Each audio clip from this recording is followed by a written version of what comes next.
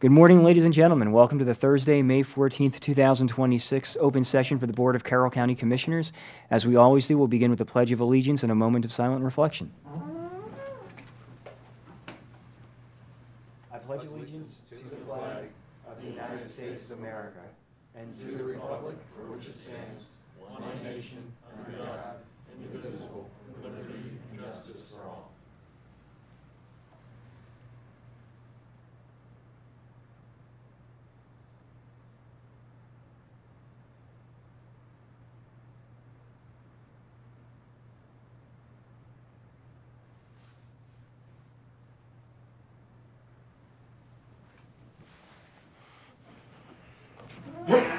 Bless you. God bless you.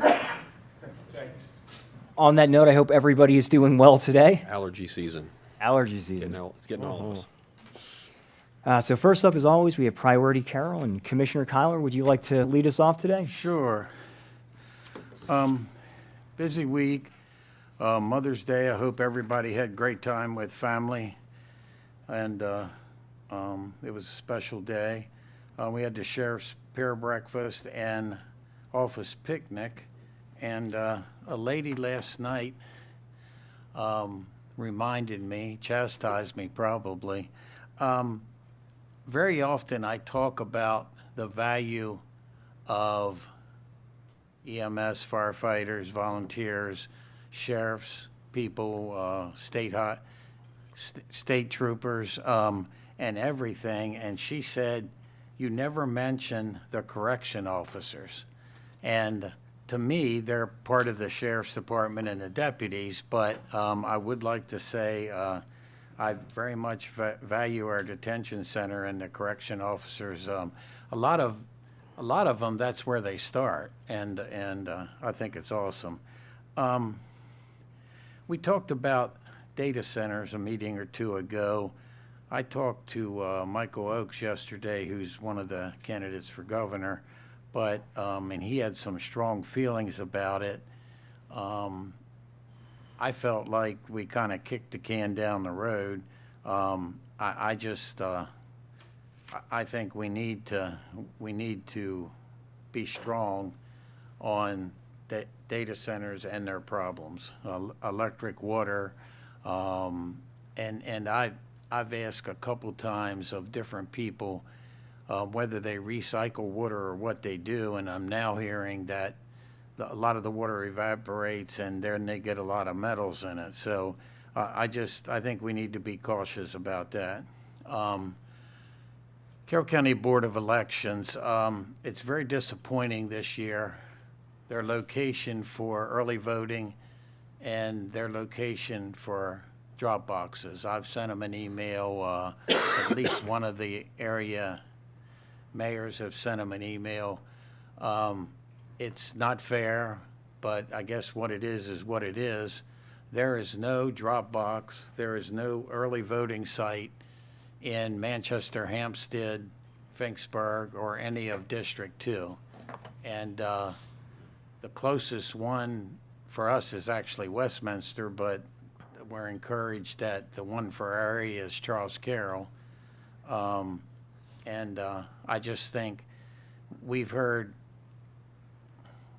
government kind of excuses on why they don't, but I can't believe that in District 2 there's no facility acceptable for early voting that they could get. And this year's this year. I don't know that it can change, but I strongly want to encourage them to do a better job next year. Helen Gorman Library, Rhonda and I went to that ribbon cutting, sign unveiling, portrait unveiling. There were several unveilings. Great group of people, great facility. I encourage you to get there. The next night we went to Gerstel's 30th birthday. Again, great group of people, and it's awesome how many community members are involved in that school, and it's hard to believe it's been 30 years.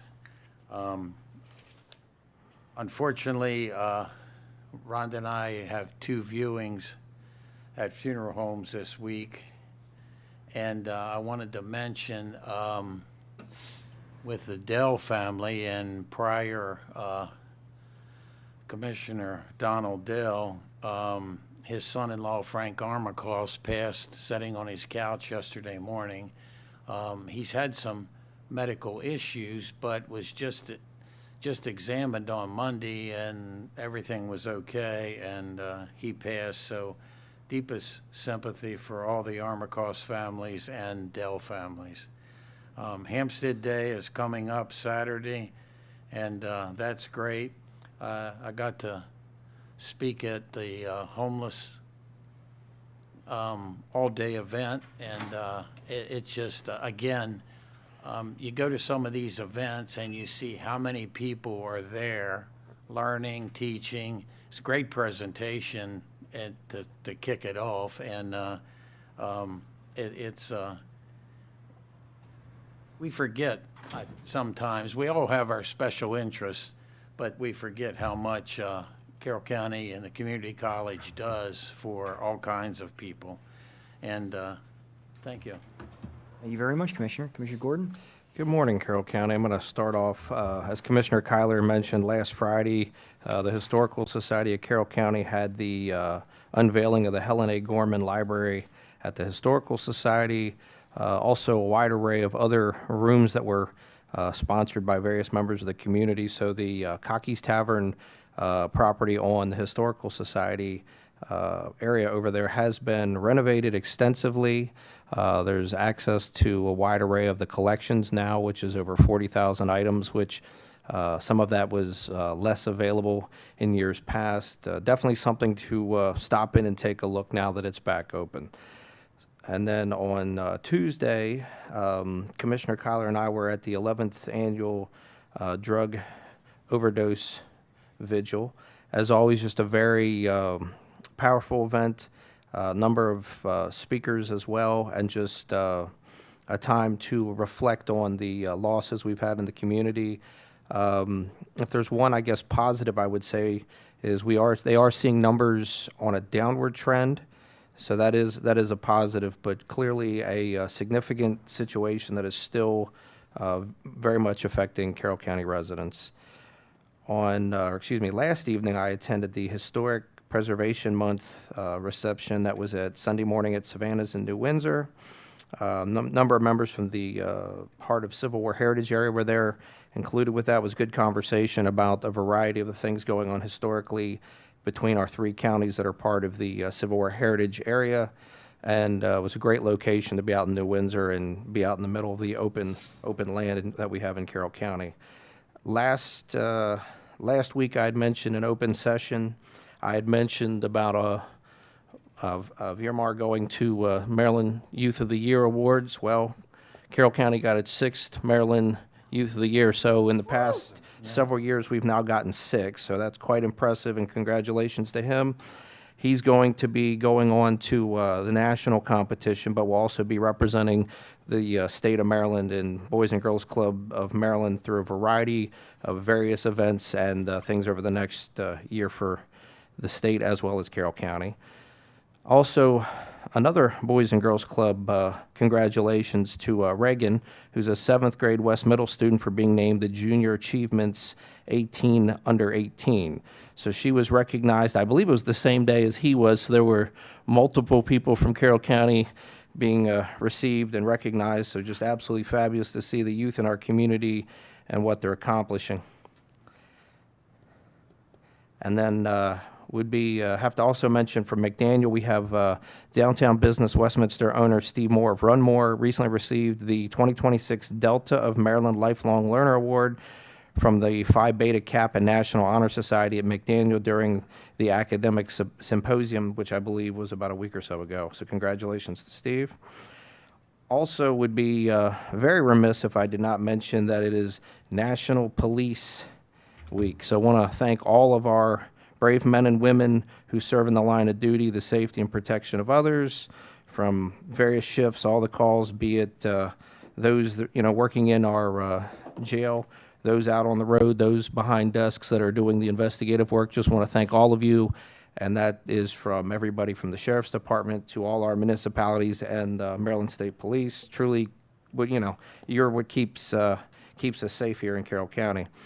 Also wanted to mention one other thing. I know as we're finalizing in the near future our budget, Monday night the City of Westminster finalized their budget, and I want to thank them for their inclusion in the budget and support for the Robert Moton Museum. So they are including funding for that in their budget this year. And that's all for me. Thank you. Thank you very much, Commissioner Gordon. Commissioner Guerin? Yeah, nothing for me this morning, but thank you, Commissioner Gordon. Nicely done. Appreciate you hitting all those. Thank you.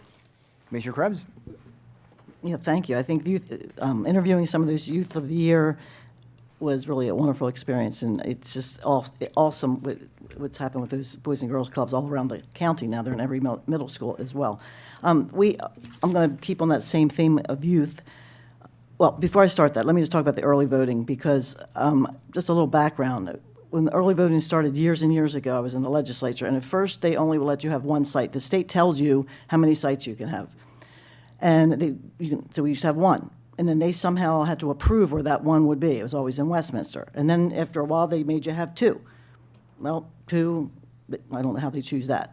Then now we can have three, I'm not sure. But they limit you. We have 5 districts, and it's all dictated by the state. And also the number of days that we have, which has become very, very costly. I don't mind early voting some, but we now have 8 days of it. It's very expensive. It's like if you can't vote in a few days, you have mail-in ballots, many people mail in, and then you have election day, and like nobody shows up election day. So it's become, I don't know, we don't have election month. I shouldn't say that, but there's so many ways to vote, and you want that, but at some point it becomes a little extensive, especially on the number of days. So that's just the way they dictate pretty much everything that we do, unfortunately. But last night we had our Freedom District Lions Club. I'm a proud member of that, and we're a service organization. But last night was our LEO Club night and our youth night. And LEO stands for Leadership, Experience, and Opportunity. And we were the first, we chartered and sponsored the first LEO Club in District 22W, which is the whole district all the way to Garrett County. And it was at Century High School a number of years ago, and then we started at Liberty High School. And it has grown and grown and grown, and they're a separate organization. We just give them some support with some members. But the local clubs are run by their advisors, and they're volunteer advisors at each of the schools, and they give their own time, and then they drive their own projects. But then the schools together do 5 projects together, both Century and Liberty. And Liberty has 112 members this year, and that's a lot. And I don't remember that they mentioned how many. Usually it's close to 100 at Century. And when they go through their projects, it's awesome, just the things that they come up with, and I'm just going to name a few of them. And I'm saying this because I know that we have the Boy Scouts in the audience, and you do the same, and Boys and Girl Scouts. And the service projects that are done through those organizations are phenomenal as well. But just a few things that they do. First of all, our leader is Dr. Bob Bastris, and our representative that really helps to run the program on our behalf.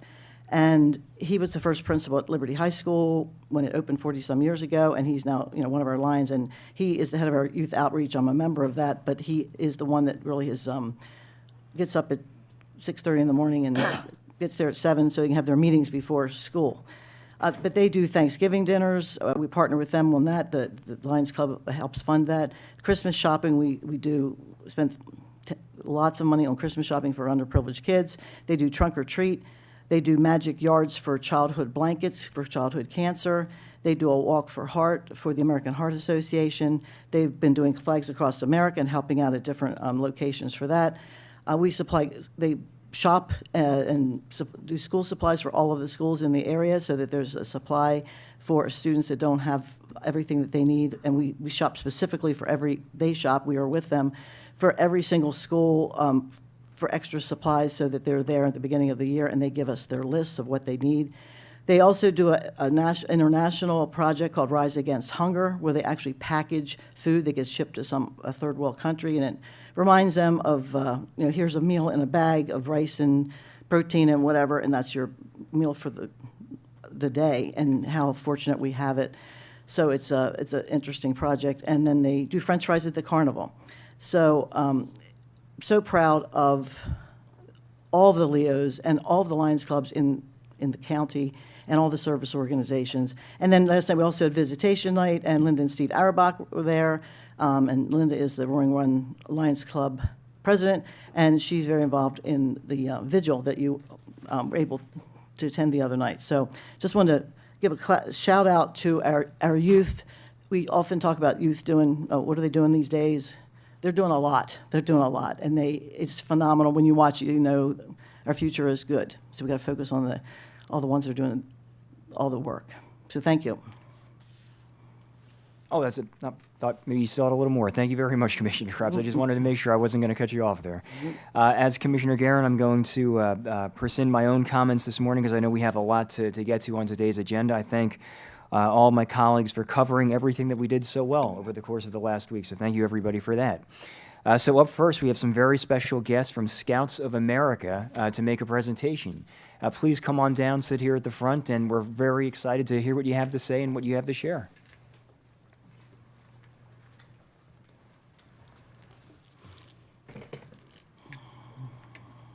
Good morning to you both. Good morning. Good morning. Thank you all for having us today. Commissioners of Carroll County, it's a great opportunity for us to come here and give a report of the state of scouting here in Carroll County. My name is Connor Engel. I'm the district executive for the district. In the back, we have Melissa Reed Konigsdorfer, who is the district commissioner. We have Christopher Letnonchen, who is the district training chair. And we have Steve O'Hara, who is a district day camp volunteer. Up here at the table with me, we also have Rebecca O'Hara, who is a recent Eagle Scout from Carroll County.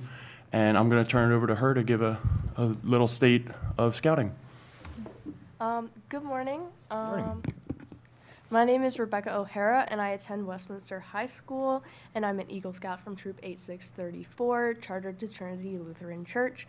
Did you know that the Scouting program is one of the largest youth-serving organizations in Carroll County? On February 1st of 2019, girls were invited to join. I want to say I'm honored to be here today to tell you about my scouting journey. And then on February 1st of 2019, girls were invited to join Scouting America program. I was eagerly waiting with my application to join friends and doing the fun stuff, like starting campfires and spending time in the great outdoors. I have always loved nature and found that other extracurricular clubs didn't fit my interests or desire for hands-on activities. During my scouting career, I have helped start 2 different girls' troops in the area, Troop 417 in Sykesville and Troop 829 in Mount Airy. Over the last several years in scouting, I have made many friends and met many amazing people. Some of my friends outside of scouting have even joined Scouts because they saw how much I enjoyed it. Scouting has always been a safe place for me when the going gets tough. I never feel out of place at Scouts, and there are so many wonderful people in this program that I have gotten to meet in the last 7 years. I know so many people who feel Scouting is their home. It's where they can be themselves. It's where they have so much support and fun. I have faced some scrutiny for being a girl in the Scouting America program. People who don't understand the program have told me that I didn't deserve what I've worked hard to earn, or that Scouting just wasn't for girls. However, I never let it faze me. I believe Scouting is for everyone and teaches important skills everyone should learn. I, among many other older female Scouts, have worked to make sure younger girls and future generations of Scouts never face this criticism. I feel happy seeing younger girls in my troop enjoying the same things I have in Scouting and seeing their enthusiasm, perseverance, and their eager attitude. Scouts have so many opportunities to learn about the world and experience life-changing memories. I've been trained in leadership and team building. I've had lots of experiences speaking in front of groups and teaching younger Scouts. I know Scouts who have met Rosie the Riveter, traveled to the World Jamboree in South Korea, been a part of an international exchange program, and gone on one of many countless variety of adventure trips, and much more. All Scouts have the opportunity to strengthen their communities through service projects and learn about a wide variety of subjects through the Merit Badge program. Last year at summer camp, I didn't expect to learn or experience as much as an older Scout. But I decided to take the Insect Study Merit Badge because it sounded interesting and I wanted to fill my schedule. However, it ended up being something I really enjoyed. While walking around camp, I would draw different bugs that I saw, and it even became something I considered as being a part of my career in the future. Through Scouting, I have learned about skills and areas of interest that I wouldn't have experienced otherwise. I have never stopped learning and growing in scouting, and I am always learning something new. As Scouts, we live by the Scout Oath and Law, which focus on the welfare of others and being an upstanding citizen. I do my best to live by it every day, and I genuinely believe these morals have shaped me to be a better person in Scout. I believe 50 years from now, I will live by these morals, and I will live by these fundamental beliefs and implement them into my everyday life. The Scouting program will do this for other youth who will grow to be valuable citizens for Carroll County and the state of Maryland. My story is one of many Scouts who have benefited from Scouting. On behalf of our local Scouting America program, I am excited to share our annual report card and a few of the accomplishments of our Scouts in Carroll County. Last year, 1,178 co-ed youth participated in the Scouting program, which was comprised of 51 packs and troops chartered by local churches and community organizations. 693 Scouting adult leaders served the youth of Carroll County, providing a high-quality Scouting program every week. Scouting's annual Scouting for Food drive collected over 32,000 pounds of food that stayed here in Carroll County through distribution to local food banks and pantries. Food pantries include Carroll County Food Sunday, South Carroll Food Pantry, NESAP in Hampstead, and Mount Airy Net. Between the Scouting for Food drive and other good turns in Carroll County, Scouts have participated in 51,000 documented hours of community service last year.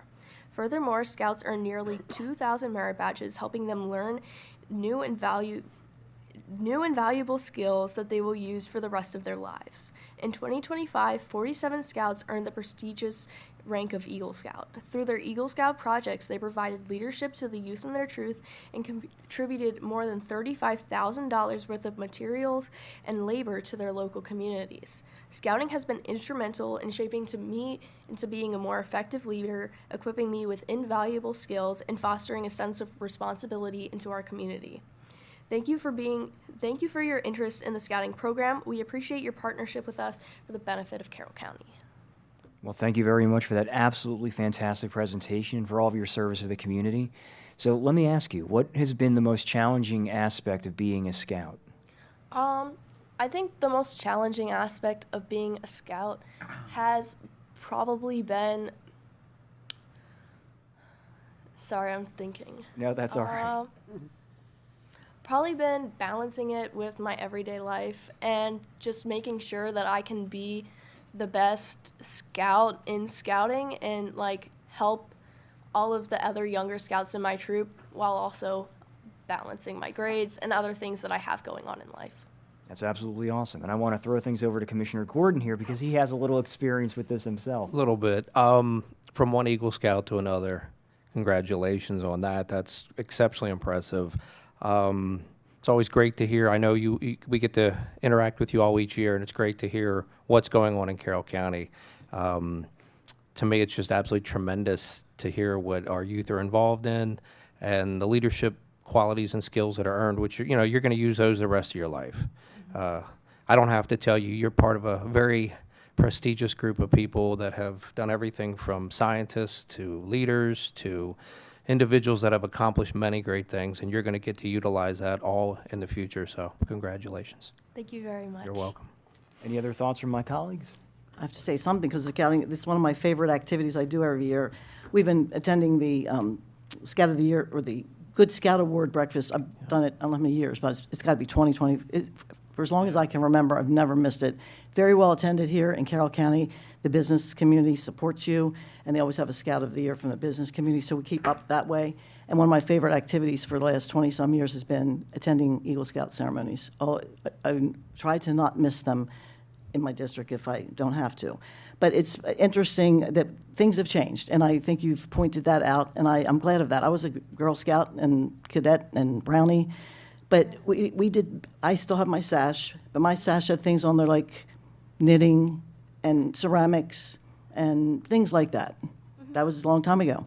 And now I look at the badges and what they are, and there are about leadership, and Miss President is a badge. And it's just a different mindset, and it's so good to see the women and girls are getting involved and can see it's more than just knitting and ceramics, which I had fun doing, but you got bored with that. So now it's different, and the Boy Scouts always were in awe of the exciting things that they did. And I mean, I started camping when I was a Girl Scout, but they get to go to camps out in Arizona and whatever.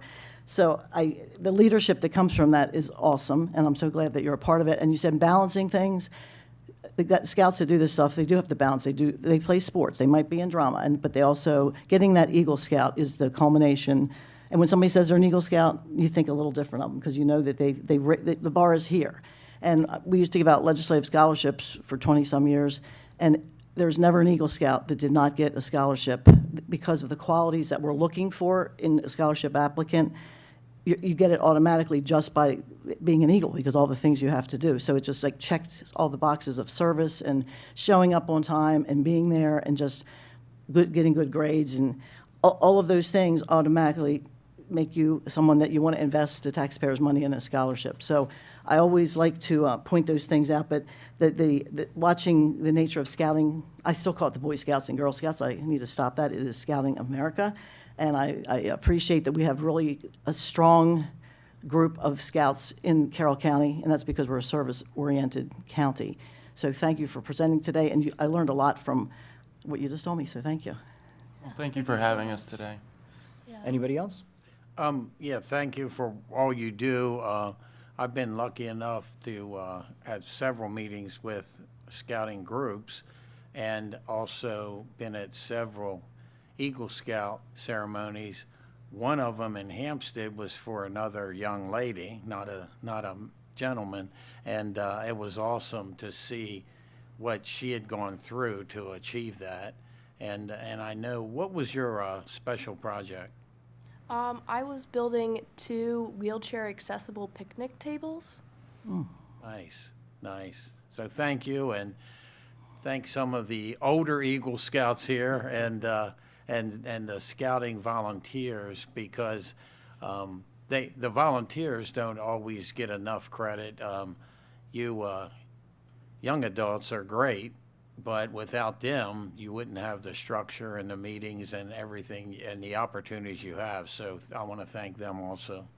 And I'm always in awe, just I would add one more thing, I'm always in awe of not just the parents who get involved, but the folks like Chris and the guys in the back that stay involved for years after their kids are out of it. And so obviously they're getting something out of it as well, because without all those volunteers, but again, they stay for years and years and years, well past their time, and that's also a good thing as well. So thank you.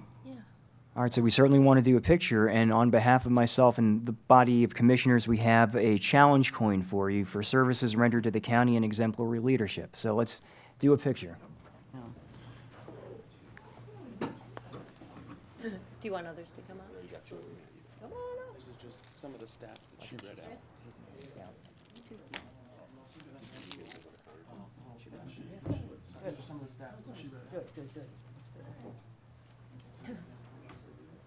We're coming down here. Yeah, we might as well come here.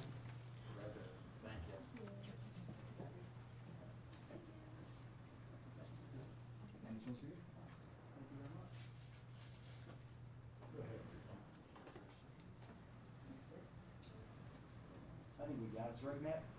We got you.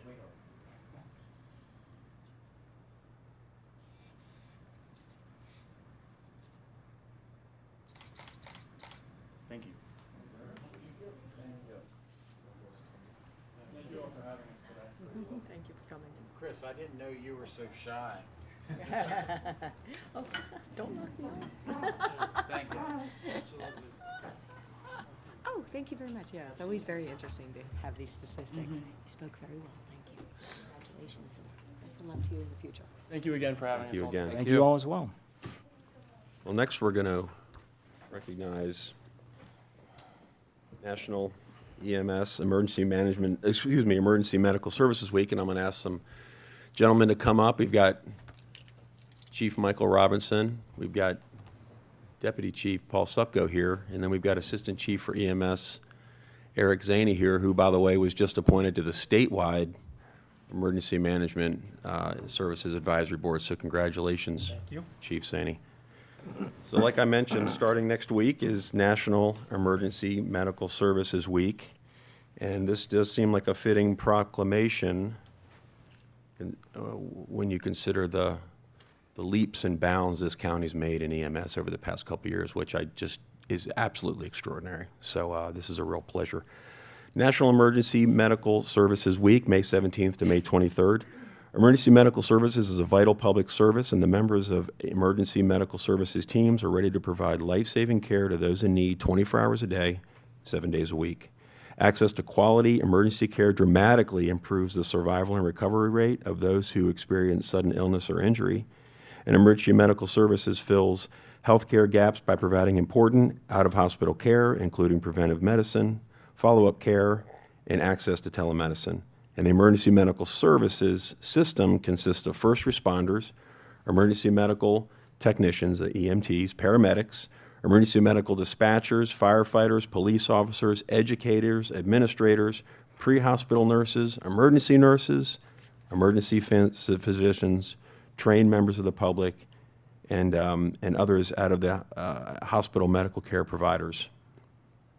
The members of emergency medical services teams, whether career or volunteer, engage in thousands of hours of specialized training and continuing education to enhance their life-saving skills.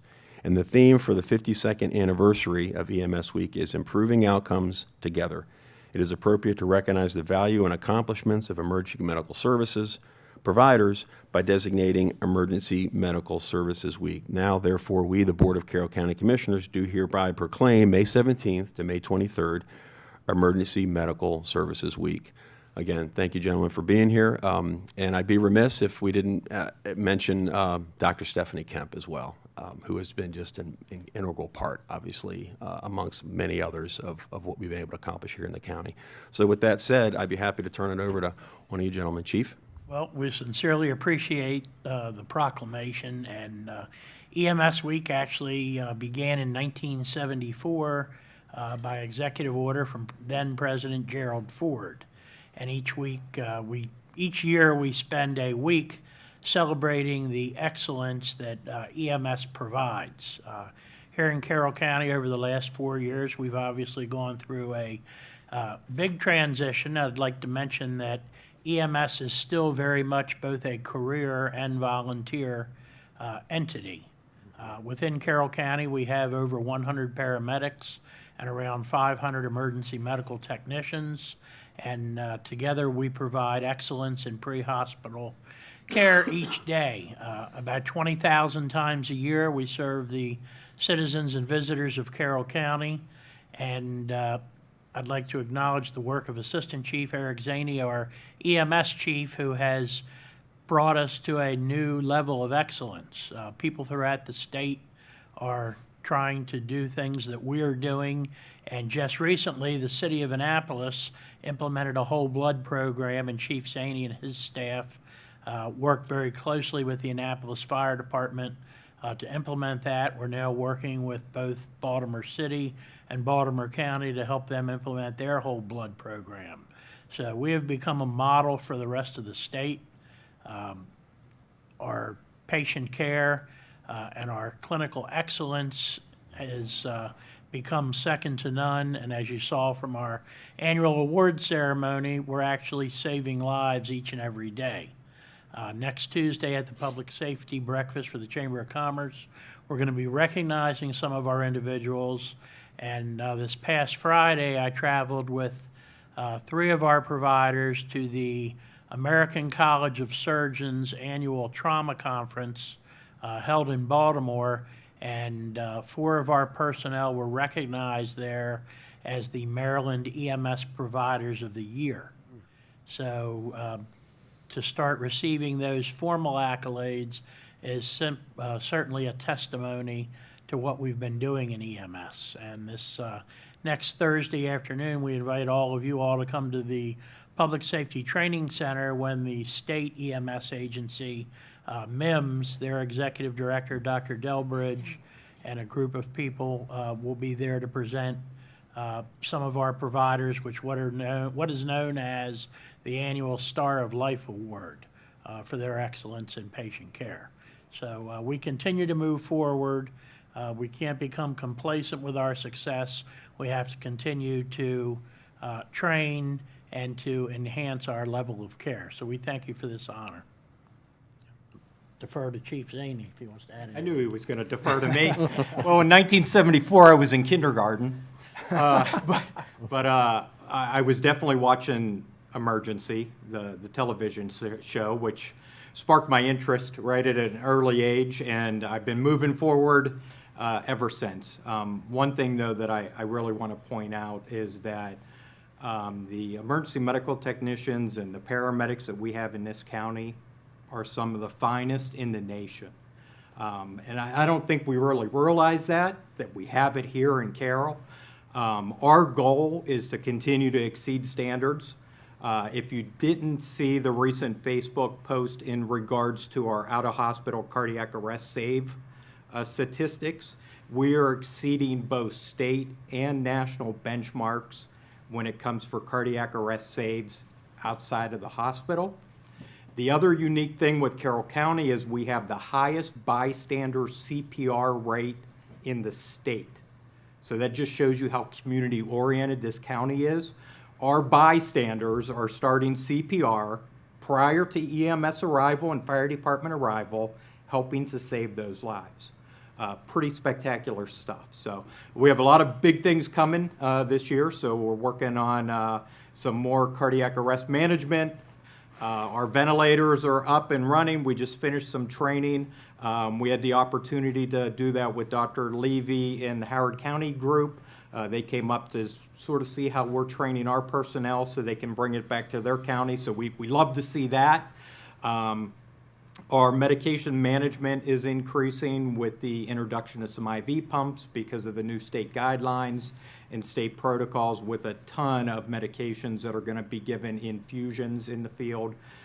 So we're spearheading the sword, or kind of the tip of the spear there at the state to move these programs forward, and I think it's extremely important. Although we have a great community hospital here in Carroll, we still have 40-minute to an hour transport time if helicopters aren't flying to that definitive care treatment centers in Baltimore or even York. So our clinicians really have to be top-notch because they are maintaining patients by themselves sometimes for up to an hour. So I'm proud of each and every one of them, and thank you for your support. Thank you, gentlemen, for everything that you do and have helped to oversee and help to implement, including Dr. Kemp. As Commissioner Guerin said, we would be remiss to not mention her as well. So I know you'd mentioned there are a couple of things that we're looking into. Are you allowed to talk about any of them yet? Oh, yeah, absolutely. July 1st is when the new statewide protocols start. The ventilators are relatively new for the entire state of Maryland. There have been a few agencies that have been using them. We will be piloting some initiatives at the state level to see how management on airway control can be a little bit done differently pre-hospital. We will also be piloting an initiative on point-of-care testing of labs in the field with our patients.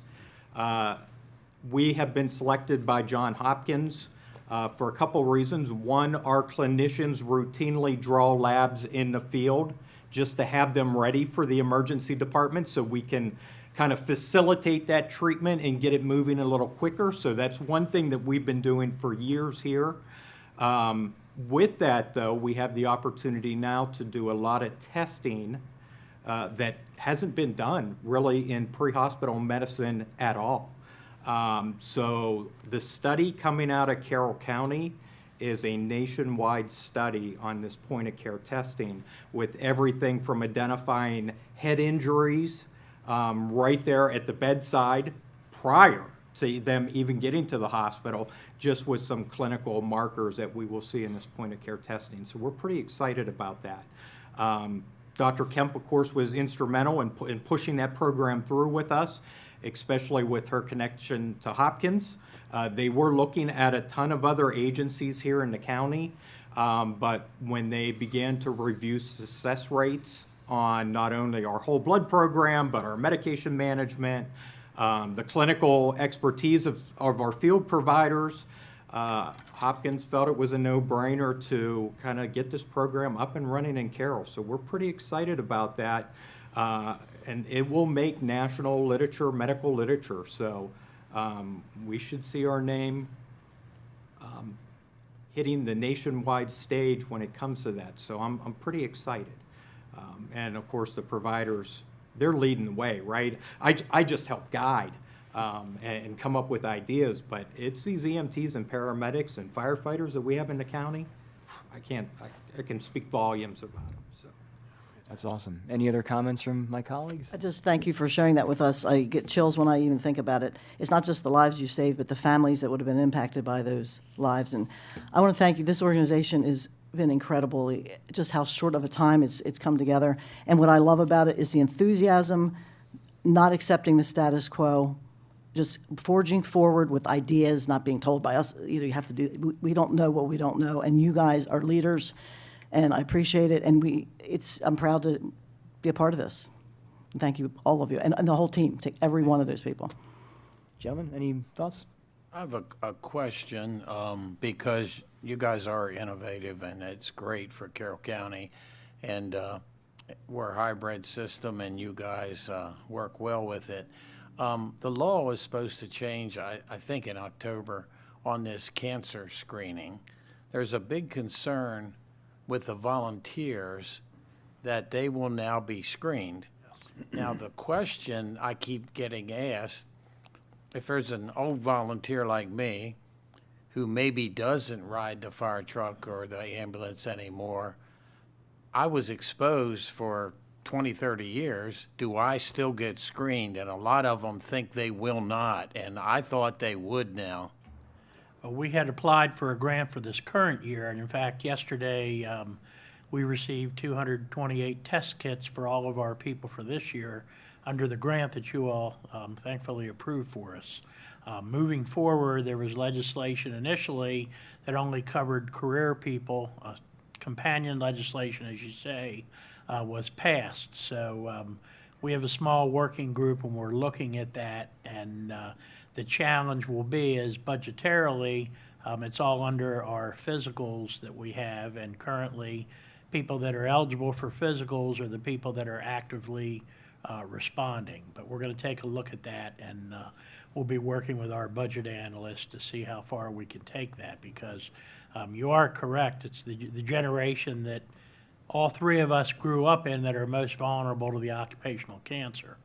Nowadays, we do a lot of things with decontamination and certain engineering controls to try to avoid cancer exposure, but it's still out there, so we're working through that. And we have the option as Carroll County, even if the law doesn't require it, to do the test. And I didn't even have kindergarten, it didn't exist, and I wasn't in it in 1974, but yeah, we all are the generation that maybe doesn't ride the truck anymore, but certainly did for many years, and we don't want to forget those people, so thank you. Yes, and we'll keep you posted on what our progress is with that.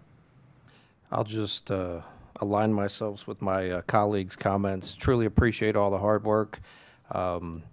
We're all very aware of it. I know some days I think some kind of maybe take it for granted a bit, but truly greatly appreciate everything that you all do, and can't thank you enough. Thank you. Thank you. Let's do a photograph. Yeah. Yep.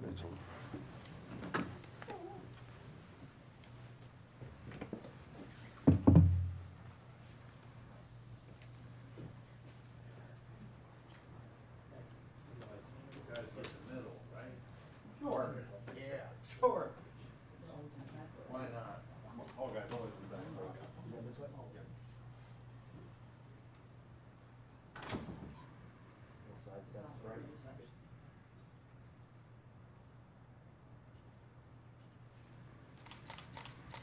Thank you.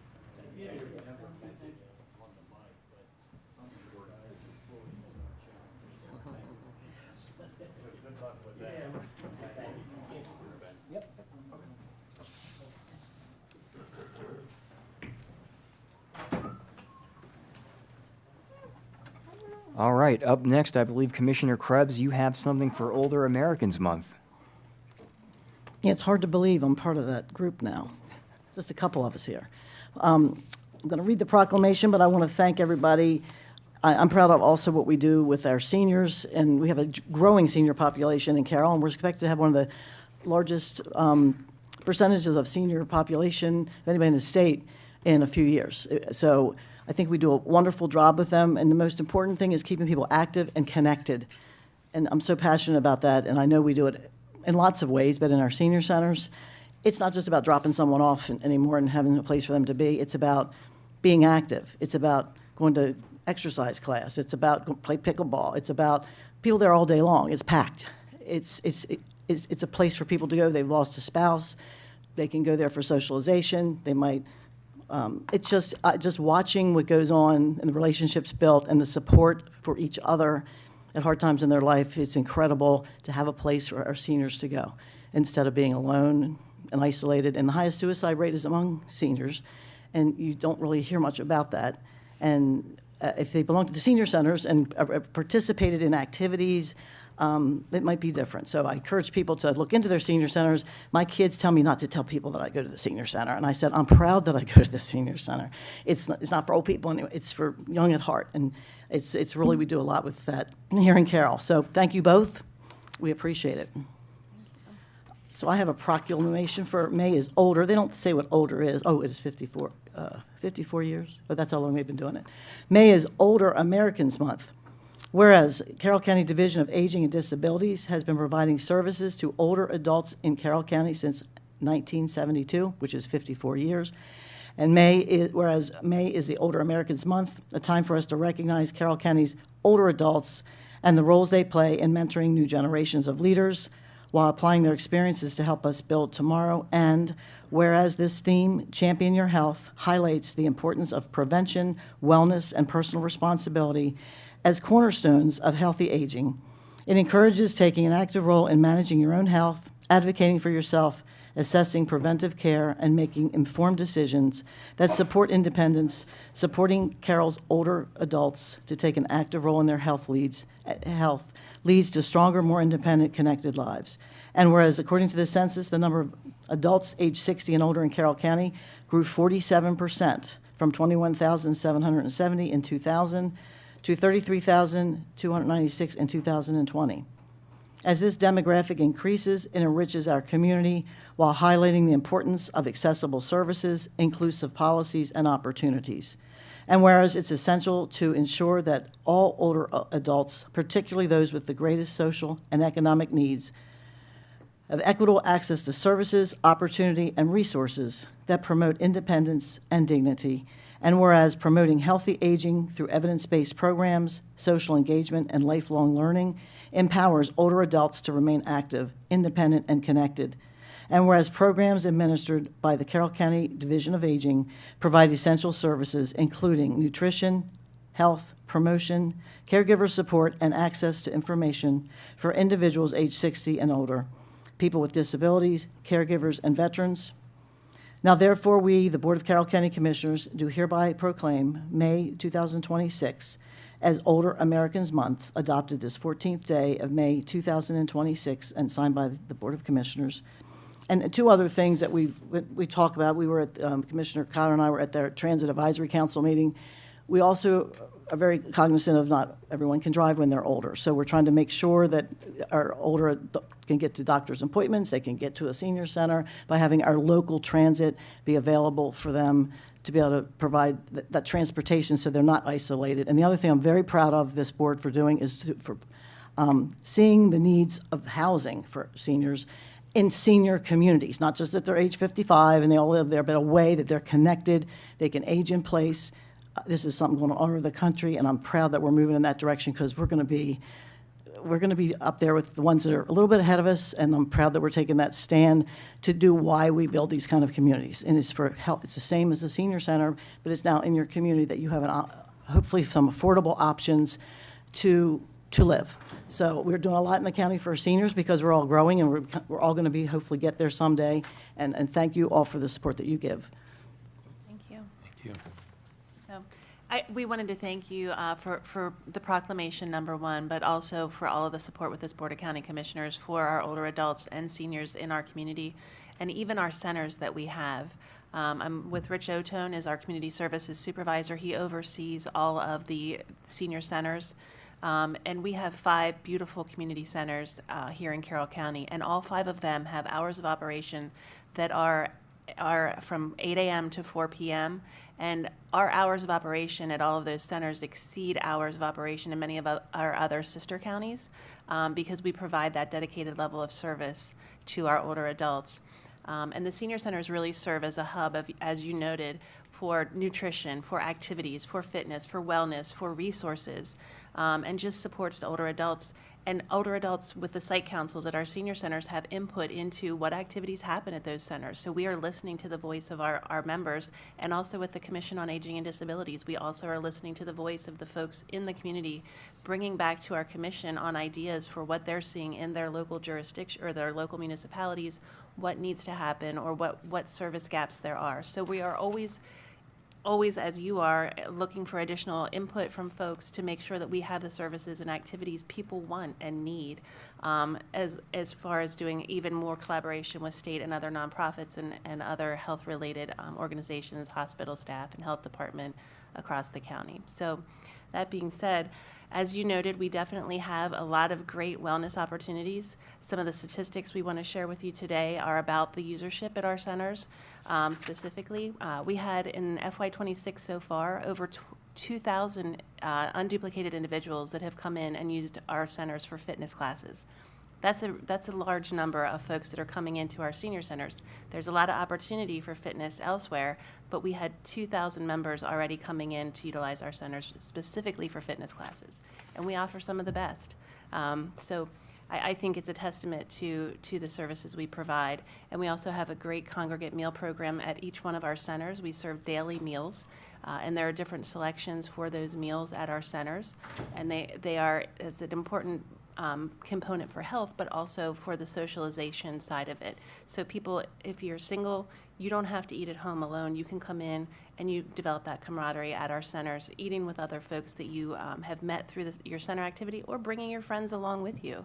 So it's a really great opportunity for people, as Commissioner Krebs has said, to engage and be part of the community. And then also the volunteer opportunities that we have at the centers, because those centers are really run mostly by volunteers. We have 3 staff at each center. The rest of the opportunities and activities that go on there are supported through volunteerism. People working to help support our meal programs, volunteers that help support our front desk activities, volunteers that help to support some of our craft activities. And I'm sure that Rich can elaborate more, but I do want to turn it over to Rich to share some additional information about what goes on with our senior centers as well. Thank you, Celine, and thank you, commissioners, again, for all the support over the years. It's been, I can't describe how important that's been to myself and the staff at the senior centers, and I think also the people who are members of the senior centers as well. So thank you for all of that.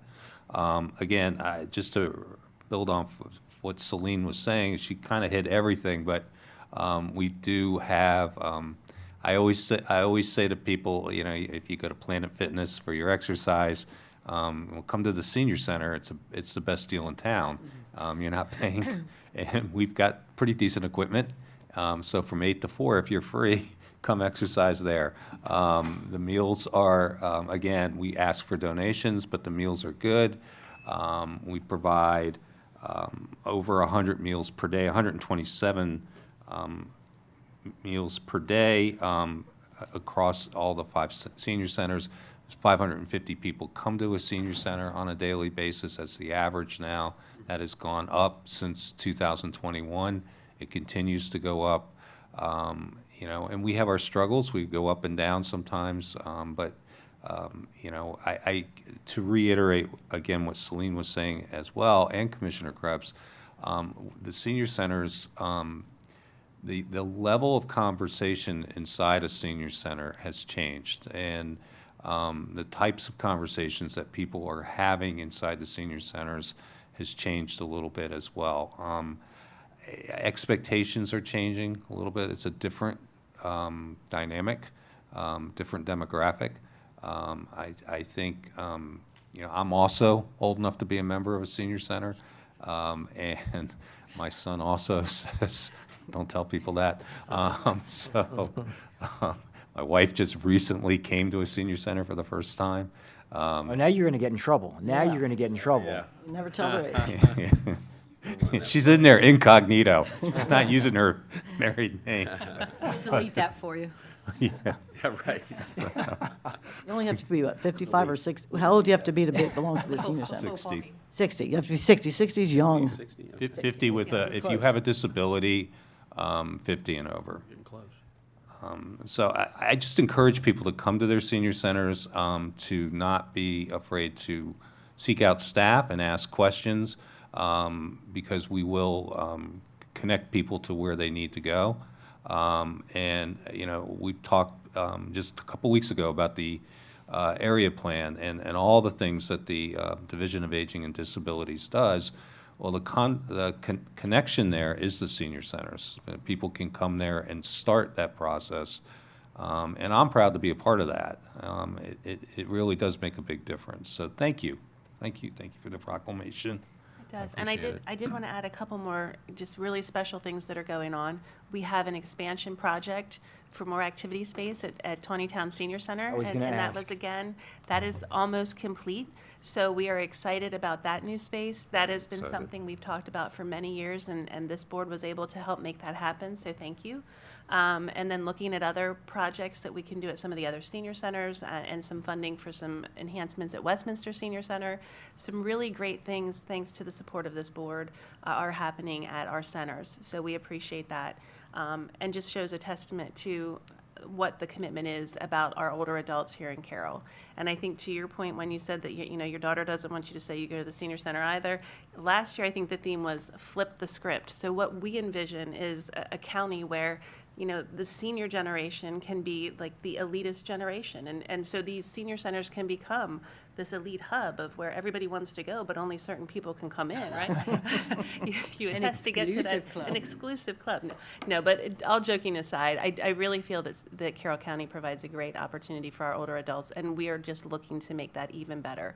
And if you've never been to a senior center, you must come out and check them out. We'll give tours. Volunteers will give tours if you prefer that peer interaction, somebody to really show you the ropes that uses the centers on that side of the house. So we encourage you to do that. And if you've only been to one senior center, you've only been to that senior center. Each one has a different flavor, has different opportunities, because each membership may want different activities there. And I do want Rich to touch base on one of the newer activities we have started to promote at North Carroll Senior Center, focusing on and designed for people with Parkinson's disease. Right. The class is called Boxing for Balance. And, you know, this is a classic story of somebody who was looking to teach a class, felt like they had something to offer people. The focus is for people who have been diagnosed with Parkinson's. And he contacted the manager of the North Carroll Senior Center, Lori Ash, who jumped on it quickly. And we were able to start that class in April. 29 people signed up, which is a lot for an initial offering. And they continue to come. We've had 112 people come to 5 sessions so far, nothing but positive reviews. And these are the types of things that we want to continue to expand on, because it is fairly unique to have a class like that. And so if it goes well there, we're hoping to have it at the other senior centers as well. I'll just have a quick story. I just was thinking about a number of years ago when Westminster Senior Center first opened. It might have been another one as well, but they used to have penny bingo, and they used to have older adults like to pay for money, and a little bit of money, de minimis, a quarter, 10 cents, and they'd play pool for a little bit. And somebody came in and realized that we have no gambling rules, and you can't do that. So they made them stop. Well, they weren't too happy about that because it was fun to play for the pennies or the nickels or whatever. So they asked us to put in legislation to change that they could do these things. So we did. And they brought a busload down of seniors that testified in front of the Ways and Means Committee, and I was on that committee at the time. And they were so persuasive about doing this and how important it was. It was fun. I've never, in the 20 years I was there, see a bill pass in the committee at the moment that they were still sitting there. They passed it right there. Wow. It called for the vote. were passing it. They were so persuasive because they wanted their independence to be able to continue to play penny bingo and whatever else they were doing in a fun way. But they were active as well, and they made their case. And the Senate, I think, sometimes passes it right away, but I'd never seen it in the House done like that. And it was our seniors that decided that they wanted their independence and they wanted to change the rules, and they did. And that still exists today, yes. Any Bingo other is still a big, sorry. Every I'm Monday and sorry. Wednesday at North You Carolina. mentioned things change, and they always change, and the population is changing and what they want. You guys have great staff and great volunteers that do it well. I want to mention two things. One, as a senior and as a veteran, what your department does for both and what you do in the senior centers is great. It's not always without problems, and I've been, I think, in all the senior centers, but I was at North Carroll for some issues. You handled them very well. You showed very good patience, and I appreciate it. And then lastly, you mentioned your wife. Rhonda went to North Carroll and signed up for some stuff, and she made a point when she got there. I don't want to hear about my husband. I don't want to hear about what he does for a job. I'm here to sign up, and he has nothing to do with it. So staff went through, she filled everything out. She said, "How do I make out my check?" And they just laughed. And she said, "What's wrong?" She said, "Well, you got to make it out to the county commissioners in your county." And, I think she wrote it, but probably hurt her a little bit. But the staff handled it well. Yeah, very good. Well, please, go ahead. I was just going to say, obviously, it's all been said, but truly appreciate all the hard work with our seniors. Great part of our population that has such immense information that, we are so blessed to have in the community, and it's just great to see them out and doing things. So appreciate all the hard work. Commissioner Guerin? Yeah, I'll just add, none of us can claim we know everything going on throughout the county, but I do know what's going on down at the Mount Airy Senior Center and how important it is to that town. There wouldn't really be a town of Mount Airy the way it is today without that senior center there, and is a true focal point for so many people. And they just happen to be the same people that are also out in the community doing other things. They're the volunteers, they're the people showing up, they're the people involved with the different civic organizations. It's truly a focal point, and I know I'm extremely appreciative of everything that everybody does down at the Mount Airy Senior Center and all of our senior centers, so thank you very much. Yeah, very much so, and I will echo all the comments of my colleagues up here, of the body. For me, getting to serve on the Commission on Aging and Disabilities is a really enjoyable and an exciting thing, to be honest. You get to really understand how many people who are of a certain age are so heavily invested in the community, as my colleagues had pointed out, that their stories, their experience, their wisdom, and their demonstration that anybody of any age can meaningfully contribute to the community of which they are a part, and that everyone, no matter their age, matters here. They really do, and God bless them for being involved. And when it gets close to the Tawnytown Senior Center, I guess having the grand opening of that new auxiliary room, please do let me know, because I would love to be there. We will wrap it around your schedule for sure. Perfect. Thank you so very much. And time for a picture? Yeah. All right.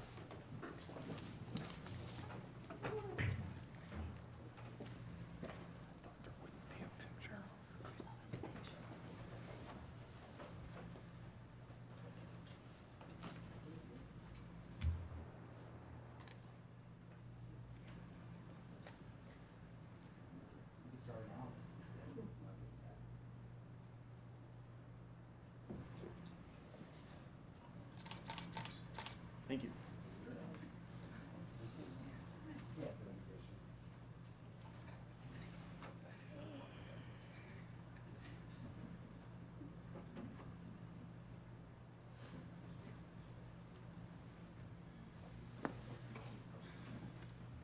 Deal.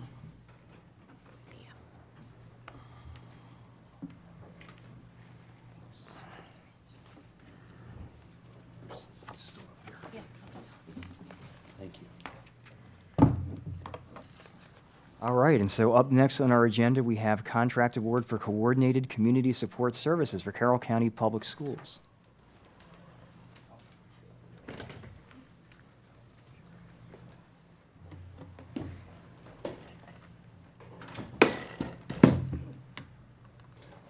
Poor Ed. He's It's all good. The Office of Procurement and Cooperation with the Department of Citizen Services requests your approval to award the contracts for coordinated community support services for Carroll County Public Schools to Shepherd Pratt Health System Incorporated in the amount of $1,135,729. Advanced Behavioral Health Incorporated in the amount of $447,430. And Carroll County Youth Service Bureau in the amount of $663,123. The Department of Citizen Services solicited proposals on the county e-procurement platform Public Purchase and received 5 responses. An evaluation committee was formed to conduct technical and financial review of the proposals submitted. The committee evaluated all proposals based on criteria detailed in the RFP. The highest-ranked firms for this project are Shepherd Pratt Health Systems Incorporated, Advanced Behavioral Health Incorporated, and Carroll County Youth Service Bureau.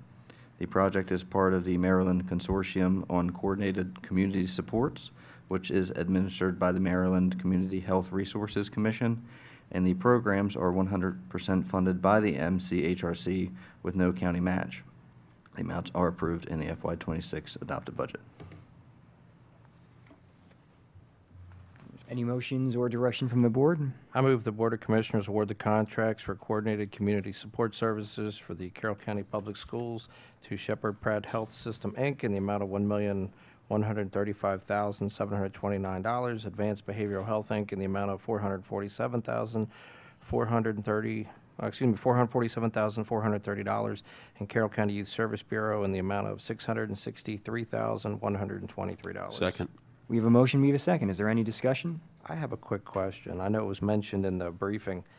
The committee, who all's on the committee? How was that formed and organized? So I'm going to let Ed and Addie speak to that because they sat on the committee and helped with that process. So before the committee was even formed, it went through a whole process of kind of prioritizing what our needs were. And the CHRC requires that the school system be very involved in the process. And the committee consisted of a representative of the Local Behavioral Health Authority, Addison as our hub coordinator, and myself as the local management board manager. But the priorities that we put in the RFP were established through a very lengthy community process, and they were submitted through the CHRC in advance of us even putting this out for bid. The school system had all the proposals were submitted to them in advance, and they provided letters of recommendation for selection and prioritized. We had a lot of discussions with the school system before the selections were made about their priorities.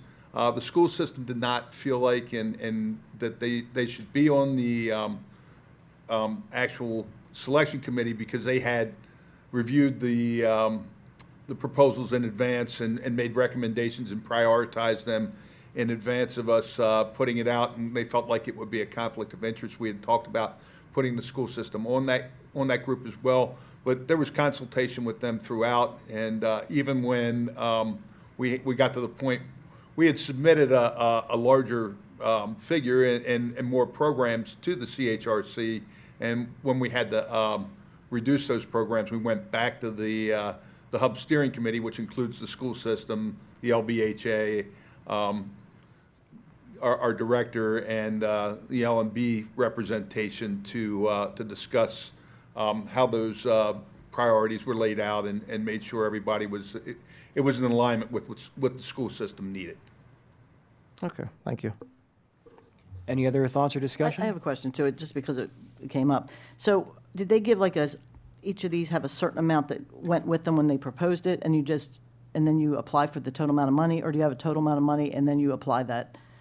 That we're not, CHRC doesn't tell us how much we're getting. So we sent down a certain number of proposals, which there's one that I think Boys and Girls Club. we sent 4 proposals down for a total of $3.2 million, and they came back and told us we were getting $2.5 million, and we had to cut it down to the amount that they funded.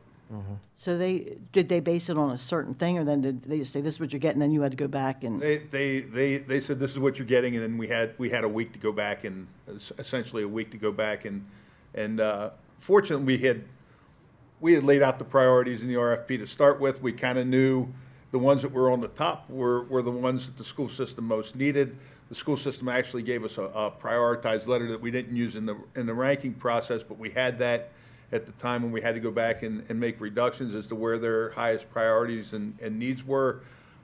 So, we would have liked to funded everything, but unfortunately, the CHRC has a certain amount of funding. They decide how much we're going to get, and that's what they gave us. No, I didn't know if they gave the opportunity to spread it out more. Oh, I guess you can tell we all love the Boys and Girls Club. And after doing the interviews with these kids were passionate, for Youth of the Year, they are passionate about what those Boys and Girls Clubs have meant to these kids. I mean, one kid, I couldn't hardly talk to him. He brought me to tears of how important this was to his life. He was a student that was missing a lot of school for reasons he felt he was being bullied. He got involved with this group, and it was life-changing. And the more I hear those stories, this isn't just about after-school activities. And I just see the direct impact and the love that they have. They don't lose kids. They just keep growing and growing because they love it. And so I think they get a lot of bang for our buck. I don't even know what they ask for, but it's like as much as we can push that, because I just see the actual impact with these kids directly and hear it and see it. And I just want to make sure we can help. Give a little bit goes a long way for them because they have so many volunteers. But thank you. So question to your comments, Mr. Singer. So you mentioned they came back, they had deducted from the initial request. You said we decided. Who is the we within that committee that decided which organizations were then given money? We had already prioritized these when I we know. went through the ranking, and we went back and talked to everybody on the steering committee, which consists of Carroll County Public School System. Celine is our director, myself, Addison, and the LBHA. And primarily, we wanted to make sure we aligned with what the school system said they needed. And their top priorities are the things that we funded. I love the Boys and Girls Club, Commissioner Krebs, just as much as anybody else. And it kind of really hurt, but they were towards the bottom of what the school system said that they needed. And essentially the decision was made based on what was identified in the whole process that we went through with the community and saying these were our highest priorities and these were our needs. And that's how we laid it out in the RFP. It was we essentially knew from top to bottom where our priorities were, and if we got cuts, that we were going to have to start at the bottom and work our way up and fund those things that were most important to meeting the needs of the school system. So the we is the steering committee and the LBHA then? So that would be the members that were included in that? Yes. See, I understand where Commissioner Krebs' comments coming from regarding involvement of the Boys and Girls Club, but what's interesting to me is for the past 2 years, they got funding. And what I find a little interesting is Shepherd Pratt, they're a Baltimore County organization. I understand they're heavily involved in mental health, but Shepherd Pratt has been gobbling up funds in every county versus us supporting local community organizations that effectively help individuals and children one-on-one. I understand that the school board was involved in this decision-making process. I'm also aware, and I'm just going to go on the record and say this, that a variety of individuals from our Carroll County public school system have never taken the opportunity, even though they've been given multiple times, to take tours and have a better understanding of that organization. I'm not saying this because I'm biased of that organization. I'm saying it because it's fact. I'm a little disappointed that an organization that turns out what it does in this community was ignored by the Carroll County public school system. I realize you're only involved in this process, but I find it very disappointing that we ignore local organizations to instead fund Baltimore County-related and Baltimore City-related organizations. And that will be a conversation I'm going to be having with some people in the near future because I find it very disturbing.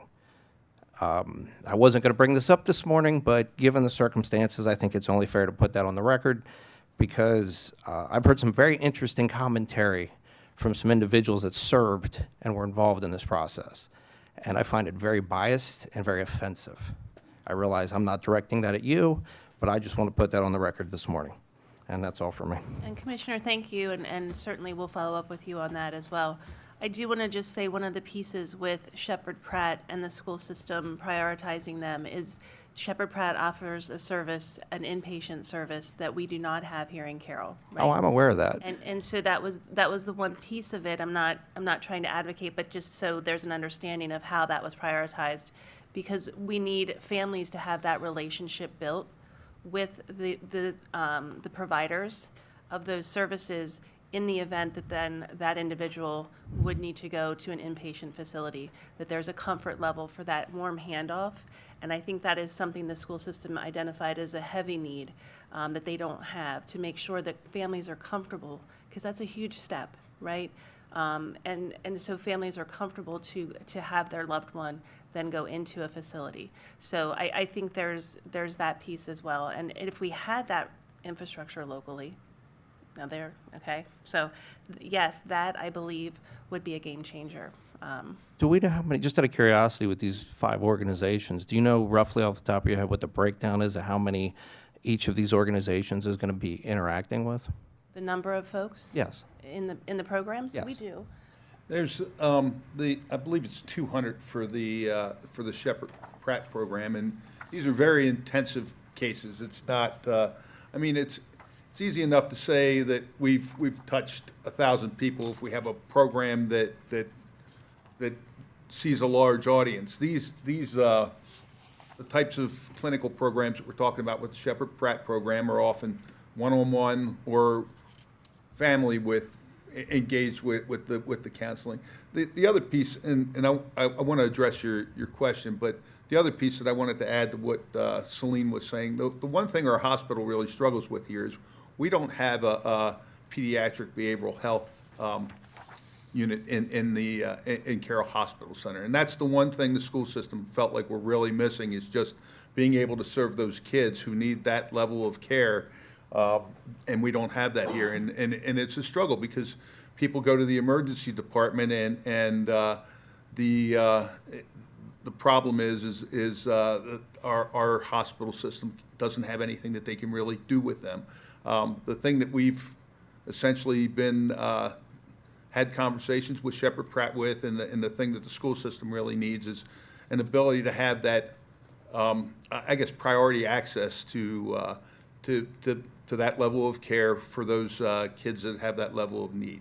So, Addison, you may be able to better remember exactly what the number were we were serving, but I think it was 200 for the Shepherd Pratt program. And do you remember offhand? Shepherd Pratt's 100 students. 100 students, yes. okay. And it's across 9 schools. Right. I just want to mention, you said that we don't have a pediatric component of mental health at the hospital. I serve on the LifeBridge board, and I just encourage you all to share those numbers with the hospital and make sure, you got to have if there's that need, because that, it's a large sum of money. Maybe we could provide that service if we have the need. And I'm not sure how that communication occurs. I do know that the part of the expansion of the emergency room at the hospital is to keep the mental health patients that are having issues in a certain area of the emergency room so that they are separated and treated differently. So they're acknowledging that those issues, whether it's drug-related or mental health-related, that they're taken care of in a specialized way. And if there is a group of a demand that's possible, we used to never have maternity offerings there, or childbirth, and now we do. So share that information and need, because it could be something that they might be, if we have enough bulk.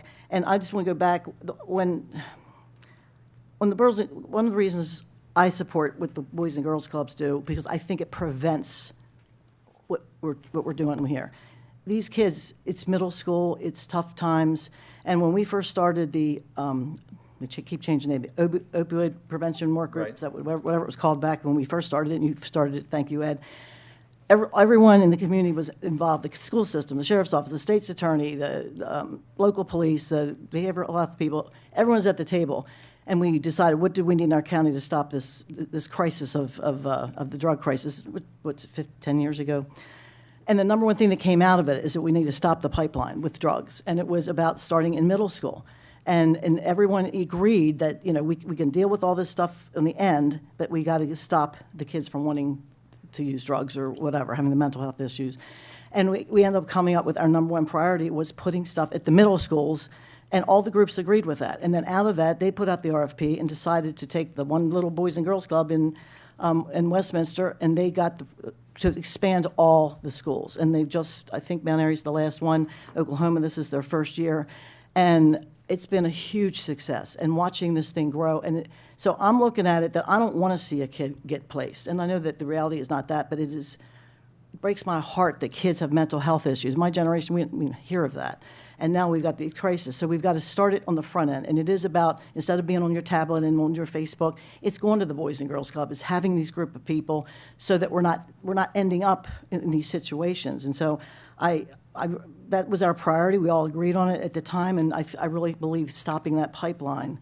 And then obviously you're going to have some people that still have needs, but we don't want to get to that point. So, investing early and often and leveraging that money for this local group. I agree with you about the local group, and I just think it's money, just for me, I think it's money well spent. And it certainly has helped, I believe, on the drug problem. I really believe that it's helped. I mean, I wish we had the funding to be able to continue to. Or spread it out more. Just somehow spread it out a little more. I wish we'd have had a way to continue to support that funding.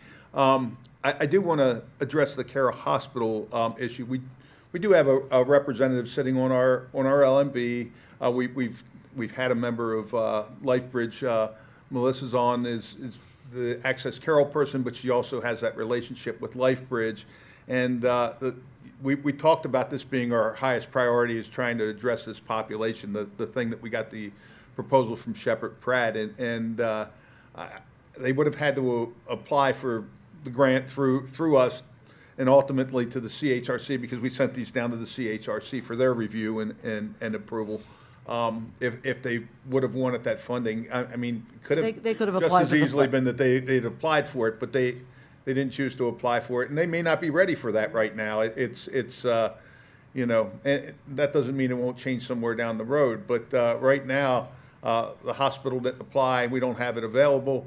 We tried with the health department. When I was at the health department, we tried with that eSmart grant that you may be familiar with, that there was a grant we had where we brought these services out to Carroll County, and it was federally funded grant that was a lot of millions of dollars over a number of years to bring providers into the community, and we weren't able to sustain it here. So I think we're kind of in a position that if we really need those services, and that's what the school system really believes we need, I'd argue very, very much that prevention's so important, but the school system certainly feels like they've got these kids that they really don't know what to do with, and they feel like they need this help more than anything else.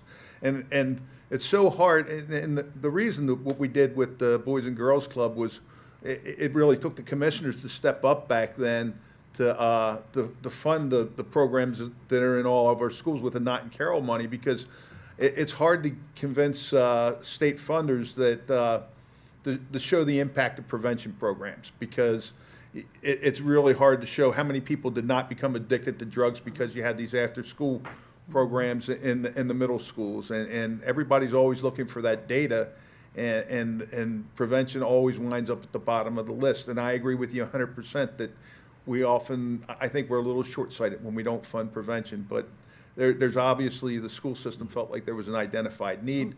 We went through this whole thing with the community and doing an assessment and submitting our priorities to the CHRC, and unfortunately, this is just the way that it came out for us. And I certainly don't think that the Boys and Girls Club is not a priority, but it's just that's where we were with funding, and this is ultimately where we felt we needed to be. And I want to make sure I don't dismiss the school system's need. I mean, it's a challenge. It's a challenge in the classroom, so I don't want to dismiss that there is a need there, unfortunately, but it's real. Thank you. All right, we have a motion, we have a second. Is there any further discussion? Hearing none, all those in favor? Aye. All those opposed? Motion carries. Thank you very much. Up next, we have grant approval to submit application and acceptance of award for Youth Homelessness System Improvement Round 2 of the Youth Action Board. Very good. Okay, so I'm joined here with Carly Long. She is our Continuum of Care Homelessness Board. She's our Continuum of Care manager with the department, and Ed is here with us as well with his involvement with our Youth Action Board. And we are here today seeking approval to submit application, as you said, in acceptance of the award for the Youth Homelessness System Improvement Round 2 Youth Action Board Development Grant. It's a mouthful. But this grant we had received in the past, and this is the second iteration of it. And this is really important. It's a small pot of funding, but it's important money that helps us really drive our Youth Action Board. When we established this Youth Action Board several years ago, trying to really get it off the ground and look at who could be the liaison with the youth and really drive this was something that we worked with, our nonprofit youth serving providers to really figure this out and make the best of it. And with this additional funding, it really helps to drive this. And I'm going to turn it over to Carly to talk about our Youth Action Board and some of the successes that they've had and why this funding is important. Yep. So the Youth Action Board is a group for youth with lived experiences of homelessness under age 25. And so it's really given the youth a chance to develop their leadership and public speaking skills, have input into how homeless services are provided to youth in Carroll County, and feel like their voices are really being heard, learn more about services available for youth, and network with service providers in the community, attend national conferences to learn more about strategies to address youth homelessness, network with other Youth Action Board members, and even meet their elected officials in DC, and raise awareness around the issue of youth homelessness and give back to the community with service projects like their annual Hygiene Items Drive, and connect with other youth with similar experiences and provide support to each other. And I guess I'd just like to add that, we always like the fact when we see that we're doing things right out here in Carroll County and we're kind of used as a model. We've had folks from the state level that actually award these grant funds come out and come to our meetings to see how we've been successful, and it's been really hard because these youth have so many things going on in their life just to get the youth at the table, and so many other organizations have helped us to do that, and we have to continue to engage with those organizations like the Boys and Girls Club and the Westminster Youth Project and Billy Live and Find Your Purpose, and those folks to get the right group of people at the table. But we've had the state out here that has really wanted to see how we've managed to pull this together, and our PPWs are fantastic. But the other thing is we've had some other counties that have come to Carroll County just to kind of see how we've been able to get the youth to actually come. That's the hardest thing. These kids have so many other things going on in their lives. We have to have them want to be there and want to participate, and they found this to be very useful for themselves and advocating for themselves. So it's I think we're doing a really good job with it. If I guess I'll pat ourselves on the back. And I agree with that completely. And I did want to say at our Homeless Services Summit, we had different panel presentations, and one of them was a panel of 4 individuals with lived experience. And 2 of those individuals were youth, and one specifically that was from the Youth Action Board, who's been on the Youth Action Board. And if you could see his confidence, the level that has increased, his conversation, what he shared about his personal story at the summit with the entire audience was incredible. And just to see how his mindset has changed, the positivity, where he's in college, to look at what he is feeling that he's able to accomplish now as to when he came in the door. And that is the thanks to the whole support team with the Youth Action Board meetings. And that includes workforce development comes in. We have, as Ed said, PPWs that support them to help get them to the meetings, and our own staff that work there. And Westminster Youth Project, Billy Live, just all pulling together to make it an experience that makes them want to be part of this process. Because these are folks that may not be appropriate for other services or didn't feel welcomed in other elements out in the community, but here they felt safe. And so it's a great place and a great support to really lift them up. So, and thank you to you folks, because it's you should come to a meeting if you ever have time. They're every other Tuesday. And if you ever wanted to come in and just kind of see what the process is, the conversations that happen, I would encourage you to do that. Thank you very much. Any questions, comments, or direction from the board? I move the Board of Commissioners approve the submission of the YHSI Round 2 YAB Development Grant and accept the award. Second. We have a motion, we have a second. Is there any other discussion? I do have a quick question. One, could you give us the specifics of when those meetings are? I'd like to come and attend to one of them. But then the question I have, and I know, we live in Carroll County, and a lot of people sometimes make assumptions. Just out of curiosity, do you know roughly how many homeless youth do we currently have in the community? Just want to get some additional information if we could. Depends on how you categorize the Sure. homeless youth, whether you're talking about the youth that are categorized as homeless and under the federal definition, or the youth that are considered what they call McKinney-Vento, which means they're not living with their parents, they're living with somebody else, but they're not foster care either. So if they're couch surfing and that kind of thing, the school system counts those. I don't know, Carla, you may have a better handle on It's that than I typically do. about 40 in a year. So I wouldn't be able to say how many at a point in time. No, I But understand. about 40 over the course of a year meet that federal definition. And then the school system's numbers are higher because it's a broader definition. And generally, I think that the numbers were way up last year. We were in the 150 range or whatnot, which is a lot higher than it's been in the past. It's down a little bit this year. I think we're probably in like the 140 years, and they counted over the course of the school year. So if the youth was not living with their parents for 4 months, they count them, and that's an annual number that they ultimately give us at the end of the year. Appreciate that. Any other discussion? We have a motion, we have a second. All those in favor? Aye. All those opposed? Motion carries. Thank you very much. Thank you, Thank Commissioner. you, Commissioners.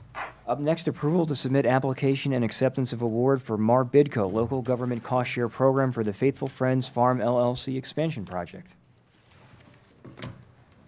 Good morning to you both. Good morning, Commissioners. Denise Beaver, morning. Director of Economic Development, and I have with me Diana Hare, who's our Agriculture Development Specialist. And I'm pleased to say, we've been doing some great agricultural producer visits over the last couple of years. And so we've uncovered some needs that some of these producers have. And of course, we're here to help them grow. So we had a similar situation last year with Ripple Creek Farm, where we had an opportunity to assist them with this Marbidco Local Government Cost Share Program, which involves kind of you as a pass-through entity to support the expansion there. And so this time we have an opportunity at Faithful Friends Farm that was discovered on a visit, and it's owned and operated by the Grill family on Old Hanover Road, and they have a successful poultry and livestock operation where they sell pasture-raised meat sold directly to consumers. So they have an opportunity and a need to expand their cooler and freezer capabilities to allow them to double basically what they can do there on the farm. So we'd like to assist them in this endeavor, and it would involve an application to Marbidco for the local government cost share program, as well as then we would assist with a match through our Enterprise Carroll program that we have in the Department of Economic Development.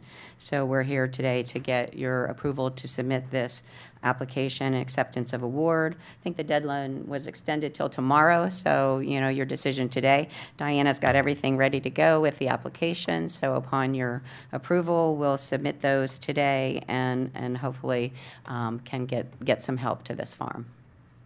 I move the Board of Commissioners to authorize a Marbidco application and accept the award if approved for Faithful Friends Farm LLC. Second. We have a motion, we have a second. Is there any discussion? Yes, just real quick. I'm going to abstain only because it's a phenomenal program. My husband serves on the board of Marbidco. I don't want to appear that there's any conflict of interest, but it's a phenomenal program, and it's not, that's all I'll say. Okay, thank I you. want to explain why. All choked up over it. No, I just had something in my throat, sorry.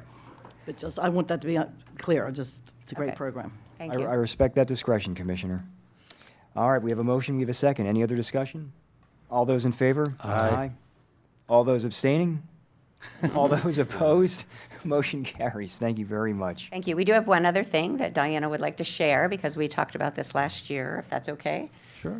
Just really quick, you know, the Agritourism Passport program for the second year launches June 1st, and I have passports, so I wanted to give them to you because I didn't know if I was going to see you all again in one spot. And so last time when we talked about this, you said that you might have a friendly competition among you. Thank you very much. To Oh, visit thank you. some of these agritourism sites. And I would strongly encourage you to do that because it's a lot of fun.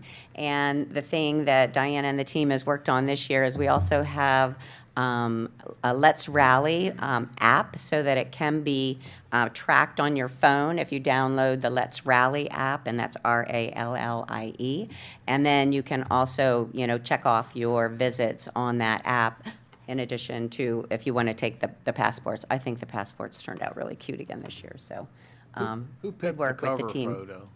Brian and I, but Black Barn Alpaca supplied the photo. Like it. Yeah. And again, Black Barn was the agritourism site that actually suggested this program last year, so we thank them for that. And I think, you know, it's a great place to visit as well. Again, many of these venues are so much fun for families to do and to do together. So, as well as all of the farmers markets and the 4-H fair and, you know, some of the other sites, the Carroll County Farm Museum is in there. So we encourage everyone to get a passport and download the Let's Rally app and get out and visit and support our agritourism sites. Thank you. And a lot of these I've been to, but I'll tell you one I didn't know about is the Union Bridge Farm and Creamery. I'm going to go there for sure. Yeah. So some I didn't know about. So thank you. This is wonderful. They're great, yeah. Thank you so much. Thank you both very much. All right, up next, we have approval to purchase Cisco HyperFlex data platform replacement.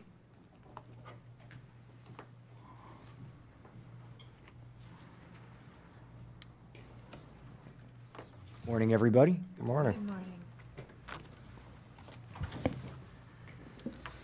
The Office of Procurement, in cooperation with the Department of Technology Services, requests your approval to purchase the Cisco HyperFlex replacement from ePlus Technology Incorporated in the amount of $912,157.16.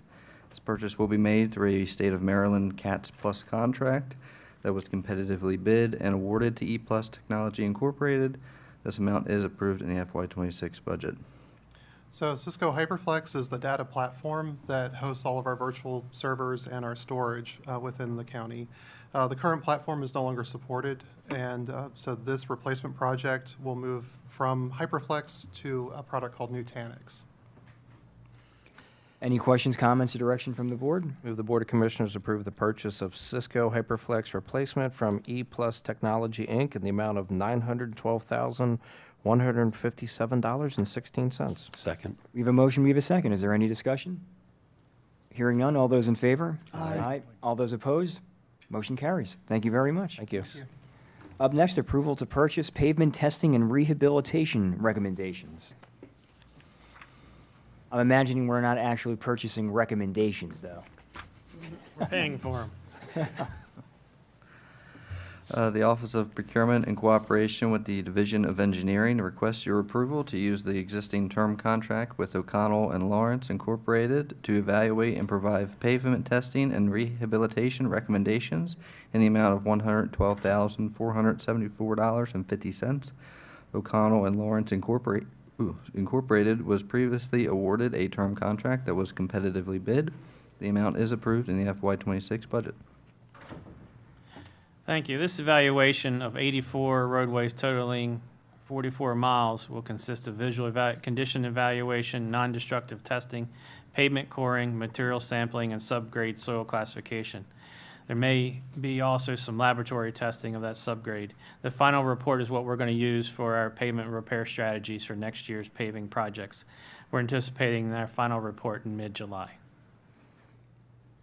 I move the Board of Commissioners approve the Department of Public Works to utilize the term contract with O'Connell and Lawrence, Inc. for the pavement testing and rehabilitation recommendations in the amount of $112,474.50.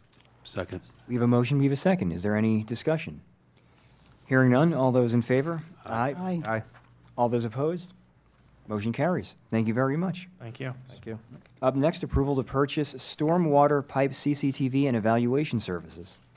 The Office of Procurement, in cooperation with the Division of Engineering, requests your approval to purchase stormwater pipe CCTV and evaluation services from Raybold Construction Technologies in the amount of $149,859.10. This purchase will be made from a Town of Emmitsburg contract that was competitively bid and awarded to Raybold Construction Technologies. The amount is approved in the FY26 budget. This work also is in preparation for our FY27 pavement rehabilitation work, where we evaluate the current conditions of our existing pipes ranging from 15 inches to 36 inches, so we can determine the appropriate repair strategy before we complete the paving of the roadways. We're going to video inspect 192 different pipes totaling approximately 12,458 linear feet. This work also includes cleaning those pipes before the inspection and any appropriate traffic control. Any comments, questions, direction from the board? Move the Board of Commissioners approve the purchase of stormwater pipe CCTV and evaluation services from Raybold Construction Technologies in the amount of $149,859.10. Second. We have a motion, we have a second. Is there any discussion? Hearing none, all those in favor? Aye. All those opposed? Motion carries. Thank you. Thanks. Thank you, gentlemen. Up next, approval to purchase pipelining.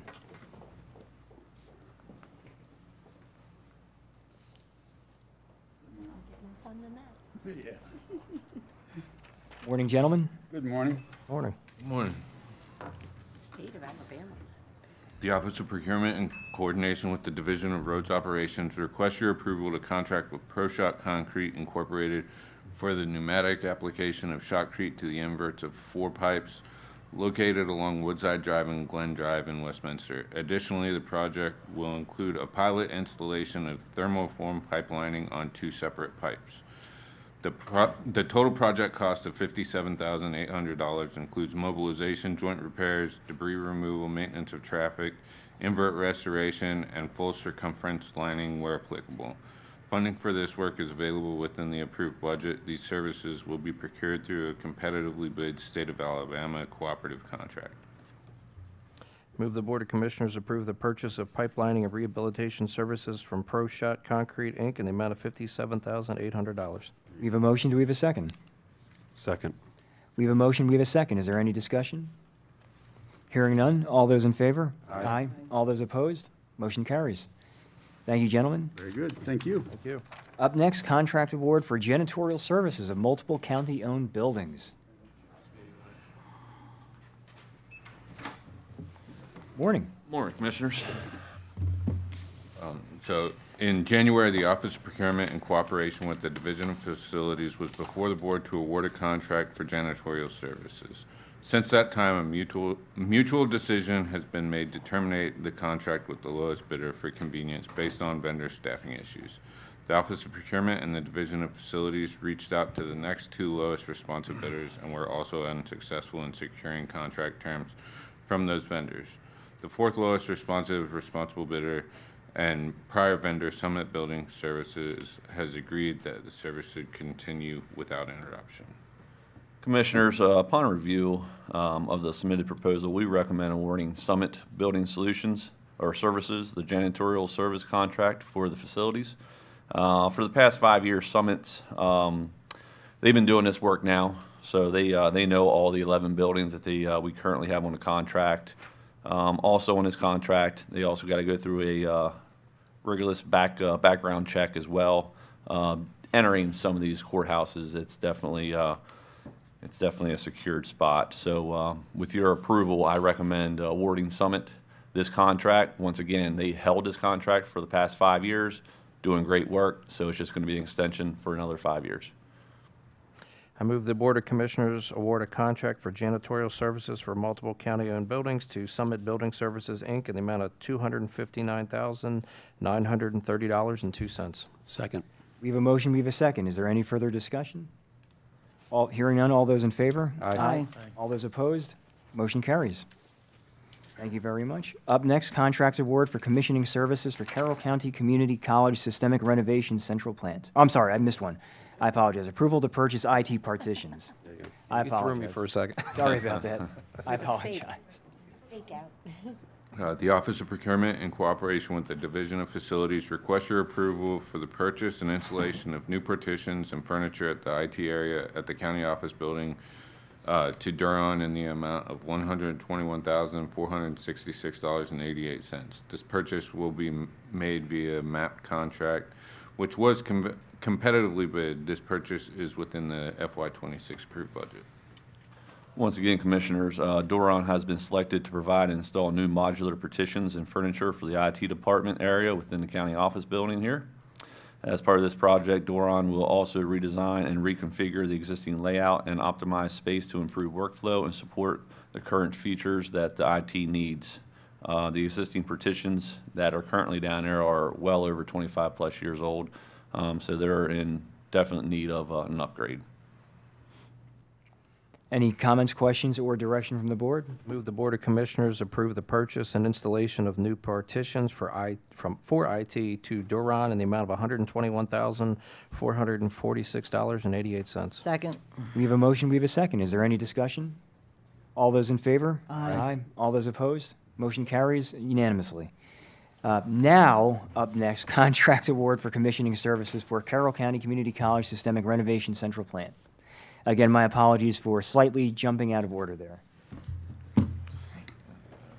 The Office of Procurement, in cooperation with the Division of Building Construction, requests your approval to award a contract for commissioning services for the construction phase of the Carroll Community College Systemic Renovation Central Plant Project to RMF Engineering in the amount of $54,690.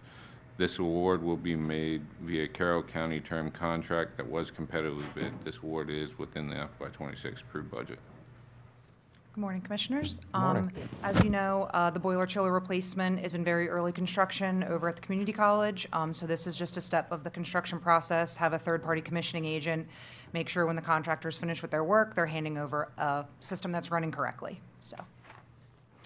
I move the Board of Commissioners approve the contract for commissioning services to RMF Engineering in the amount of $54,690. Second. We have a motion, we have a second. Is there any discussion?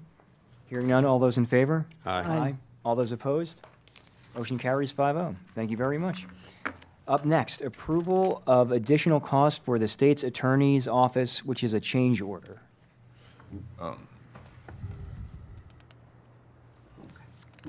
And we're joined by our venerable state's attorney as well. Good to see you all. Good to see you. The Office of Procurement and the Division of Building Construction previously appeared before the board in June of 2025 and received approval to award a contract to Dustin Construction in the amount of $18,887,000.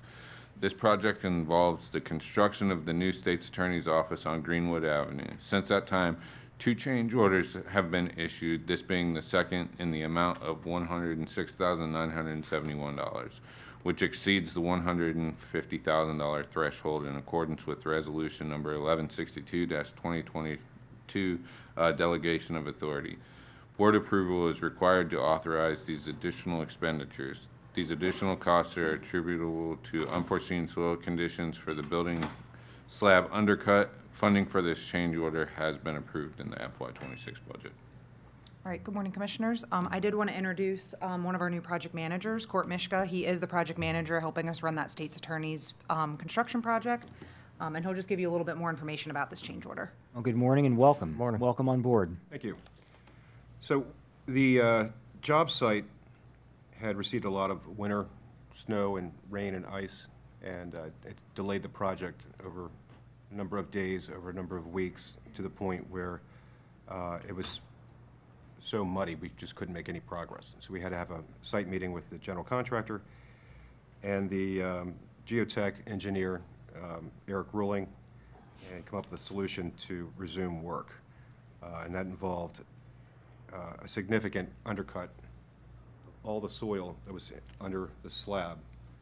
And in varying depths, we had to add CR1 and a geofabric, compact it so that we could resume work. And that work took place at the end of March and over a period of 1 week. Any comments, questions, or direction from the board? Move the Board of Commissioners approve the additional costs to Dustin Construction in the amount of $106,971. Second. We have a motion, we have a second. Is there any discussion? I'd just like to mention, we've gotten a few emails questioning this change order. It's obvious that individual doesn't understand contracting and change orders and unforeseen conditions. You guys are very diligent. The contractor, even if they like Haven or not, can't just ask for money and get it. You're pretty diligent about approving it. And I just wanted to mention that because, again, my life in construction, I'm pretty comfortable with this change order. Well, thank you. And I can tell you folks that these good people here, they try to squeeze the buffalo off the nickel. They don't even count the money. So if they're before you for a change order, it's legitimate. I appreciate that. Mr. State's Attorney, thank you very much. I just have a question, because I'm new to this. So a change order, I know there's lots of them in building things, but does it change at this point the overall amount of money that's allocated for the project? Or could it at the end? So the way we do it, when we look at it as a project budget, before we award the construction contract, we ensure that the project budget has at least 10% contingency as part of that contract in the project budget. If it doesn't, then we wouldn't come forward with you for construction contract award. 10% is industry standard. You usually don't get that high. You're usually, 5-7%. But it's that money set aside for things like this until you start digging. So this is part of the contingency? Correct, And you yep. have to come to us as part of the contingency? Yeah, every time we go over that $150,000 threshold, we'll be coming in front of you. But the funds are there. So the threshold is not per change order, because this was only, So the threshold is, so for any particular project, whether it's building construction or it could be for utilities or whoever, if you give us approval to award a contract and then there's a change order and it's either 10% or $150,000, whichever comes first. but it's cumulative? Yeah, Okay, so okay, that's why if you we guys- get another one that's over $150,000, we would be back to get approval again. Even if it's under it, because it's cumulatively over the one, because this is under 150. Yeah, it's the 10% or 150,000, whichever comes first. So anytime we've got it. Now I get understand, that but thank approval. you. It's within the budget at this point, in Yes. the contingency. Still within the budget. Thank you. All right, so we have motion, we have a second. Is there any further discussion? Hearing none, all those in favor? Aye. All those opposed? Motion carries unanimously. Thank you very much. Thank you. Thank you. All right. Up next, we have budget transfers for small area plan amendment and overlay zoning district.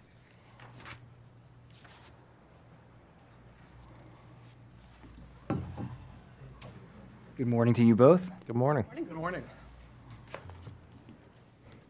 The resolution for that budget transfer is actually the second of the 2 pages. So, good morning, If Commissioners. you're looking for it. So we have the next 2 items on your agenda, both relate to the same topic. So I'm going to give a little bit of background to explain why we are here. So as you may recall, the Commissioners adopted the 2018 Freedom Community Comprehensive Plan back in 2018, October of 2018. And the purpose of that plan is to set the framework for land use, growth management, economic development, et cetera, for the Freedom area. Recently, that we've had a lot of discussions regarding concerns that the plan is not fully in line with what the community interests are. This relates to zoning and land use designations, et cetera. And so to address those issues, the way those are addressed need to be addressed comprehensively. And what we have discussed in previous work sessions with you all is that the way to do that most efficiently would be a small area amendment to the Freedom Plan. So we put out an RFP to seek consultant services to assist us with that process. And the RFP basically had 2 tasks. One is to evaluate the Maryland 26 corridor, to evaluate those future land uses and the associated zoning districts and so on, to figure out what kind of changes through a series of public meetings, et cetera, what kind of changes might be applicable for future land use and the associated zoning code changes. The second aspect is to consider or contemplate an overlay zone. And the purpose of an overlay zone is to identify certain regulations and codes that would be specific to that area. So, for example, if we wanted to discuss setbacks, and we are concerned about setbacks in in this corridor, if we were to change the code for the commercial zoning district, for example, that would implement across the entire county. And maybe we don't want those types of changes to affect the entire county. So an overlay zone could have special or specific regulations and codes for just the Freedom area, for the overlay zone area. So we put out the RFP, and there were 2 firms that submitted proposals. We had a selection committee that reviewed those proposals, the technical proposals related to firm experience, qualifications, and so on. And the selection committee ranked those 2 firms, number 1 being Downtown Redevelopment Services, number 2 being ZoneCo. We then looked at the bids, and the Downtown Redevelopment Services was the low bid of the 2 firms. So our recommendation would be to award Downtown Redevelopment Services the contract in the amount of $59,860.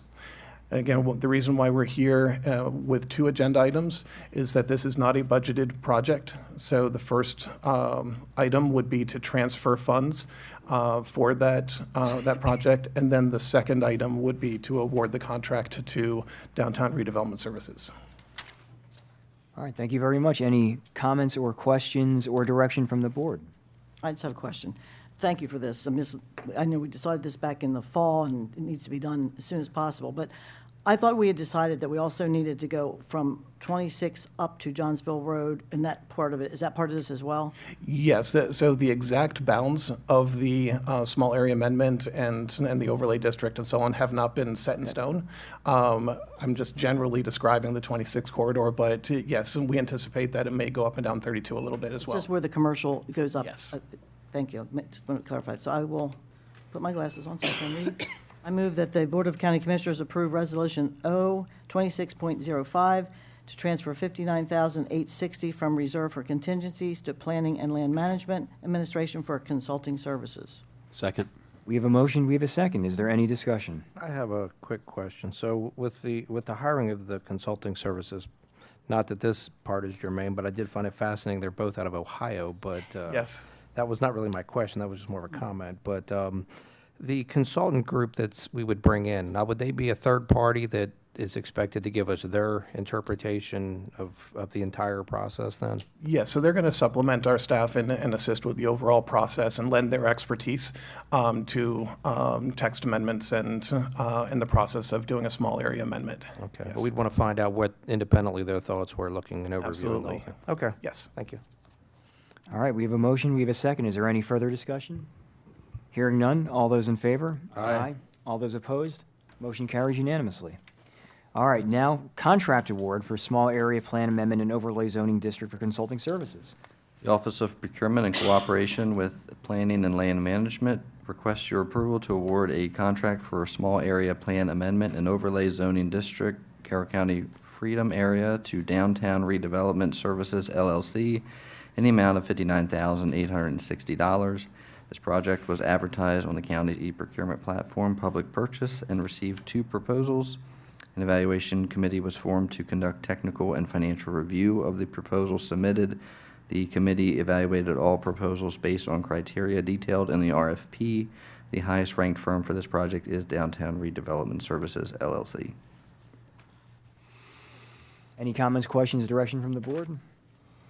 I'll move that the Board of Commissioners award a contract for small area plan amendment and overlay zoning district, Carroll County Freedom Area, to the Downtown Redevelopment Services, LLC, in the amount of $59,860. Second. We have a motion, we have a second. Is there any discussion? Hearing none, all those in favor? Aye. Aye. All those opposed? Motion carries unanimously. All right, thank you very much.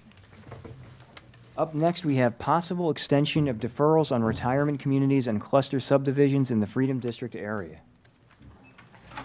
Good morning again, Commissioners. Morning. So I've put together, there was a request last week from the board to have some discussion regarding the deferrals related to two of the deferrals that are currently in place. And so put together a quick presentation to help with that discussion. There is also some state law that is coming into play that will affect this, but I will get into that. So as I'm sure you're aware, we currently have 5 deferrals that are in place, 4 of which are in the Freedom Designated Growth Area, and 1 that is countywide related to data centers. There's a graphic that shows, that represents those 4 that are in the Freedom area, self-service storage facilities, and all of these went into effect December 18th. Self-service storage facilities was for 3 months and then was extended to September 18th, and that applied to final approval. Retirement homes and villages expires in June 18th of this year. On this slide in your notebooks, it may be incorrect. I caught this error late last night. The applies to for retirement homes is final approval only. So in your notebooks, that may be noted incorrectly. That's correct. Has been corrected? Yes. Fantastic. Wanda's amazing. Yes, she is. Cluster subdivisions also go to June 18th for the processing, review, and approval. And then planned commercial centers, that was originally established out to August 18th for processing, review, and approval. So, and also just to note, data centers was effective February 19th, and that's in place for a year. So, as the state is wont to, they have thrown a little bit of a wrench into these deferrals. House Bill 548 and Senate Bill 325, the Maryland Housing Certainty Act. It came out of the Maryland General Assembly, but to my knowledge, it has not yet been signed by the governor. What it does are 2 primary actions that affect the counties. The first is it establishes early vesting for residential development projects at the time of complete application, and I'll explain what all of that means. The other thing that it does is it requires that excise taxes and impact fees cannot be collected until after construction is complete and the UNO is ready to be issued. So our permits folks will have to address that issue as part of the building permit. This bill becomes effective October 1st of this year, and so that's why it is going to have some effect on our deferrals. So I'm going to walk through the language from the bill. I have the full language here, but I'm just going to explain it rather than read through it. The first bullet just defines what complete application means. And think of this in terms of our development review process, that when someone submits a plan for us to begin processing, we review it to make sure that it's been prepared by an engineer or surveyor that has the typical types of things that you would be looking for, and then we begin processing it. This is to protect from the person sketching something on the back of a napkin, sending it into the county and saying, hey, I've made application, right? So the majority of what we receive, we then begin processing. And by us begin processing, then we are indicating that it is a complete application. And the second bullet is just defining what scope this bill applies to, and it's residential housing developments. So that includes site plan approval, subdivision approval, et cetera. The next bullet directs us that when we receive an application, we have 30 days to evaluate and whether that application is what we would term complete. And so again, that's basically, we would start it through the process, the development review process. That 30 days is not an issue. Typically, we are evaluating that fairly quickly. We get it into our process. You're probably familiar with our technical review committee meetings. We schedule for TRC and so on. But that is basically the criteria that this bill is saying, that a complete application, when we accept a plan and begin processing it, we have acknowledged it's a complete application. The second bullet just says that if we ignore the application, we don't do anything, within 35 days, that application is determined to be complete by the state. And then the last bullet is the crux of the bill, which is that when a application is determined to be complete, the laws that are in place, the codes that are in place at that time, are what we have to review that project against through the duration of that review. So, as you've probably heard, Maryland in general is a late vesting state. This makes us early vesting regarding housing, residential housing type projects. So what are the effects of that on the deferrals? So as you're aware, there are currently 5 projects that are in process and that are retirement village and retirement home type projects that are subject to our deferral. It's just for the final approval, but they are in process and they can continue to be in process. On October 1st, at whatever codes are in place in the county on October 1st, those projects will be vested with those requirements. And so we've been talking for the last few months about a desire to change the codes related to retirement homes and villages. So this puts a hard deadline on the work that we have to do, that if we want those 5 projects to be subject to any new codes that we come up with, we need to be complete by October 1st. They have to be in place in code by then. Related to cluster subdivisions, we do not have any that are deferred currently. What this means is that on October 1st, if someone submits a cluster subdivision, when we determine it's complete, so within those 30 days or 35 days, they will be vested with the current codes at that time. So essentially, this bill affects the county's ability to defer residential type projects in the future. So after October 1st, we will not be able to defer projects, residential projects, because we are required to look at the application, determine if it's complete, and then they're vested. So what I wanted to discuss then a little bit was our schedule, because we recognize that retirement home and villages are a primary concern of the commissioners, what kind of schedule we're looking at. October 1st feels like a long way away, but it really is not. So we had the presentation from Michael Baker last week or 2 weeks ago, I forget which at this point. So we are bringing that presentation and Michael Baker to the Planning Commission on June 3rd to introduce the topic and have those initial discussions. Then on June 16th, we'll bring it back to the commission, the Planning Commission, with the proposed text amendments that Michael Baker is working on right now, and it's a lot of text that needs to be written up. Commissioner Krebs, you requested that we hold a public meeting at the South Carroll Senior Center, so we're currently discussing scheduling that for June 23rd or 24th. We have not finalized the details of that, but we will certainly share that as soon as we figure that out. We would then come back to the Planning Commission July 1st to be able to share the information from that public meeting and further revisions. And then we're planning to come back to the Planning Commission on July 21st for a final discussion. And it's that is the last date that we can work with the Planning Commission if we want to continue to meet this schedule. So the Planning Commission on July 21st will have to advance that back to the Board of County Commissioners. We would then come to you all on August 3rd. A public hearing typically takes 3 weeks to schedule, but August 13th is MACO, so we would have to come before you on August 3rd, immediately after the Planning Commission, to get your approval to go to public hearing. So the public hearing would be September 3rd, and assuming that you would leave the record open for 10 days, we would come back on the 17th.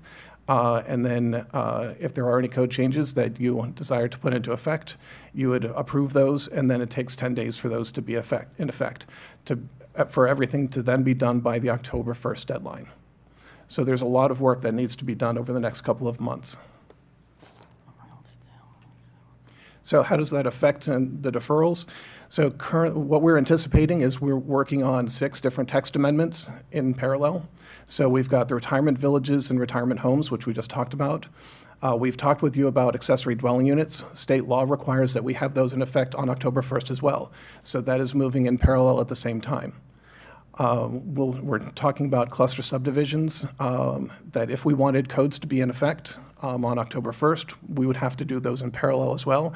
But I would note that with the prioritization of the work that Michael Baker has done, they have not started on the cluster subdivisions. So that's why resources are going to be extremely tight if that's the desire. We just awarded the small area plan amendment for another consultant. That's at least an 8-month duration according to their schedule, but amending a plan is a large effort, and so is going to require a lot of resources, not just the consultant, but also staff time. And so that'll be going on in parallel also. Also requires work with the Planning Commission and so on.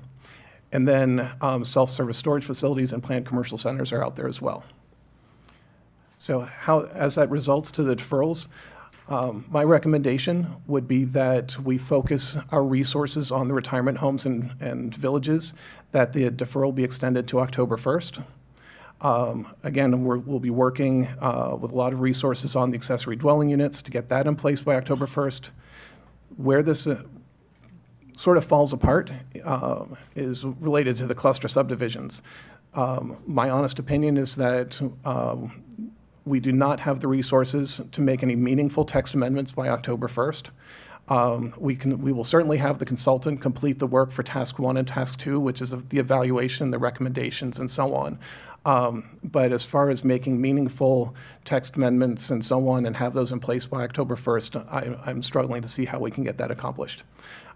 So your discussion today regarding extending the deferral on cluster subdivisions to October 1st, certainly that could be done. I'm not sure whether it will be effectual to make meaningful text changes related to that topic.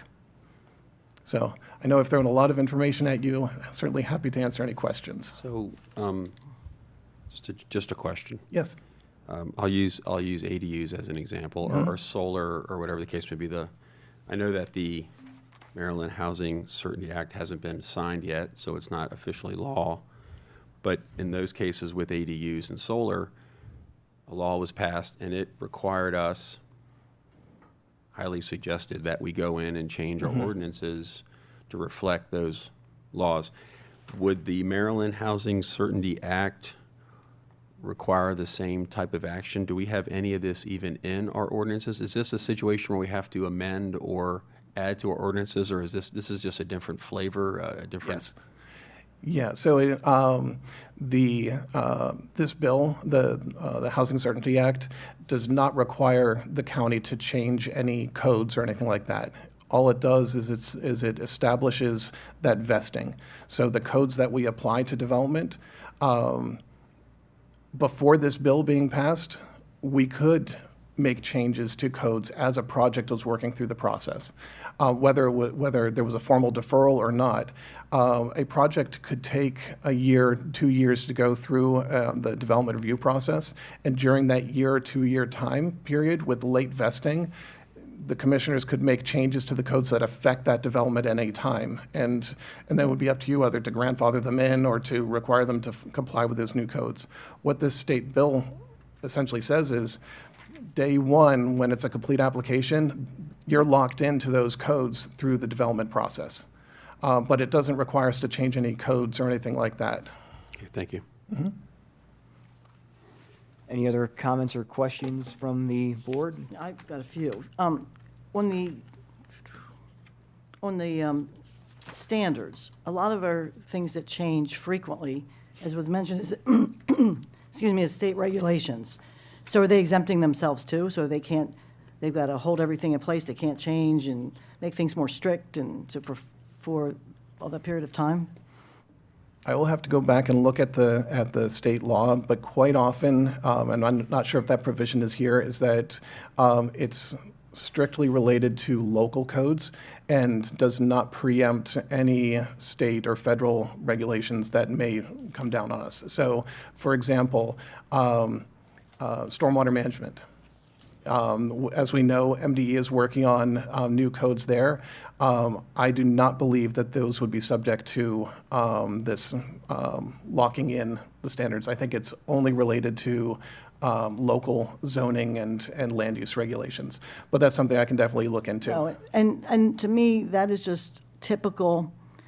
The state wants their cake and eat it too. I'm sorry, but, you know, they change regulations all the time, which affect what we are able to do, that do affect how we do our zoning.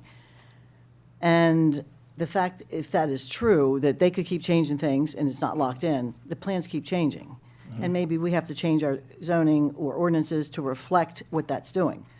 Clustering is an example. You know, if they keep changing stormwater management and we allow it or don't allow it to be part of a certain ratio, I don't think this stuff is thought through well, and I've talked to some other counties, because the devil's in the details. And I want to just say, for the record, I think we should have more certainty in our code for people that are investing in one of them. But it should say, here's what we need you to do, and they will do it, as was told by the consultant, and I believe that. So I've picked a few of them. I think we should be doing it on a lot more things in the code. There's way too many mays and generalities, and there's not certainty. There's too much discretion that they can say, well, they can do this. And I think we should tighten that up on a lot of things. But on their own standards, they can, if they can keep changing them and upping those, they're changing the playing field as we're trying, and we're being stuck to what, I don't think it was well thought out, but I do agree that we need to get time is money. And, you know, when somebody takes a project 5 years from beginning to end, it's too long. I mean, it's a holding on that property and the amount of money gets spent. So we do need to expedite the process. But I think what we're doing on saying, here's what our expectations are, and don't say it as we're going along, we like this, we don't like that. Excuse me, you put it out there, this is what's expected, and they build it, and there's some nice things being built. So we're moving in that direction. But that bothers me on the state regulations, because I would like that to be frozen too, because they keep changing. Stormwater management is huge on these projects. The costs, the amount of space that it takes up. And I mean, I look at the pages of these documents, and the cost of the plans, because of stuff like stormwater management and other things. And they keep changing the rules. So I just would like to hopefully push back and ask them that specifically. And then I'm going to get off my own subject for a minute. The ADUs, accessory dwelling units, per state law, I was reading back in some minutes of some past planning commission meetings when the original ADU law came up in the board, maybe it was the past board, adopted it based on what they wanted to do. And now we've got to make it more strict. And there were a number of issues that came up then, and it was doing it on, I guess, even larger lots. Now they make you do it even in a teeny little community. It might not be any parking. It can't affect adequate public facilities. And I know the planning commission is bringing it up next month, or coming up. And I would say, and we talked about it, we punted it to them. I would suggest, and you can give me some feedback, that I would like to see them write a letter to the state asking them some of these questions. What about this? What about that? Because, you know, APFO, adequate public facilities, if we don't have the schools and they add up, somebody might come in and flip some houses and just start adding ADUs on. Everybody envisions ADUs, accessory dwelling units, as for their mother-in-law or their kids that are, and maybe that's what it used to be, but now it can be a whole nother unit, living unit. You don't have to live there. You used to have to live in the one unit. So it's changed dramatically. It's basically saying in any community, you can put a whole nother building on. Do you have to now do sprinkler the existing if it's attached unit? I mean, because right now, if you renovate over 50% of a house, my son just put an addition on his house, if it's over 50% of the total of the house, it was a small rancher, they made it bigger, you have to now sprinkler it. Well, it was a 50-year-old house. It would have cost a fortune. Luckily, they count the basement in, and it didn't go over the 50%. But those questions, they need to be answering, because we're going to be sitting here saying, what about this and what about that, and we don't have an answer from them. So I would... Yes. I mean, they need to be contemplating, but they had a lot of those questions when we did the original ADUs, and that was on, it was way less prescriptive on every size of lot. And I mean, you can almost go back to their list that they were asking back then. It was a different, even, I think there's several people that are still there, and just take that list and write them back. How are we going to handle these things? What do you want us to do with stormwater management on an existing lot that's a quarter of an acre, and now you can add another unit? What are we going to do about roads that are already built? What are we going to do about parking that's already built?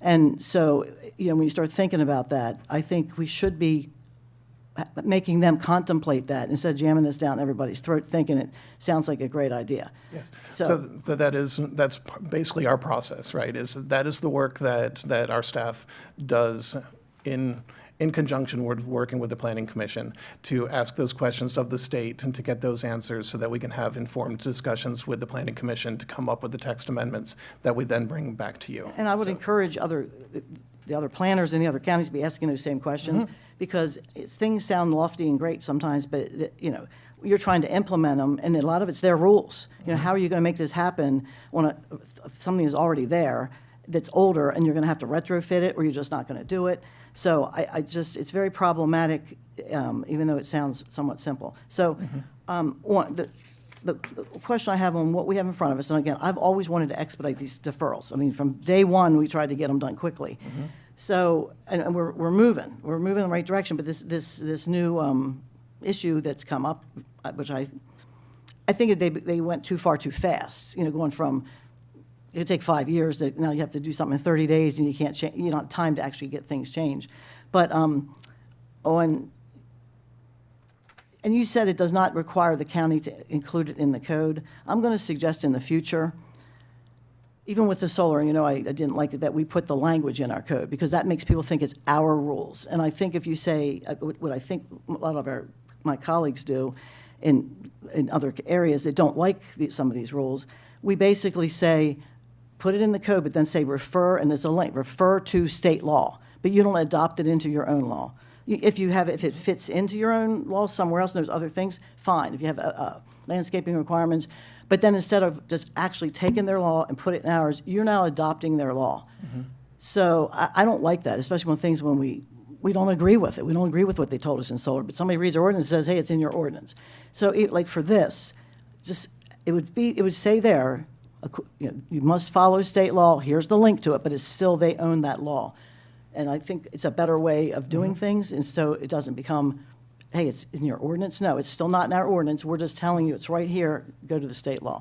And I just think it's a cleaner way of doing it. It sort of tells you who's responsible for who put it there, and it's not us. And that's why people get confused and say, well, it's in your code. Well, we adopt, and it's hard to explain, well, why did you adopt their code? We don't like it. So you understand what I'm saying. You can still put the link there, so it's easy for everybody to read and refer to, but it's still their law, and it's not our law. Okay, so it's just a philosophical thing that I think many of my more conservative counties that want local control, everybody wants local control. I think they're realizing that that's a better way to do it. So on this timeline,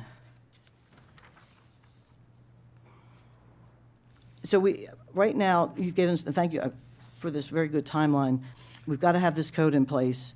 That is for the retirement villages. We think we can do that as long as we don't miss a step. And I think the more that we give them, the language is there from other counties. Just pull it together, which things do we want, and then, the meeting with the seniors, a lot of it is just seeing if on those universal design, some of those things, in Howard County, they adopted some as you have to do, and some of them are recommended. And so deciding which of those are important to people, and sometimes just having them in there, that list, it makes them think of it. They've never done a building like that before. So that's the purpose of that, is just to get feedback of what things are important to the different individuals that may be using these things.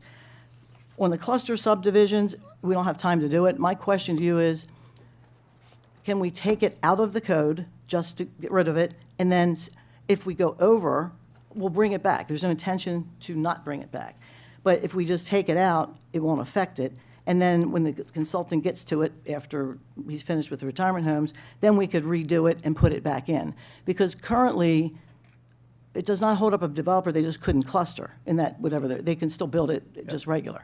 But it would at least allow us to, there were major changes to it. Net versus gross is a big issue. I mean, it's not giving us the product we used to get, what we expected, and he explained. It's sort of the same as the retirement homes, but on regular market houses.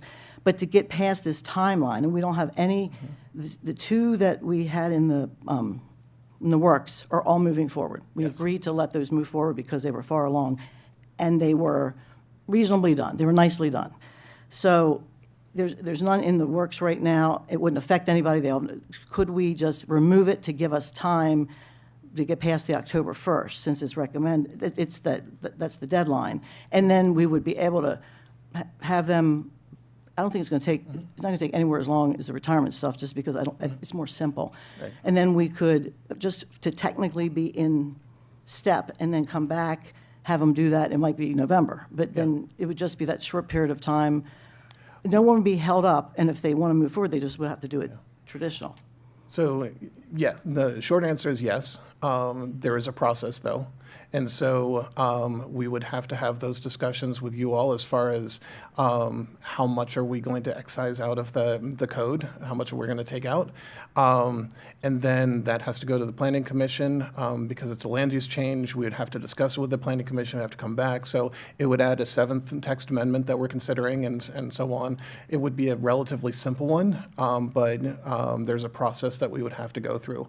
I think one thing to consider is that that would also affect countywide if we remove cluster out of the, because cluster subdivisions can be done in conservation as well as residential.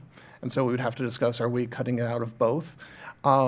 If we are only looking at on the our zoning, then we're only talking about the Freedom area, and we're probably talking only about 2 properties. And so are we concerned about those 2 properties that we would want to move these codes through and take the code out, address it, readdress, and so on for 2 properties? Just something to Well, consider. I think everybody's aware that it's coming. First of all, we could do it, I don't want to do it for conservation on the large, in the rest of the county, but just on the smaller ones, because that's where it's sort of become problematic, because it's just, it's not necessarily benefiting the community. On the larger lots, I think clustering is working out very well. On the conservation lots, because you are conserving a lot of large space. So could we just make it for, certain zones that it's very limited, that would only affect, what we're trying to accomplish? Because I've never really wanted it to affect the conservation anyway, because I think it's done well. So could we limit it in the spirit of we have a consultant that's going to come in. If the consultant comes and does all this and it's all we missed the date, we might as well not do it. Because it's going to, Yes. and I think it's important to get it back to where it was, how we always used to, because it was done, it used to be done nicely.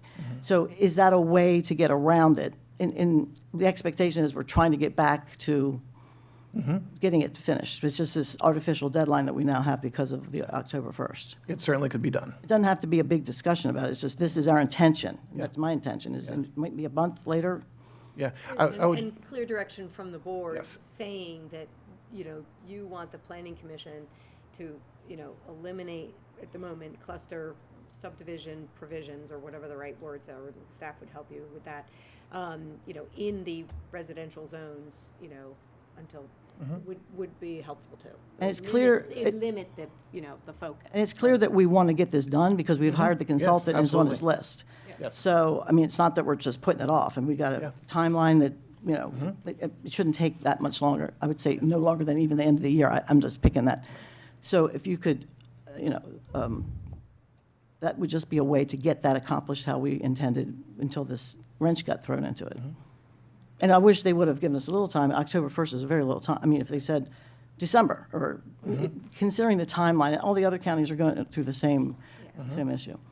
And then in the meantime, we're going to hopefully pull the development community together and see if there's other ways that we can expedite, well, being clear in the code, but other ways that we can expedite and be clear with them on the front end on the different issues. Expectations. All right, do any of my Do other... you want to break, you can talk with, let us know how you want us to break this down, because. I was, that's sort of where I was Well, going, but unless there are other. I was going to say, comments. prior to making any motions, or is there any discussion from my other colleagues about the potential extension of the deferrals that are before us today? Yes, a question first. So the early vesting under the Maryland Housing Certainty Act, so if someone comes in, you determine, staff determines that they comply and therefore they're vested, that ties our hands that we can't change any rules for them. Does that tie their hands? Let's say clustering, we decide you can have a 1/4 acre lot. Can they go ahead and do that, or are their hands tied also? So if the old yeah. rule allowed a half acre and now the new rule allows Yes. a quarter acre, could they take the more permissive? Yeah, are they vested and they can't make that change, or can they make changes they want to? I am fairly certain that more permissive type changes are allowable by the state bill. I can double check and get you the exact language, but in your scenario where we change something that is beneficial to the developer that they would want to take advantage, I don't believe they are held to that that standard as when they submitted their first application. I guess They could submit a new plan, couldn't they? Yes, exactly. Revise it. If they really, if that was an issue, they could just say, withdraw it, here's a new plan, and they're locked into the new, yes. Gotcha. And then, just as far as clustering, there's only 2 properties that probably could, and I'd hate to see us take it out and them not have that opportunity. So I understand the timelines and what we're trying to do, but I think the clustering is the least of the problems of these deferrals. And I just want to mention, clustering is. Sorry, Commissioner, before, I just want to make sure that our other 2 colleagues have a chance to say something if they want to. Commissioner Gordon, anything you want to? No, nothing at this moment. Commissioner Guerin? Not at this time, thank you. All right. On the clustering, the reason I brought it up is because we had it a certain way for a long time, it worked well. And then it started being interpreted a little bit different. And then it got changed just a few years ago. So the original intention of clustering, which he mentioned the same with you, is to have, you might end up with a quarter acre lot, but is to have open space that is somewhat usable. And right now we're using, the way it's been interpreted is using stormwater management ponds and using steep slopes. And the other thing that's been a concern, I just read an article about it, a lot of the times, if it's not a benefit to the community, they still have to maintain it. And so now they have homeowner fees. So there's a new one over by us, and I look at it, and it's been clustered. And now they're in charge of the roads. I don't know what their fees are going to be, but some of them are hundreds of dollars. And you're thinking, okay, did they get a value out of that? And now they got to pay these fees to take care of all this. And if it was part of someone's property, the person would take care of it. So that's one of the things that I think people are looking at as well, is are you shoving that off on now another cost on a homeowner fee that wouldn't have existed if it was part of someone's. And that's a broader picture of affordability for homes because they all get included in there. So I think it's important to look at those things because as I'm talking to people that have been in these communities that this is not happening, they're like, yeah, we do pay fees and this is for this and we don't even get to use it. So I think we should keep it in. I don't think they can still build conventional. These are not big lots. I mean, make sure it's not for the larger ones in the rest of the county. It would just be for these smaller ones and so we're checking out. I don't think it's going to take very long. But if we can't get it done, I still think we've got to figure out, we can either get it done before October 1st or we can take it out until we get it fixed. Maybe it'll be another month from there. But we're going to basically go back to making us where we were before it was changed a few years ago. And now we're seeing that. So I would like to continue to push that. It's my district. I don't think it affects anyone else. All right, so if I may, just for my own edification and understanding of everything that we're looking at today, and then I'll open it up to public comment if we have any here. Yes, I'm sorry. One more comment. Yeah, I understand fully where you're coming from. I just totally disagree with it. And there are opportunities for the county to have good open space and good properties that I think we're denying by doing this. But that's my opinion. Well, so I'm completely aware of what we're looking at here today. We're talking about extending the deferrals on retirement homes and cluster developments. And if I'm incorrect, please do correct me if I'm wrong. So there are 5 projects that would be subject to the deferral extension as far as age-restricted housing is concerned. But there are no cluster developments that would currently be affected by that. And so if we extend the deferrals, a developer can still continue along in the process except for that final approval. And then the deferrals themselves are distinct and separate from any potential recommended code text amendments that would be suggested to us when the consultants come back to us with that information. And at that point in time, we could either approve those changes, reject the changes, or approve and then exempt certain developments based on what comes before us. So we have a litany of options ahead of us about how best to navigate, what is certainly a very substantive issue. Yes. Okay. Yes. So one other question. We have 8 towns. What are they doing about this? I mean, it affects all the growth areas. How are they handling all this? I have not had any conversations with the municipalities about the impact of this state law. And I've not looked at all the towns, but I know Westminster's code is much more comprehensive than ours is, on the things that I've looked at. So, I mean, maybe they're okay, because they're pretty clear on what they want. If they're not interested, if they don't, whatever jurisdiction or across the state doesn't see any urgency in changing their codes, residential zoning codes, then maybe they're not tremendously affected. And one other just technical, throughout other parts of the code in 155 and 158, I forget how many hundred mays are in there. If something says may, does that mean they'd have to take, there's so much discretion that was put in. Again, there wasn't all those mays before. Pretty much everything could be may. So if something is a may, can that be considered or defined as we can do this, or not?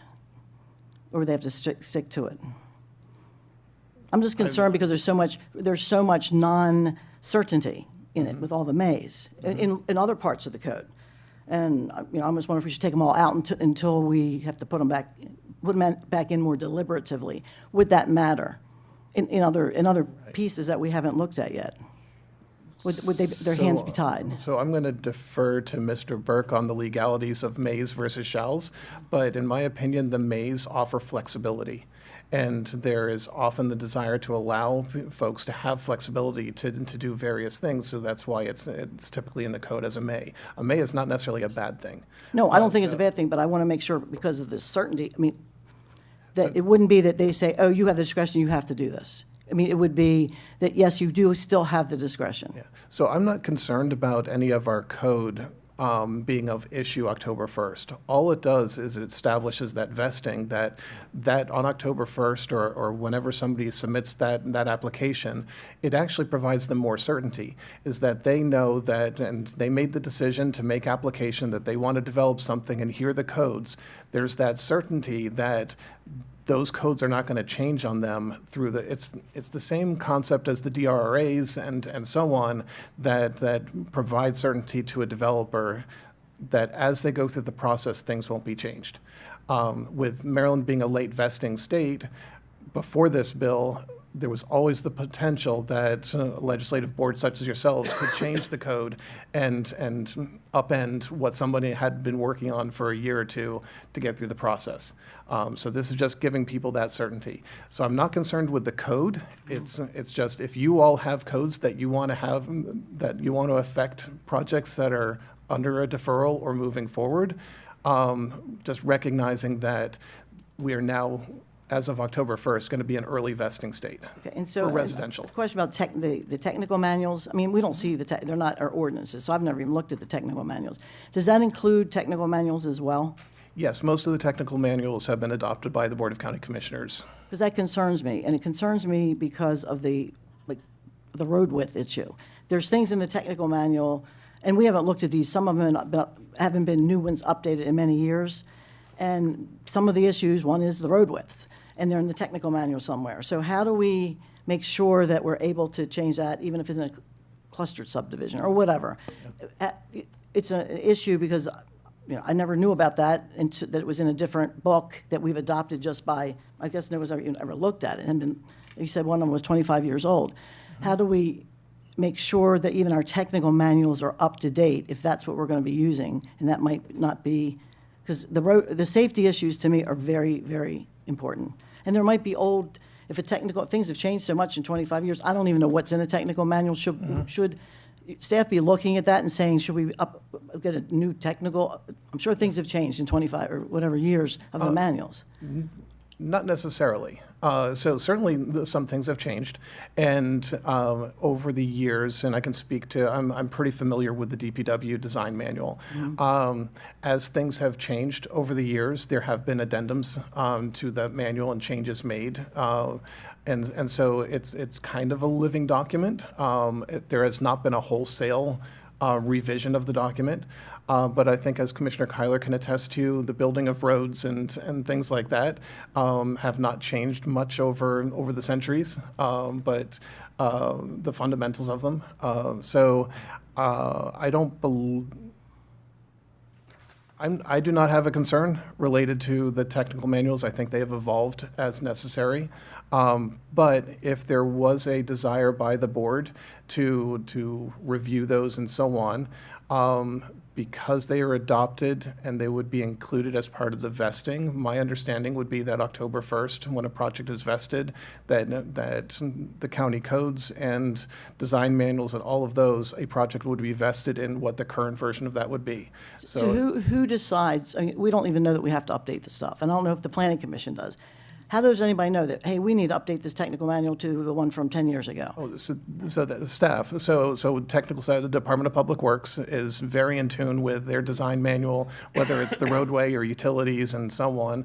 And as industry changes and things need to change, they are absolutely the technical experts that are making sure that those revisions are made. But we haven't, because of the road, I mean, the fire department issues of, what do they call their standards? NFPA. I don't know if we've adopted those, because if we have, they're in conflict with our technical manual. They're not in conflict. Okay, well, we believe that's something that needs to be changed, and I think the fire chief, on the standards of road width, that's one issue, and also about building length and height with what we can get to for our fire departments. And I read in a different part of state law that all road widths have to be 30 foot wide in state law somewhere.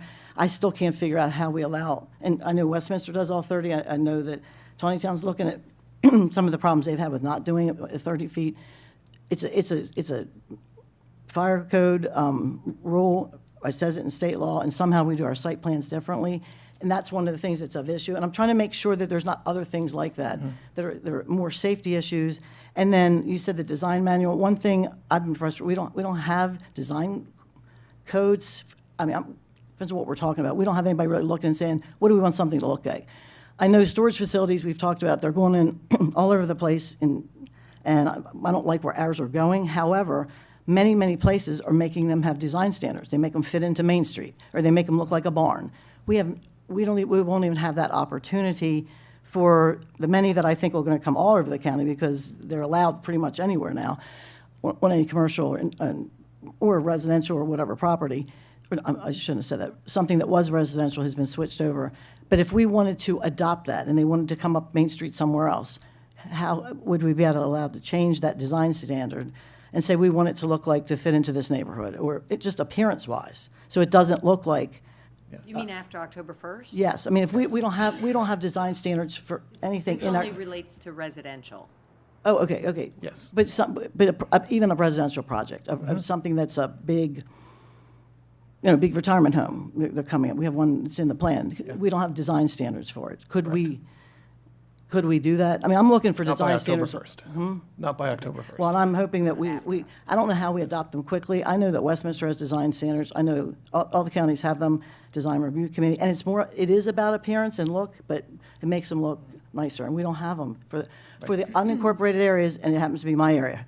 And I think we would Understood. appreciate that. Yeah.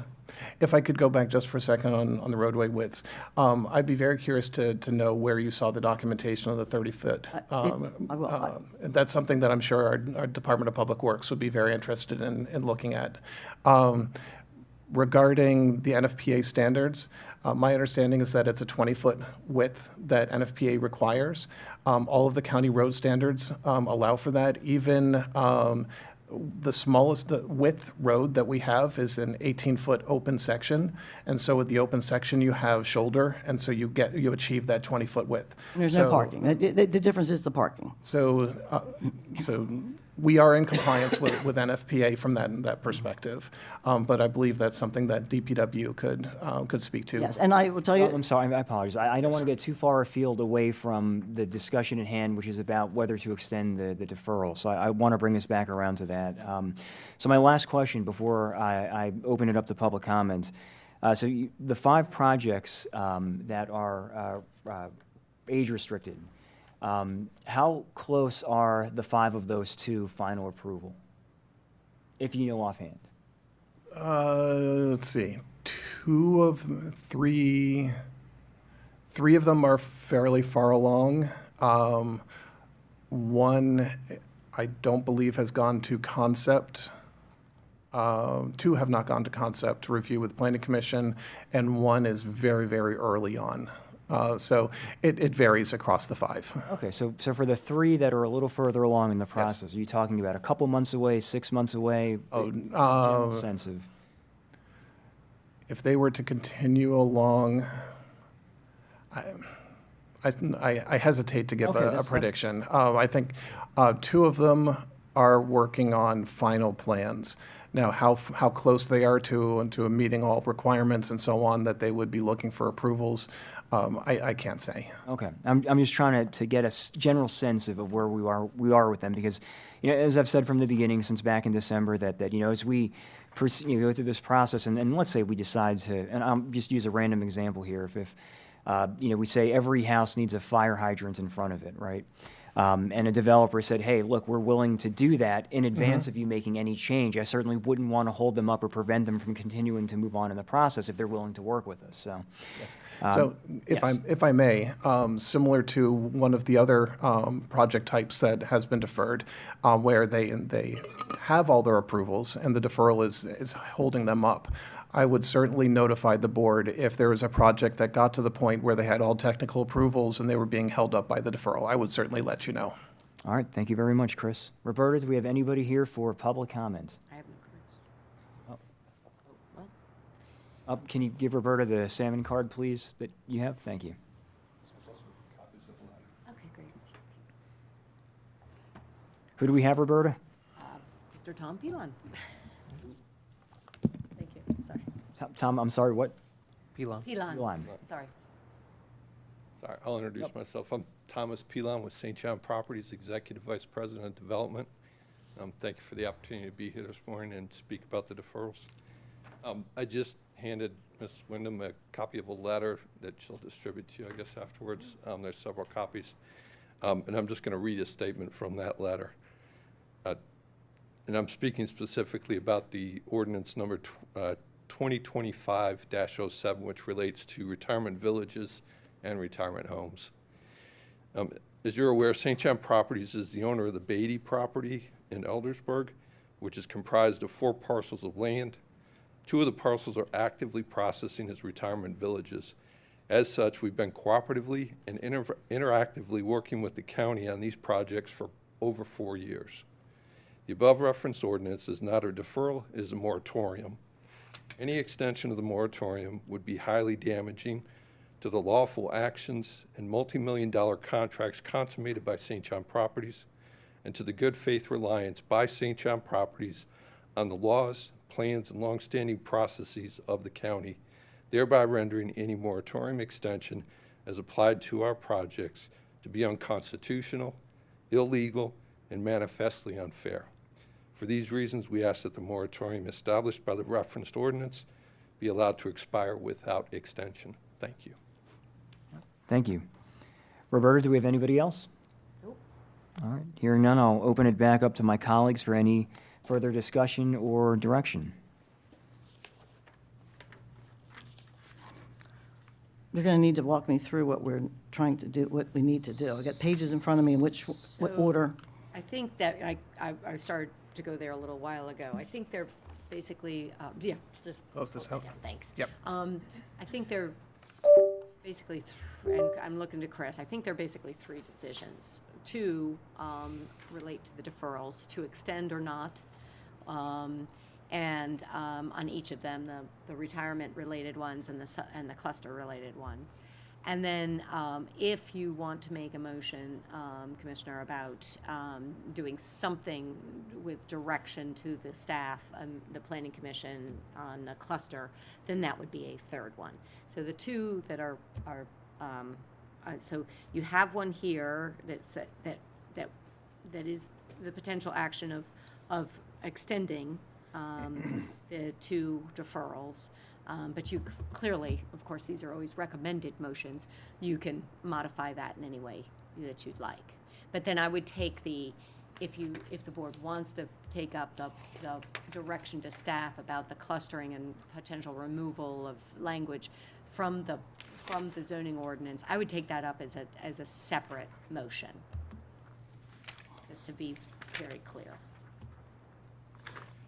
Does that help? Yeah, but I'm trying to see, I've got the presentation, I'm trying to find the actual language for the motions. It's the page just before your presentation in the book. I can hand you mine if that would help. Oh, okay. Got it? But on that one, we have the cluster subdivisions there, we're saying we can't. Well, you still can defer them. I mean, if the board chooses, you can still defer them. It just, we're staff saying it's going to be almost impossible for us to make any significant changes, except for possibly the one that you've suggested, to, any meaningful changes to modify the cluster provisions in the time that is allowed from here till October. So we're recommending that. Okay, let me do one thing at a time. Yes, So let's do the retirement villages and homes first. And Mr. Pond, I want to thank you for meeting with me many, many times. As I've said before, if you listen to the proposal from last week, we have such an opportunity in our county to do this right or to not do it right. And I don't think, and safely, and what the product is, and I really believe that. Trying to expedite this, work with everybody. It's a situation I wish had never occurred. And it occurred before my time, and if I'd COVID and all, it would never have happened, I don't think. And it's unfortunate for everybody, and you're stuck into this. These are going to be in our community forever, for a long time. It's something our community wants, they need. We're losing people to people that have had the foresight to do this, and you do, and I appreciate it. This is old staff, it's old board, whether they pay attention or not, and it was a difficult time during a period of time when it was difficult to pay attention, or impossible. So a lot of things have come together, and I'm sorry for those people who have gotten caught in that. But we're going to leave this. It's the only things left it's the only big parcels left in our community to do.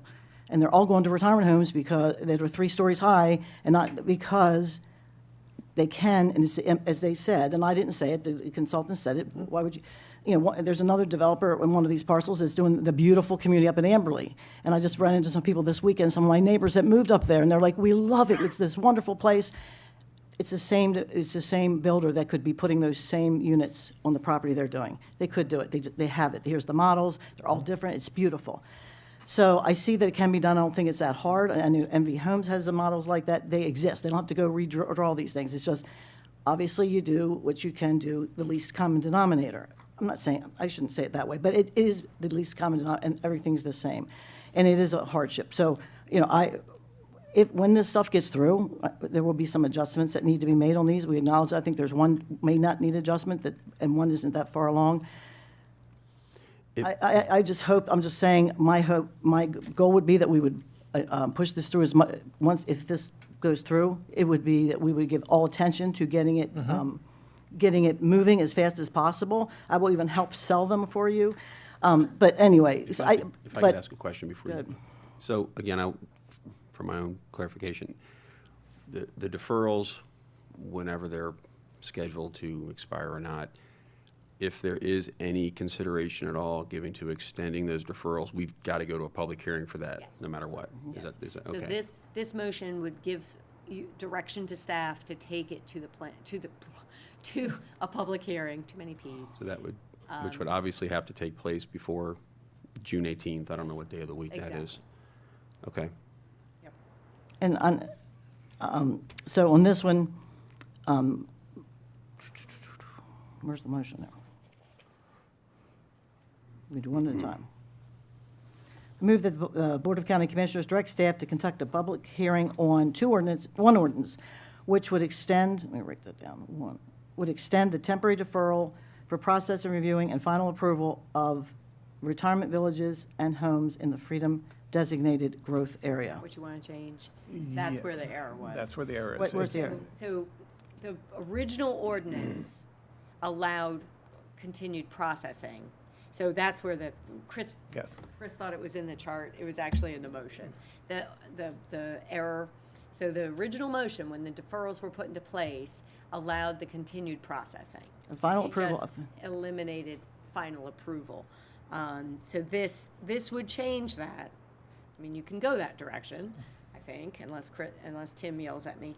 But currently, the ordinance allows processing and reviewing. It just does not allow final approval. So if you want to be consistent in what you originally words would- deferred, then you would just say, to which extend the temporary deferral for final approval of, in your case, I Extend- think you only want to do retirement villages and retirement homes in the Freedom designated growth Oh, okay, area. take out the word processing review, okay, let me go back. Yes, yes. Processing and. And I just want to make it clear that I went along with that last spring or whatever, or last fall, and I've made it very clear to the folks that are affected by this that it's our intentions to change it. And you can move forward at your own risk, but what I don't want them to say is, we moved forward when we were a year or more into it, well, you did it at your own risk, because on some of them, we've moved them forward because they were okay.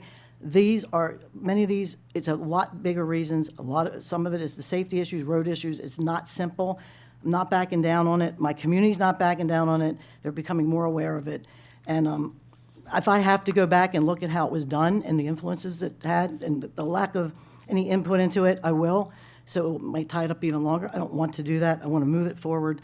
So they can go at their own risk, and I'm willing to do that. But don't come in 3 months from now and say, hey, I've gotten this far. Well, you weren't that far when we started this, and you made the decision to keep moving along. And that's a risk you take. And knowing very clearly on this one, it wasn't going to be a lot of flexibility for certain things. So scrap that. I'll reword this. I move that the Board of County Commissioners direct staff to conduct a public hearing on an ordinance which extends the temporary deferral of, Or final approval. for final approval of retirement villages, retirement homes in the Freedom designated growth area. Thank you. Sorry All about right, we have a motion. Do we have a second? Okay, for the sake of discussion, I'll second it. So can we have that discussion? Yes, absolutely. Yes, please, Commissioner. So we had a presentation last week by the consultant dealing with retirement homes. And in it seemed some very reasonable, well thought out recommendations and things of that sort.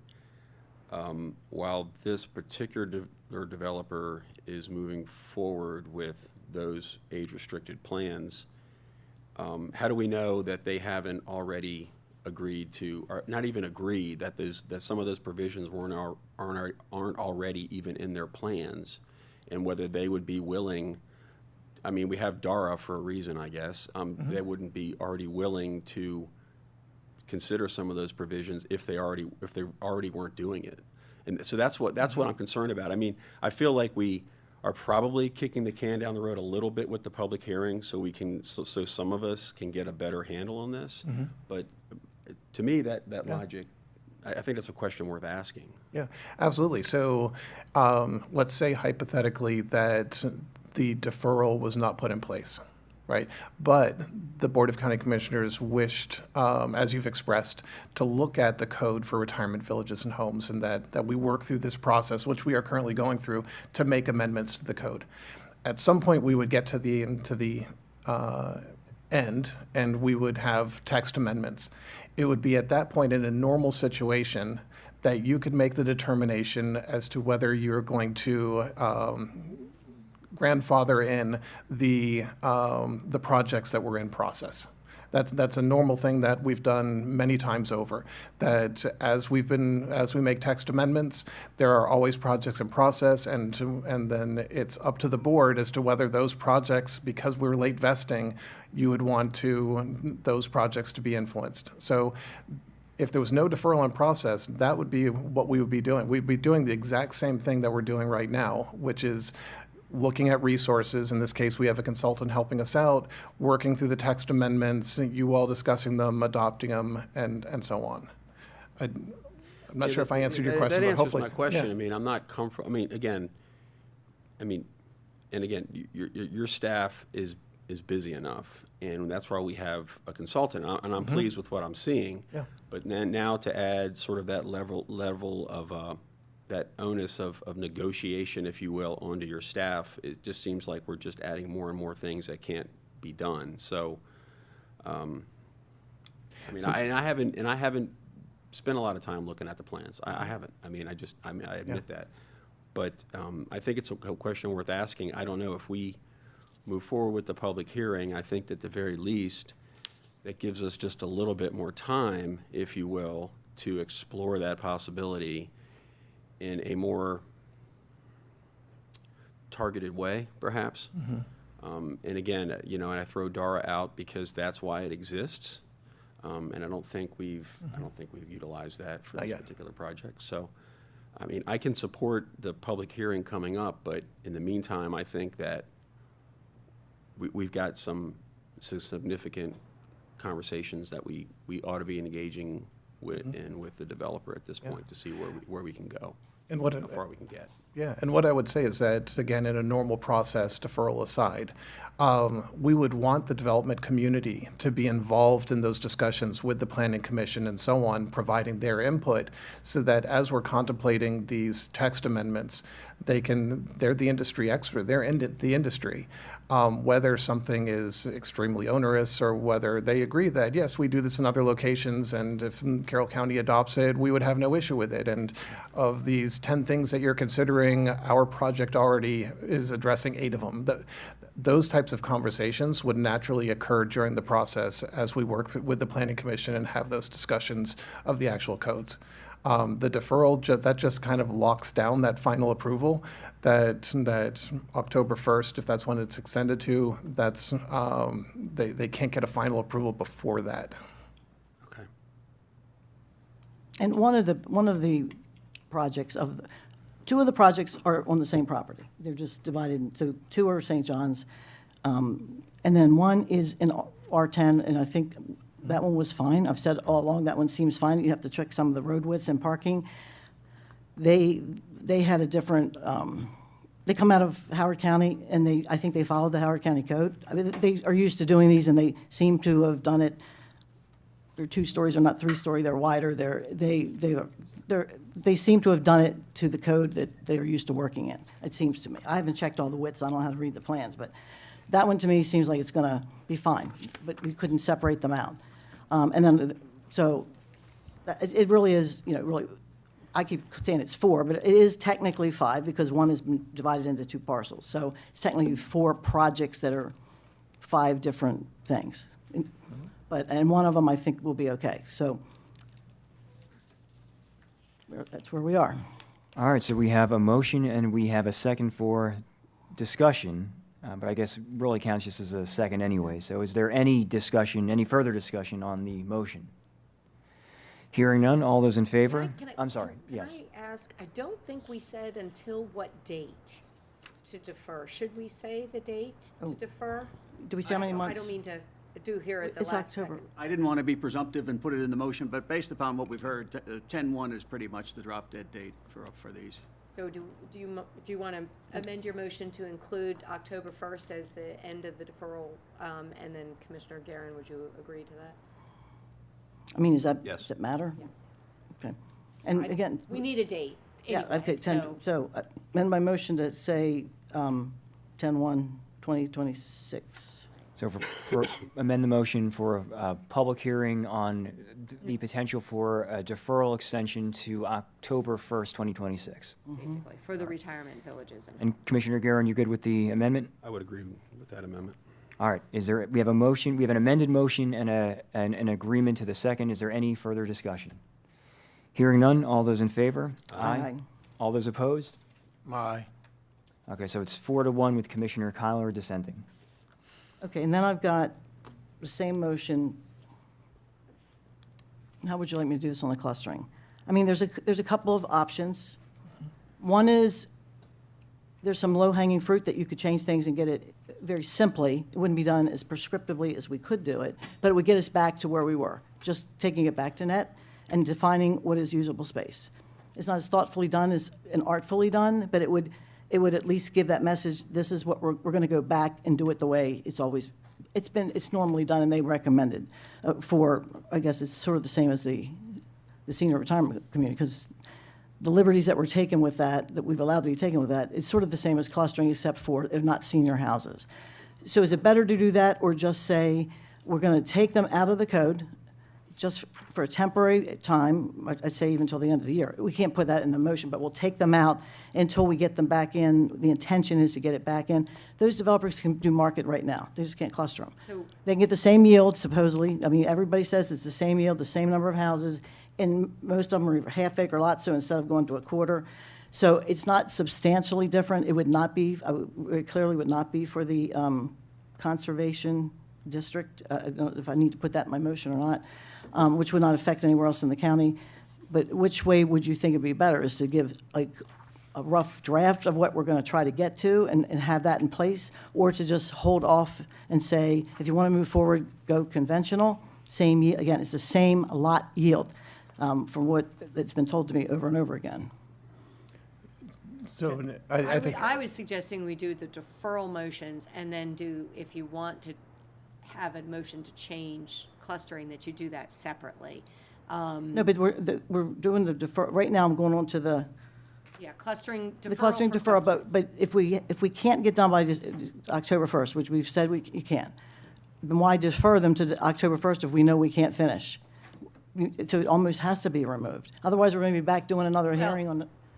So sorry, don't mean to interrupt, except that if the board chooses to give direction to go and make a modification to the cluster provisions, then you want to, you don't have to, and you want to extend the deferral, that then would prevent anything from being clustered, any development coming in and getting clustering, between now and the time you're able to change those provisions. And I don't know, Does that make sense? when we started this, there was none in the hopper at all. Right. And the two that were doing it are moving forward, and they're ready, they're Yes. moving. So, and they're large, they're very large projects. So there's no one in the hopper, there's no one that I know that's affected by it. So that's why I was just going to say, put it on halt if they feel like they need to move forward. So you could just. They could do conventional, huh? There's no moratorium, it's just moratorium on doing a clustering. They can still, on all these properties, you can still build, you just can't build under this provision. Yes. Correct. But if you want to prevent anyone from coming in tomorrow to file a cluster plan, Oh, I know what you're saying. then Defer you it. should extend the deferral Okay. until you have the chance to do whatever slight modification you want to do to the. But I'm cluster. suggesting if we're going to just say, take it out for now, then you don't have to worry about what the timing is of it. And then, and you're given, there would be no need for the deferral. Yes, you're probably right, because as Chris said, the two that were in the Freedom area are exempted and from the deferral, and we don't see any coming in anytime soon. And if it is a 1 or 2 planning commission meeting and then back to the county commissioners, you're still talking 2 or 3 months, I would say, to get through whatever changes to clustering you want to do. But I'm going to speak for, they're going to shoot me later, but I do believe they could probably get that done before the deadline of October 1st. And if someone comes in with a cluster plan now, and we're in the middle of making these changes to, let's say, eliminate it, just to keep it simple, they would just have to eliminate it. If they filed a cluster plan tomorrow and in August, the board votes to eliminate clustering, then they would have to make modifications to their plan. Do you understand? I understand. Without if the deferral. I don't know how to put that in a motion. The other question is, in the old days, a few years ago, we used to require you to present them both ways. So Would that be an option, that you could have to do it both ways, and that way there could be a. I think we're having a hard time, if I may, I think we're having a hard time trying to figure out what this motion is going to look like, because I'm trying to figure out why even extend the deferral past June 18th at this point. Right, so If we're going to I have a commit suggestion. ourselves to was that where you were going with this? I think Yeah. if maybe then you, Commissioner Krebs, make your cluster change motion, and if that works, then you can allow the deferral to expire. If it doesn't work, then you might want to extend the deferral. I don't know. Okay, so I've got a procedural question. The topic on the agenda was possible extensions of deferrals. I don't know if it's legal to do motions that we want to change zoning, and I definitely don't think it's fair to the public who looked at this and thought what we were going to discuss, and totally changed the subject. it's the same Actually, subject. I was going to say, on that note as well, I would not be comfortable voting on something out of nowhere today without having had the chance to consider what it is. That's why I'm advocating, I think, for now, that sometimes the best All right, so solutions, the best approach is to do nothing. All right, so how about if we extend the deferral and then put it on the agenda for next week, that the possibility of taking, because if we don't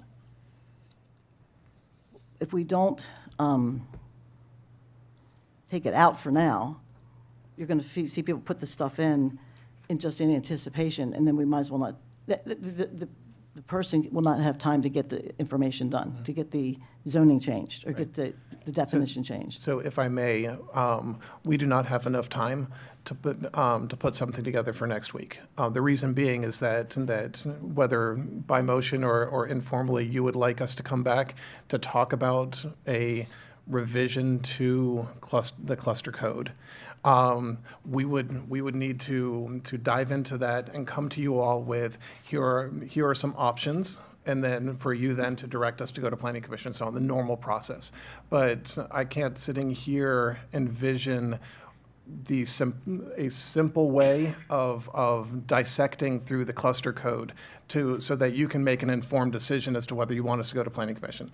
That's going to take some time, and so I need more than a week. Well, what I was to come back suggesting to at you. first is just taking it out temporarily until the consultant, which would at least make us legal past October the 1st. Understood, So but that- but even taking it out, that needs some thought. It's because of the way the code is written and the interrelationship between conservation district versus the residential district and so on.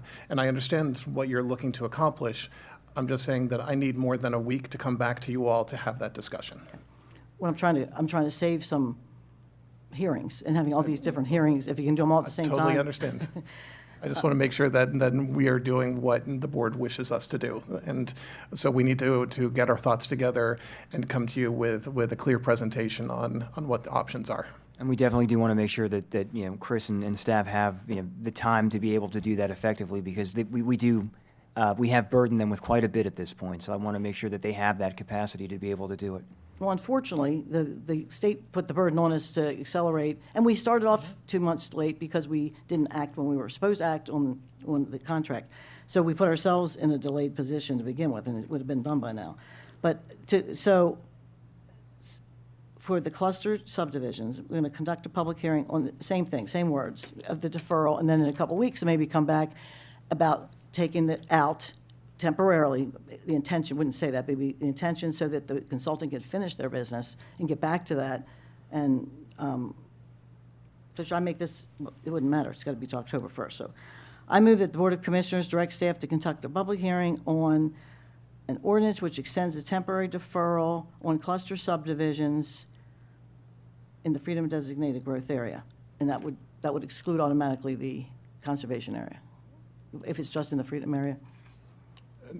Excluding the conservation area? No, because there is conservation zoning in the Freedom area. So Excluding- we don't have to. If your motion is just extending the deferral, then as you stated, it is fine. We don't have to differentiate conservation versus residential. In order to conduct a public hearing. Chris, if I'm not mistaken, that's not just the final approval, it's the processing and reviewing as well. Correct. Yes, that is the current code is. So should I put all those words in for processing, since they haven't even, nobody started, that way they wouldn't keep moving along? The original motion, the Original language? was processing, review, and approval. All right, well, so maybe I should just do that. That way it would not. Keep it simple, It would keep it simple. So I'm going to take that motion away and just put the original back. I move that the Board of County Commissioners direct staff to conduct a public hearing on an ordinance which extends the temporary deferral on cluster subdivisions, extends the temporary deferral for processing, reviewing, and final approval of cluster subdivisions in the Freedom Designated Growth Area in order to conduct a public hearing. And do you want to put a date on that? October 1st? October 1st, yes, 10/1. All right, we have a motion. Do we have a second?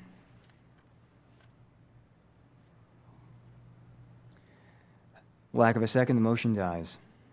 If I may, Commissioner Krebs, it sounds to me like what you're asking is for a discussion by the Board of County Commissioners to take place to add to the agenda a discussion about removal of cluster subdivisions within the Freedom area. I think that's probably what the appropriate ask should be, and that seems like it makes a lot more sense. And that way we probably avoid a lot of extra work if it's not going to be necessary. So my suggestion to you would be and we have the authority to do that. We have already established that one commissioner can ask for something to be on the agenda. So my suggestion would be for you to ask that a discussion regarding cluster divisions being removed from our county ordinance be added to a future agenda item. And when does the deferral for that run out? June 18th. So what happens if we can't get that done, what happens in the interim? So that would be, it would follow normal process in that if somebody were to come in June 18th with a cluster subdivision, we would accept them, we would start processing them and so on. If the county commissioners were to adopt a code between then and October 1st, that project would be subject to those new codes because until October 1st, it's a late vesting, we're late vesting. On October 1st, if you haven't taken any action, then that project would be vested with the codes that were in place at the time. Okay, so would it be reasonable for you if we come back in a couple of weeks before June 8th? I'd like to get it done and we're going to have another public hearing, but with the intention that we remove that temporarily. So just to be clear, you won't have the whole, staff will, before June 18th, for sure, staff will be able to come back and give you a presentation on what we could do to remove clustering from the zoning code. It would then, again, need to go to planning, you would give direction to go to planning commission, they would do, their work, and then it would come back to you for one more meeting, and then generally speaking, go to public hearing. So we're talking probably about a 3-month process, but staff can certainly come back here to talk to you before June 18th about the first leg of that process. And if you come up with a better way to get there, right now, no one's affected. The intention is to take us back to where the intentions of clustering and where it is, how it's all pretty much done everywhere else. And we take it back to the way it was written, maybe not interpreted all the time, and it should be no surprise. We're trying to get back to where we were before some of this stuff was changed without a lot of looking at it. And we've already paid the consultant to look at it. So is that suggestion of mine something that you're willing to? Because again, the process with the consultant's going to continue. Yes. And now we've got this potential October 1st date, which none of us really were tracking, I don't think, quite closely. I wasn't. So it's going to happen no matter what. It's just a matter of, is it going to happen before June 18th? No. Is it going to happen before October 1st? It has to, and it does provide us enough time. So, I mean, again, I will say I can't predict how the vote's going to go, but if you'd like to add that to a future agenda, again, I think that's the way to go, and I don't even know if we need to do a motion for that or not. Well, generally, the rule that I've always followed is if a commissioner asks for something to be on the agenda and it hasn't already been brought up and decided by the majority of the board, and that person wasn't part of that majority, they can have it on the agenda. So all you need to do is ask. Well, I'm just trying to figure out how to get to where we're trying to be. Yep. I think we understand, and we will have staff come back with some more information about clustering and recommendations about what could go to the planning commission to remove it. And considering the timeline. Yes. Okay, Yep. so do you want me Totally to understand. withdraw Does that this make sense, motion on the Commissioner clustering? Yep. You'll be back in a couple of weeks? Yes. With just your thoughts on, if something else pops in your head in the meantime, but the intention is to get this stuff done and have applied to things that aren't even in the pipeline yet. Yep. There's not many parcels left to do these things. And again, I've been reading about and I want to add to the consultants to look at costs, what the costs are to these associations. Sure. Is it worth it? Okay. Does that make sense? Yeah, so officially, I'm asking you to bring back in 2 weeks. All right, thank you very much. So we have two more, thank you very much, Chris. Absolutely. So we have two more items on our agenda today. I'm going to suggest taking a 10-minute recess before going into those because they are quite substantial items. Thank you. Is Appreciate that. everybody okay with a 10-minute recess? Are we done with this? There's nothing else we needed to act on here? We're done. Not on the deferrals. Thanks for your patience. All right, we have a motion for a 10-minute recess. Do we have a second? Second. We have a motion and a second. And any discussion about the recess? All those in favor? Aye. All right, we are adjourned until, we are in recess until 12:30.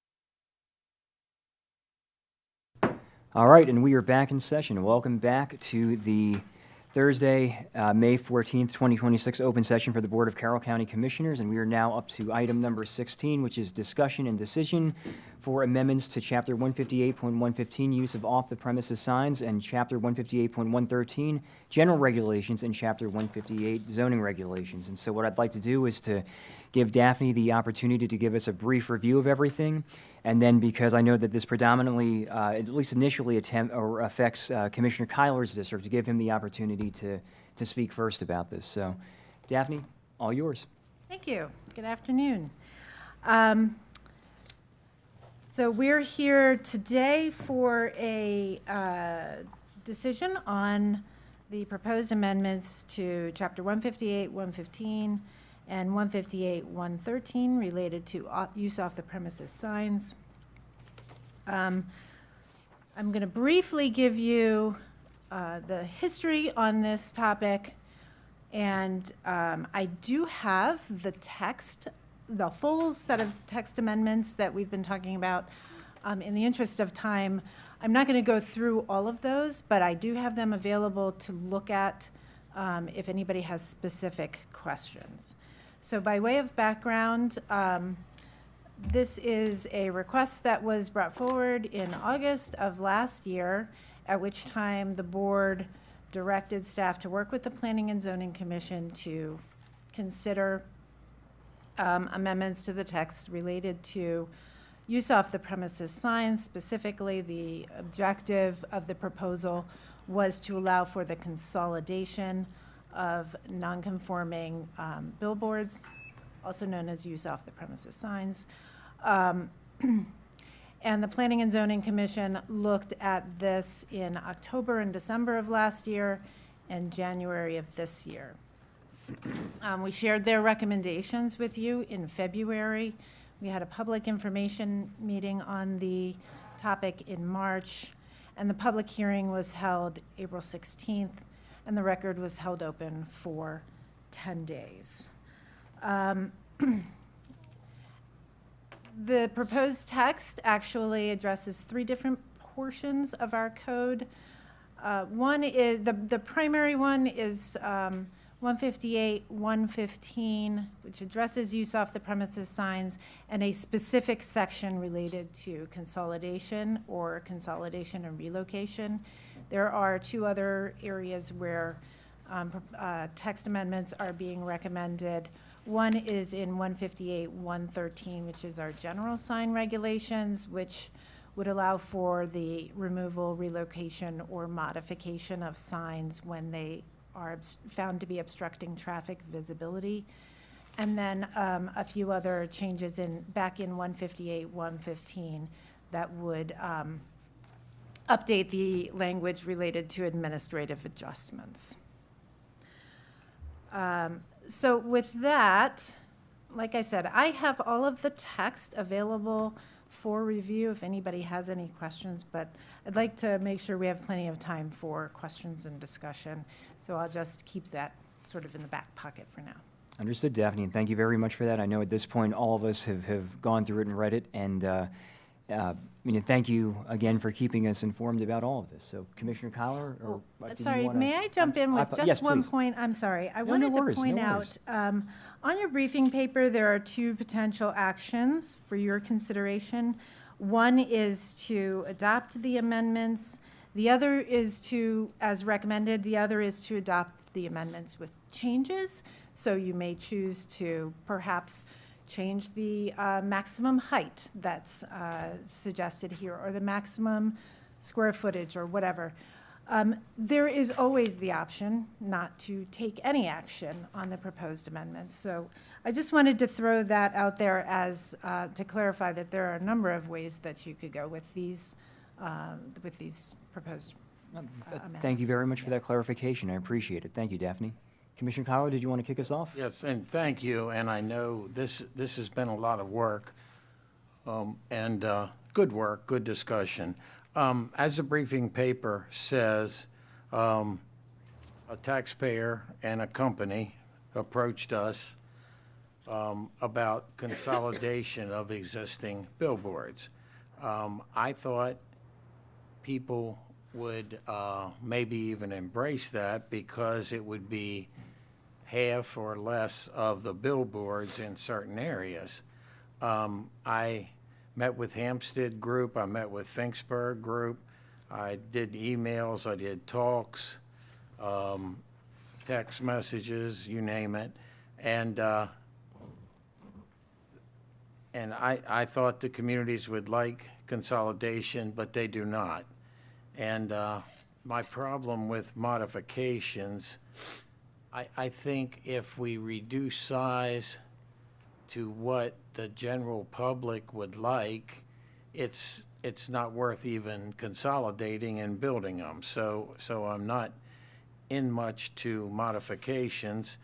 And I think this has brought up a lot of discussion about digital billboards, big billboards, non-conforming billboards, which isn't the topic for today. This topic is the decision on the amendments. So I'd like to go ahead and make a motion based on all the discussion I've had with citizens. I move that the Board of County Commissioners not adopt the amendments at this time. Second. We have a motion, we have a second. I'll open up the floor for any discussion from my colleagues. You know, I was in the same boat, and I supported this discussion, and it doesn't mean the discussion's over. No, no. By any means. In my mind, you sort of said it the same. Is it 6 of one, half dozen of the other? Would you rather get rid of a lot of smaller signs and have one larger sign that will never fall apart and that will never just look as raggedy maybe as some get? No offense to the company in question, I'm not assuming that. Or would people rather just have things the way that they are? And it would seem as though people don't want to change at this time, but it doesn't mean that the discussion needs to end. There's one of these signs that exists down in the Winfield area, and it's positioned in a way that it does great work for whoever owns it, and it's fine. No one's ever made a complaint. No one's ever said a word to me.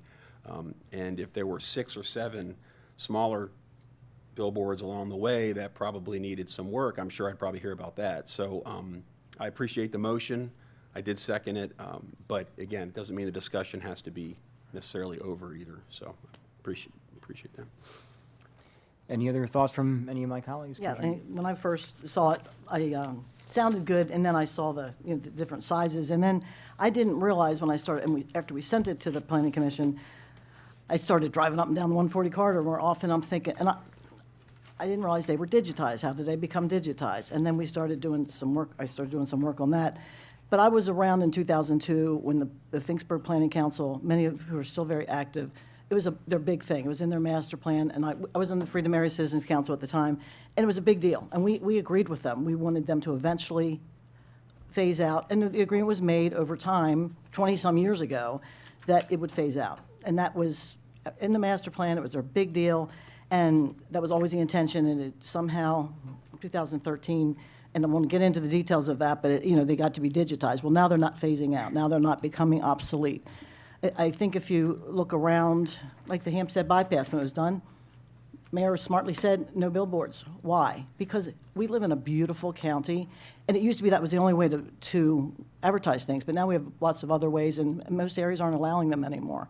They are becoming obsolete, and I do think we live in a beautiful county, and I think that we've grown up enough that we want it to maintain the integrity of our county, and the digitization is what made this, I think, pulling them together. Now they're going to be digitized tall, and I think that's what stopped it. If the digitation wasn't in there, maybe the clustering of them might have been a more palatable, maybe not so high, it might have been a palatable recommendation. So I support not moving this forward, and then we'll talk about the next thing in a minute. So Daphne just mentioned to me, and this may be my fault, so focused on the consolidation and the size and things that I sort of forgot the other 2 things that are part of this recommendation, and maybe we need a little bit more explanation on those. Well, we can. I was going to bring that up myself. That Thank there's something, for example, traffic obstructions. That sort of thing that we would come back to. But for I think Commissioner Kyler's motion is specifically about the not moving ahead with the consolidation at the current time. Correct? Yeah, I mean, Okay. yeah, my, Yeah, I just, my motion is to not adopt these changes, Well- period, period. Yeah, that's where I was going. So that's what I was afraid of, because that motion also has these other two things, the traffic issue and, right? Right. So, we just may need to modify, if you want to, just talk about consolidation in your motion, that's fine, and separate the other two things for later, or just take a moment, let's explain the other two things, and then maybe modify your motion Yeah, to include them or not yeah, include 'cause them. Is you, that you okay? guys have done a lot of work with this, and I thought, I think there was so much like focus on the Commissioner Guerin consolidation. said, yeah, it's with good intentions, and if people don't want it, they don't want it, and like I say, modifying would not be fair to the billboard company, I don't think, but go ahead. Thanks. So, so the bulk of what we've been talking about has been about consolidation. In the course of talking about consolidation, 2 additional items came up that the Planning Commission wanted to recommend to you to consider. The first is in our general regulations, section 158, 113.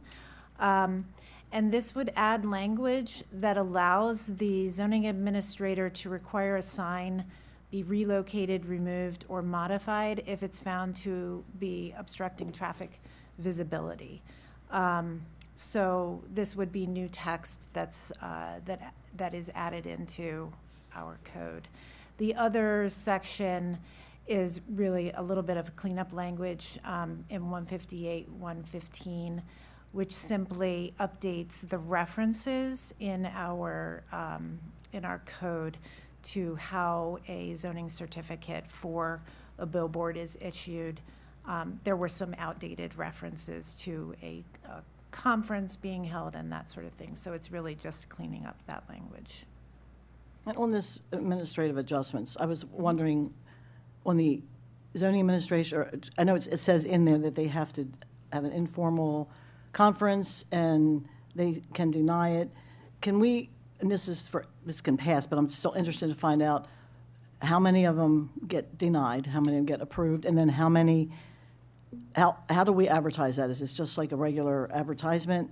Because do people participate? Do they come and say yes or no, or do they not because they don't know about it? Because that's a bigger issue of how do people know? I would have to do some research on Okay, that. and that's fine, but I just, as we're doing this, I think we should be enhancing, when we say you can have an informal conference, and if people don't know about it, and nobody's participating, it's almost silly to have it in there. So we almost need to, there's no value in it. So as we're fixing this, I would suggest that maybe, and this is for a lot of things, we come back with a recommendation on how we better communicate, that people really can know to participate. Because when I look back at some of these things, nobody participates. They don't know it. They can't read it. You can't read this stuff in the paper. You don't know what it means. So I'm just interested for the future in how many times, I mean, I read back in the minutes, and I saw when they were contemplating this, there was a lot of back and forth. It wasn't like a real certain thing about the lit stuff in the zoning administrator. But I think Commissioner Howard at the time put in, they has to go through this administrative process so people could weigh in. But then if nobody weighs in because they don't know about it, sort of not any value in having it in there. So we make sure that the intention of that extra step is able to be done. And if it's not happening, then we're obviously not communicating it well enough. So I just want to mention, Commissioner Kyler's motion was to not adopt any text amendments at this time. Any If of he'd it. like, any of it. If he'd like to amend that motion, then we should just have that discussion. But we've got a lot of good information here that we certainly shouldn't ignore for the future. But that was the motion. So, I think it's only fair to vote on it. And you did a lot of work. Like you said, they did a lot of work on this, so we probably need to. And you said any of it can be brought up next week or whenever, and I think if you guys want to come back to us and say, don't throw the baby away with the bathwater, we think you ought to look at this, I'm fine with that. But like Commissioner Krebs said, I think there's questions about that. I just felt like we just need to say no to this, which we could have done probably no action, but I wanted to be a little bit more strong than that. Makes perfect sense. I just wanted to make sure. Commissioner Gordon, is there anything you wanted to add? Nope. All right, and I just have a couple of brief thoughts myself. I'm in complete agreement with the motion that Commissioner Kyler and Commissioner Garin have presented. I mean, the issues with billboard, and this is interesting because I did a lot of reading into this. So issues with billboards go back, You did a lot of reading? a little bit. I was reading some books that may have even been older than you are. I don't know, but Wait a minute. The printing press hadn't been. So interestingly enough, so billboards really became a major issue in this country with the advent of the interstate highway system, right? Back then it was 40-some thousand miles of interstate highway, and there was such a proliferation of billboards in the late 50s and early 1960s that the federal government had to start incentivizing states to control the spread of billboards. And that incentivization program that was created in the early 60s, only a couple of states signed on to it, and one of them, interestingly enough, was Maryland. So, first of all, I want to, offer my respect because anytime a citizen brings up a concern, we should talk about it. We should have the discussion about it, even if we end up disagreeing with it in the end, as in this case, right? And I know the intent was to minimize the appearance of billboards in the county. But as Commissioner Garin had pointed out, there's that paradox arises in the exchange of quantity for scale, fewer billboards, but larger billboards. And so objectively from the renderings that we've seen, right, they're certainly more noticeable because they're larger, and arguably by their greater infrequency, they become even more apparent. And a larger billboard with a metal structure obtrudes in the environment in a way that a smaller wooden counterpart might not. So I can certainly understand and respect the bringing up of the topic, because again, anytime a citizen asks us to consider something, we should at least have the discussion. But given the evidence that we've seen and the changes that would ensue, again, I'm in complete agreement with not moving forward with those changes. So I think that was a fantastic motion and a second. And Commissioner Gordon, any other thoughts or anybody? No, none at this time.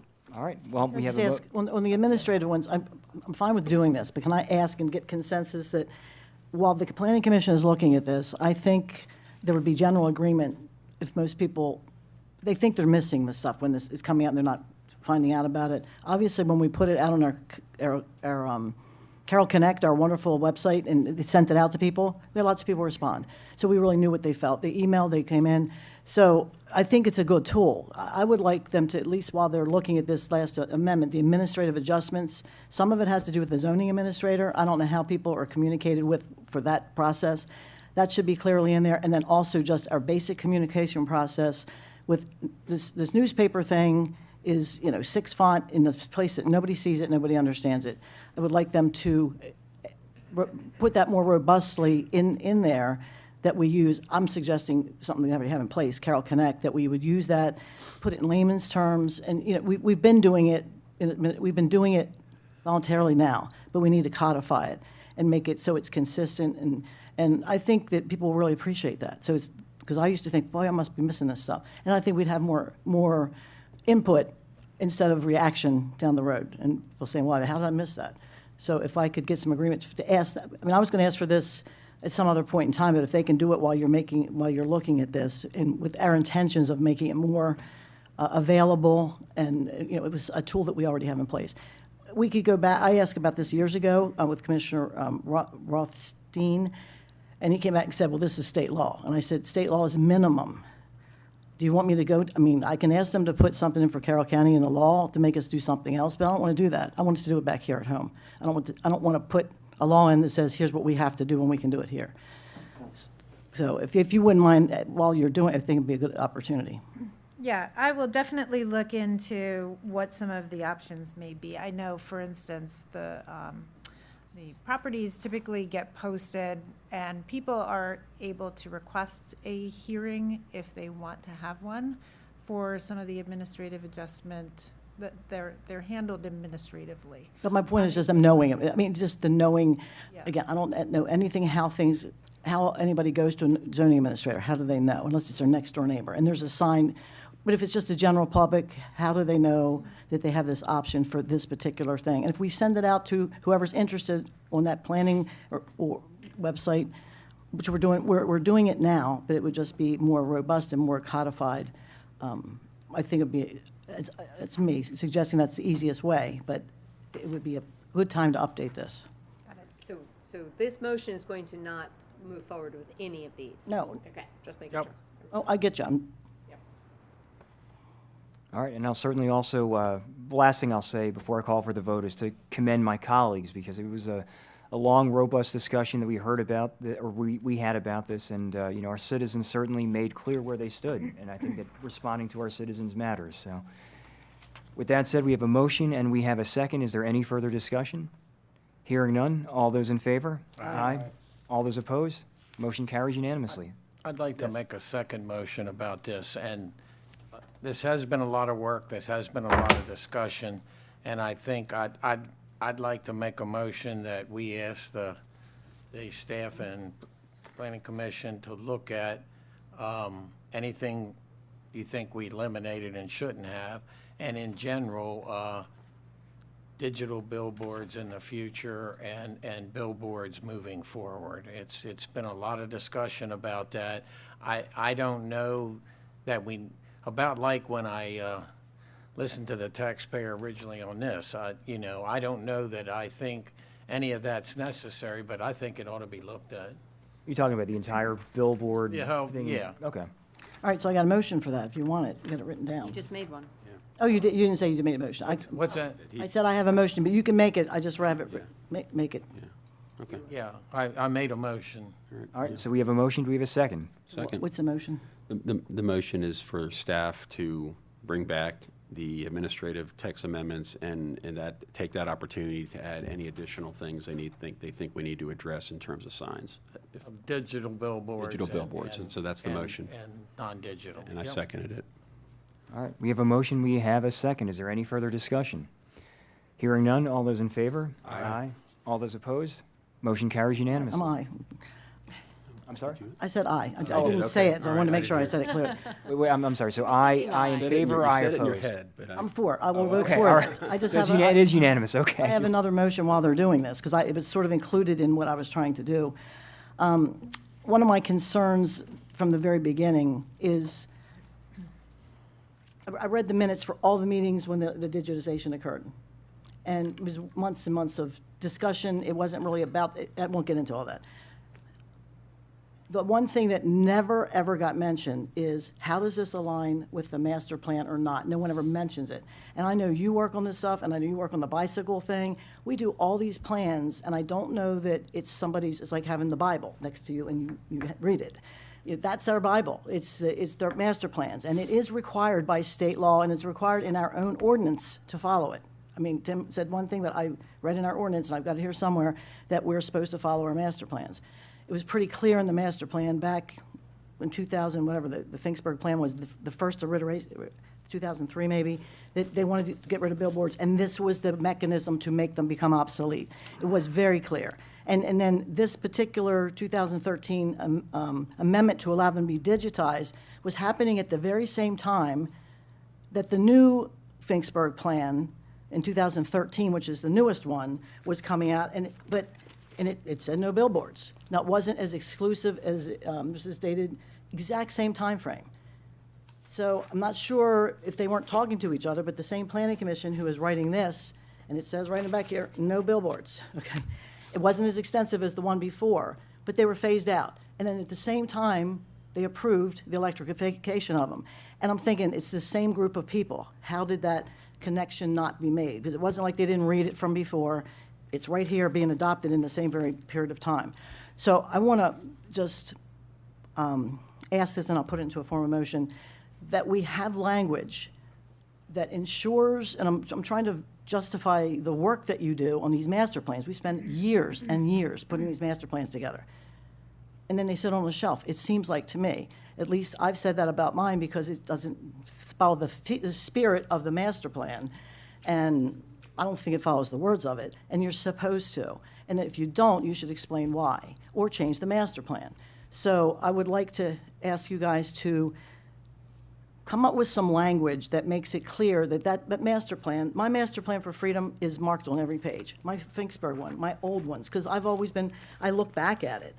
Even the document that was put out is called Shaping the Finksburg Gateway. Somebody spent a lot of time in, I forget what year, it was in 2013, maybe you wrote it, Daphne, Shaping the Finksburg Gateway to Carroll County, Maryland, talks all about signage, and clearly in here, discourage signs, billboards, off-premise signs.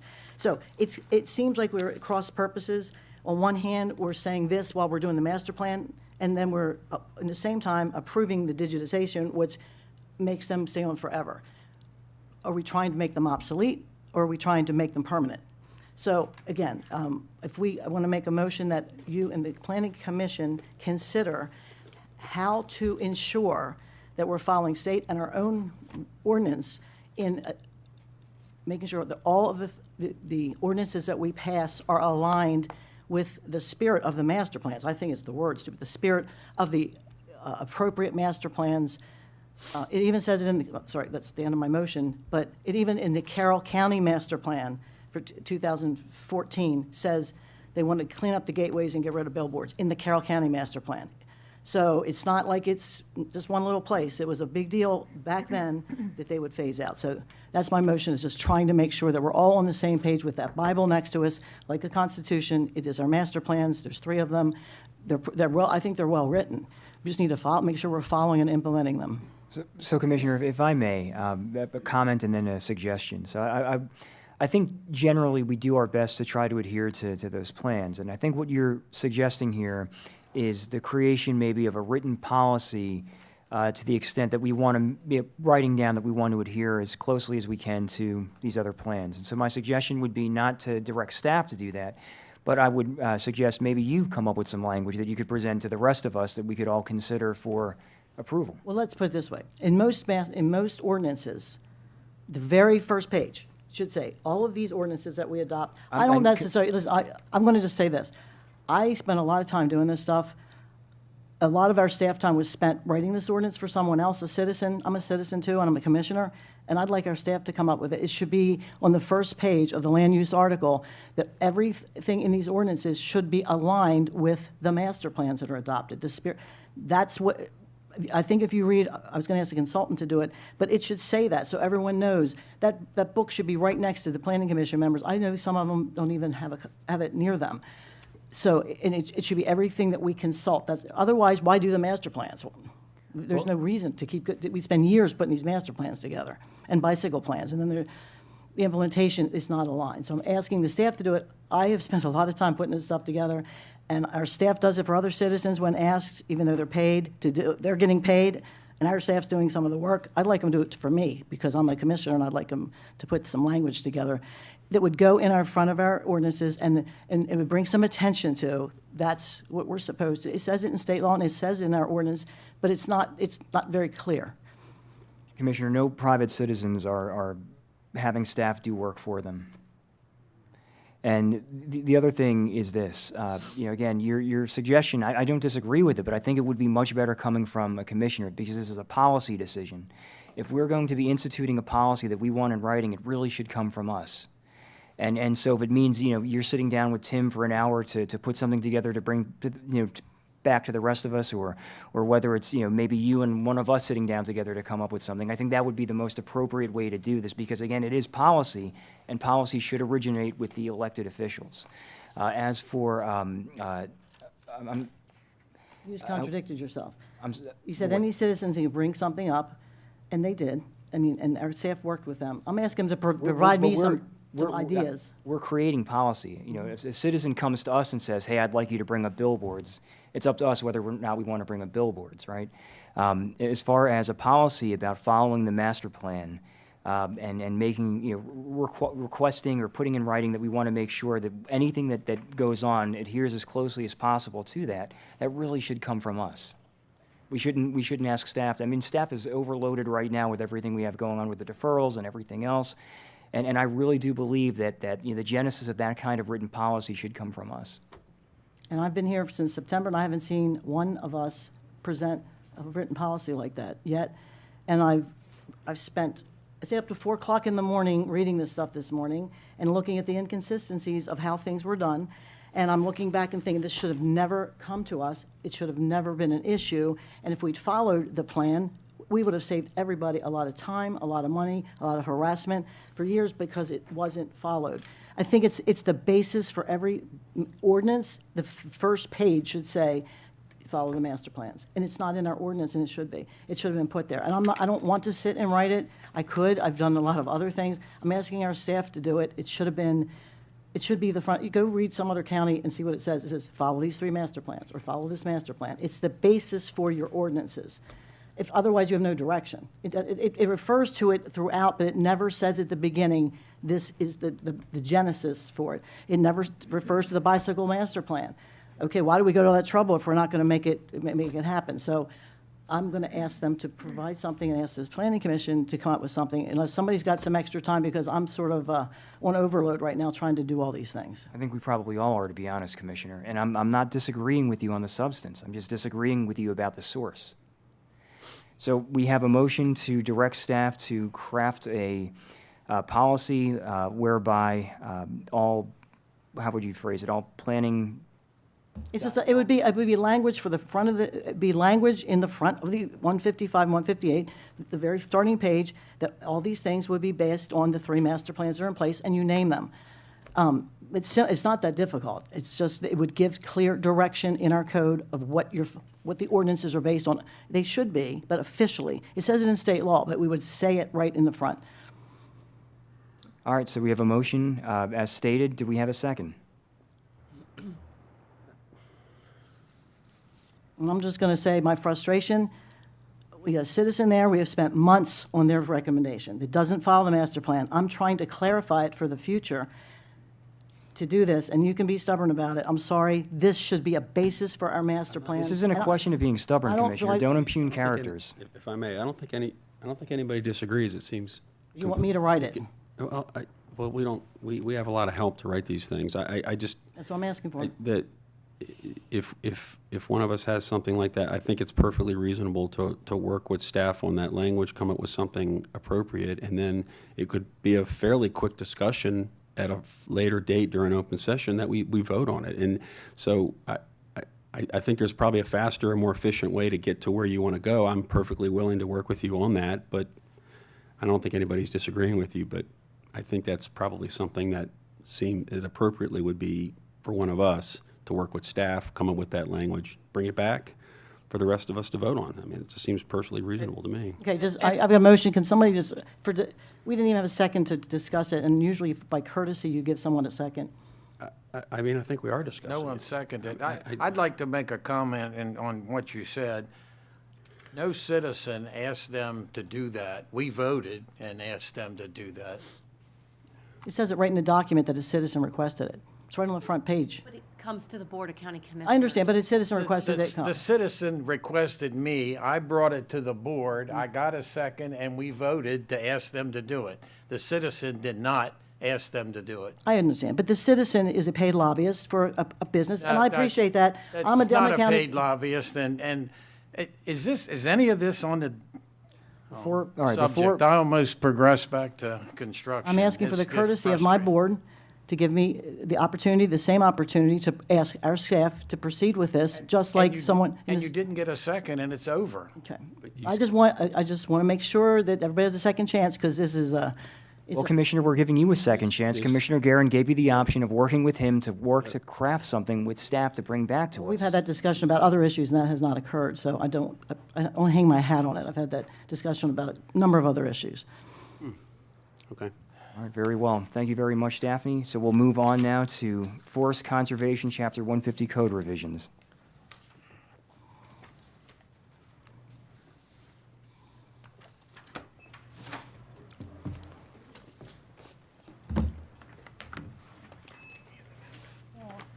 I was gonna pull it up, but I figured to drive the PowerPoint. Yes, yes, you talk. Good afternoon, everybody. Afternoon. Afternoon. Nice to see your smiling face. Oh, that was Good to be That was a here. good. Nice to be here, yes. You need to teach me how to smile like that. Well, thank you, and good afternoon, Commissioners. We are here today to discuss forest conservation code changes. So, a little background, and before we get started, Jonathan Bowman, our Forest Conservation Coordinator, will be leading the presentation today. So a little background on the Forest Conservation Code that was adopted in December 8th of 1992 and was a result of the passage of the State Forest Conservation Act. So we're here today to present code changes that stemmed from a Senate bill, Senate Bill 526, that was passed in 2023. And along with that are proposing some other code changes that we feel would align and ease certain requirements that are in our current Forest Conservation Code. So with that, I will turn it over to Jonathan to begin our presentation. Very good. Commissioners, good afternoon. Good afternoon. Janet. Just briefly to introduce the Forest Conservation Act, back in 1991, there was rampant development across lots of parts of the state to the extent that the state felt compelled to pass the State Forest Conservation Act to reduce the development-related loss of forest across the state. So that was the genesis of the Forest Conservation Act, and as Janet mentioned, local jurisdictions were highly encouraged to adopt the ordinance themselves and implement it themselves. What the Forest Conservation Act does, from an applicability standpoint, it looks and says if you have a project that is 40,000 square feet in size or greater, that forest conservation applies to that project. In Carroll, we also have a 20,000 square foot forest clearing threshold that is part of the applicability as well. So being over those thresholds is what kicks a project into having to address forest conservation law. Now, what does address mean? Addressing forest conservation means that you have to get a surveyor or engineer to prepare a forest stand delineation. So they delineate the resources, the natural resources on the property, streams, wetlands, topography, forest cover, things of that nature. They do a forest conservation plan, which is going to show the development that's proposed for the site and how much forest impact, how much forest clearing is related to that development. And then finally, mitigation has to be provided for the project. So at this point, I want to explain, I think it's fairly intuitive to realize that mitigation when you're clearing forest could mean that you have to replace that cleared forest in some manner. And that's true when we call that reforestation, when that happens.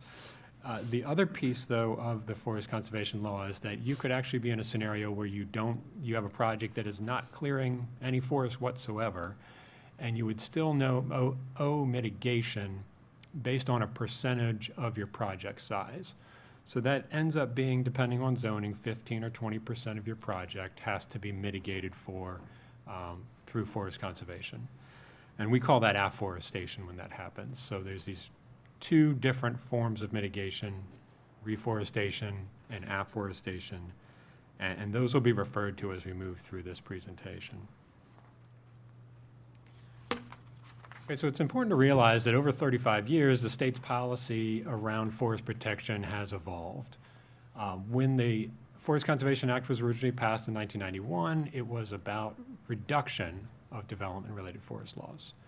Some changes were made to Forest Conservation Act and then our local ordinance as well in 2009, which they framed as having a no net loss of forest type of philosophy. And then now here in 2023 with these Senate bill changes and then actually a state natural resource article change, the state's policy has become increasing the acreage of forest land in the state. All right, so just in general, the purposes of our Chapter 150 Forest Conservation Code is to conserve the county's forest resources, protect forest trees and other sensitive areas on sites from development, or during development, and then to implement the Forest Conservation Act through county code. Now, as Janet had mentioned, the main reason we're here before you today is because of changes in 2023 from a Senate Bill 526 that was passed. And we're going to talk about those in our first section of our presentation. These are changes that are supposed to be adopted by July 1st of this year. And then we're going to move into a second discussion after that, which is related to some staff-recommended changes that would ease requirements related to the Forest Conservation Code that we have. Now, I will point out, the Senate bill was authored by the Chesapeake Bay Foundation. It was most informed by two things. There was a 2022 study of forest cover and tree canopy in Maryland called the Hughes Study. And the results of that study informed what Chesapeake Bay Foundation proposed for those Senate bill changes. There was also an Abingdon Woods development project in Harford County, which the Chesapeake Bay Foundation actually sued over how that project was initially approved. And so those inform the changes that we're going to discuss with Senate bill changes today as well. Okay, to summarize, so there's 5 major changes that we'll be talking about related to the Senate bill, and they're shown here on this slide. That's addition of priority retention areas, requirements related to clearing priority retention areas, revised mitigation requirements, retention banking, and revised stream buffer definition. And we'll go through these one by one. Okay, so priority retention areas are areas of land that are considered especially sensitive or ecologically important. Right now, the priority retention areas that currently exist in the code are things like stream buffers, steep slopes, and critical habitats for rare, threatened, endangered species. You can see a map that shows green areas. It's not to imply that these areas are all forested, they're not, but these are priority retention areas that we currently have, and you can see that they're mostly related to stream buffering as they follow a lot of our stream segments and stream channels. Okay, so this shows 2 contrasted maps between what we currently have as priority retention areas and what the Senate bill proposes on the right side there.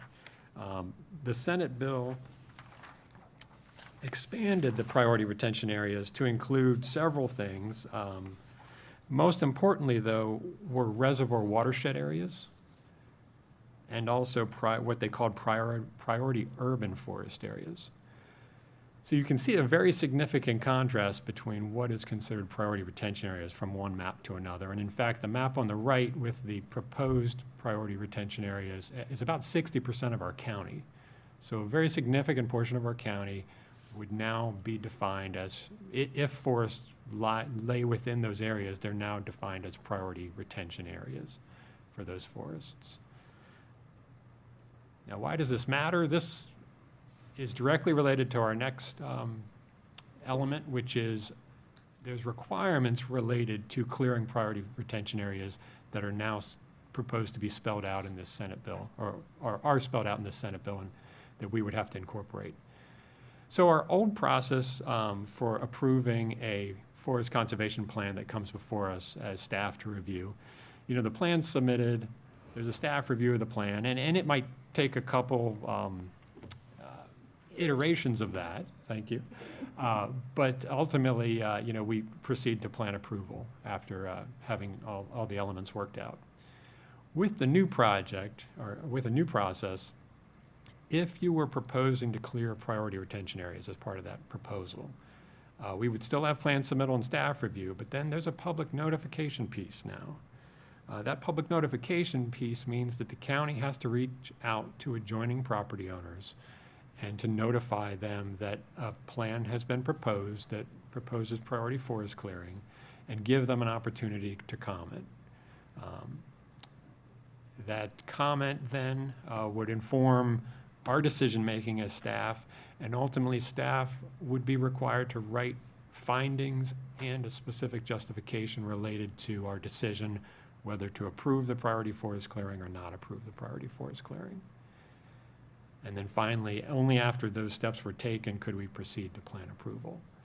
So a very significant addition in terms of staff time, staff burden, opportunity for the public to become aware of what's happening in terms of these projects and to put their 2 cents in, and potentially, through the written findings and justification, there'd be a very clear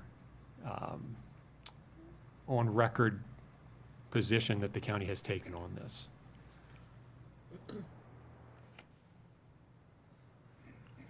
Okay. Our third piece involves increase in mitigation. So the part here is that all unforested stream buffers within a project area are required to be planted. Now, in some cases, that could mean that you actually have a planting requirement that is above and beyond the afforestation that is required. So, for instance, an example I could give is if you had a subdivision that was being proposed on a piece of property, and that subdivision incorporated a stream buffer. If the typical requirement for reforestation was 1 acre, but that was a 5-acre stream buffer that was existing there, the requirement wouldn't be just the 1 acre reforestation, but it would be an additional 4 acres of planting of that stream buffer above and beyond the typical requirement. So this could be a very significant mitigation requirement for certain projects, but I would say that the way project area is defined, in a lot of cases, will avoid this coming into play. Okay. So solar facilities, per this Senate bill change, are not subject to afforestation. So if you have all of our solar facilities that we've seen so far, none of them have cleared any forest. And if they did that, they would still be subject to that reforestation component. That hasn't changed. But they, per this change, would not be subject to providing afforestation, which is that 15 or 20% of mitigation related to just the fact that you're building something and you're developing a site.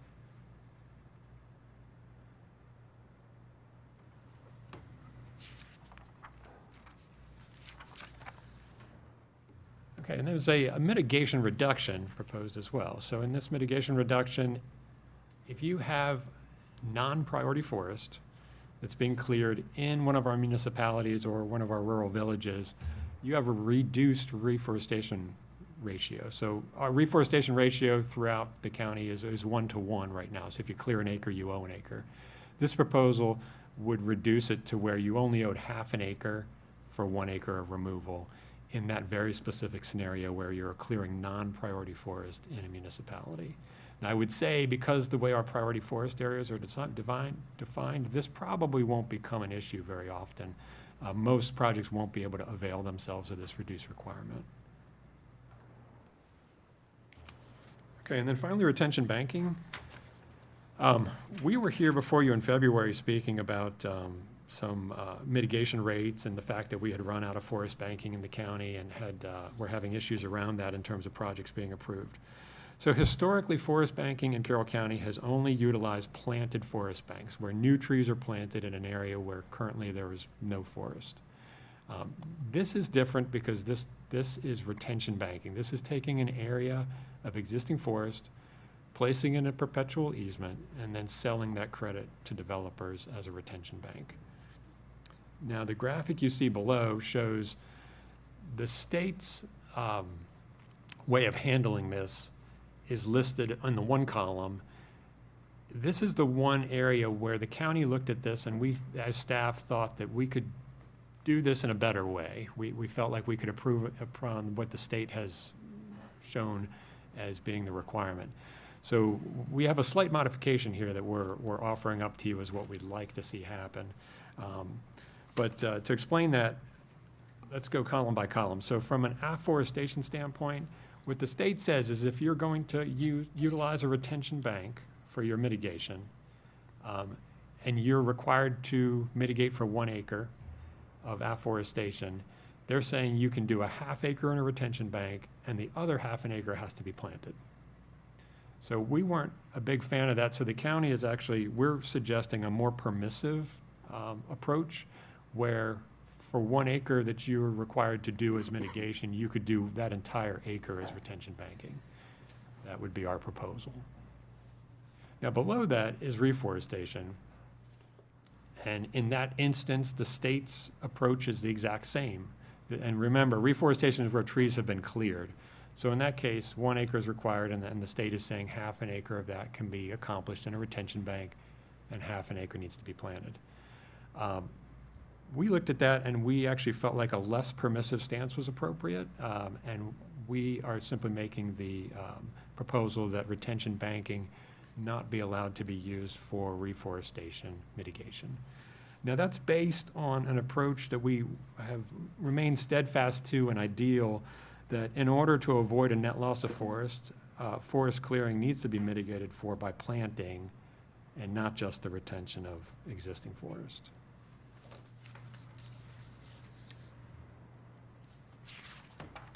Okay, and then lastly, under the Senate bill changes, there was a revision to the stream buffer definition. Previously, the state's stream buffer definition was that a stream buffer was 50 feet off of any stream segment. They revised that to say now that the stream buffer definition is to be 50 feet off an intermittent stream, so a stream that flows periodically, but not throughout the entire year, and then 100 feet off a perennial stream, which would be a stream that flows throughout the entire year. Okay, so those were our changes related to the Senate bill, the changes that the state is saying we're required to adopt by July 1st. Are there any questions around those changes specifically before we move on to the staff suggested changes? A few. On the stream buffer in particular, how strict are they with types of trees, and are they different ones there? I've seen, even under current laws, some landowners they think the trees that were specified might not survive where it's more wet, and obviously a stream buffer is. Do they do any kind of different trees, or it's the same? So, yeah, so there's a lot of species, obviously, that can be utilized. Native species have to be used, but I would tell you it's the expectation that the trees being planted are appropriately designed, and the species that are recommended are done professionally, because the people who prepare these plans are supposed to be foresters, landscape architects, or what are termed qualified professionals who should have the expertise to put the right species in the right place, essentially. And then retention banking, I think that's great. We needed it. But my only concern, I think, on reforestation, when you guys were looking at rates for people, you differentiated between developers and homeowners. Yeah.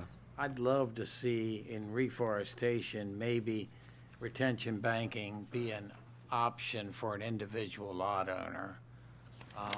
If you don't want to do it for developers, so be it, but, you know, I think there's people now that have to plant trees and half their site's forested. They could maybe count that. So, I understand what the county's thinking was there, but I just wondered if that could be an option you consider. Understood. And I'm done. No, and I agree with, I think that's a good option. You know, we had spoken a few months ago, and I educated myself more, thank you, Jonathan. Because our county is so much ag, we have less forested area. I mean, it's just natural. You can't grow crops with trees. So we're naturally one of the, as you said, one of the least forested counties, and it's sort of by choice because we put farmland. So the more that we take up doing these forested trees, you're taking up land that we need for all these other things. You want to build homes, you want to have stormwater, whatever. So I think having existing retention banking on a lot that's already there, a wooded lot, it would make sense because we're trying to meet the spirit of the law, but also the practicalities of the decisions that we've made, you know, for how we're going to grow our county or retain our county, and they're not consistent with some of the stuff the state tells us. And then I look at with the solar. One of my frustrations with the solar is that the state seems to not incentivize them to put it over already impervious surface. If you would incentivize that, we already have impervious surface. We have parking lots. But by not making them do anything on raw land, it's the cheapest, easiest way to do it. So you're basically incentivizing that, which takes away room to do the things they say they want to do, whether it's housing or whether it's reforestation. You can't put a tree on top of a solar panel. So sometimes it just doesn't make sense of how they incentivize or don't something they want to do because it's at cross purpose with the other things they say they want to do. So can't change them, tried for 20 years. Sometimes things just don't make sense and we think differently. But this would at least, I mean, we're never going to be the most forested because of ag preservation. We can't. We've got another goal in place. So knowing that, I mean, you can't just look at raw numbers and say Carroll County's not forested.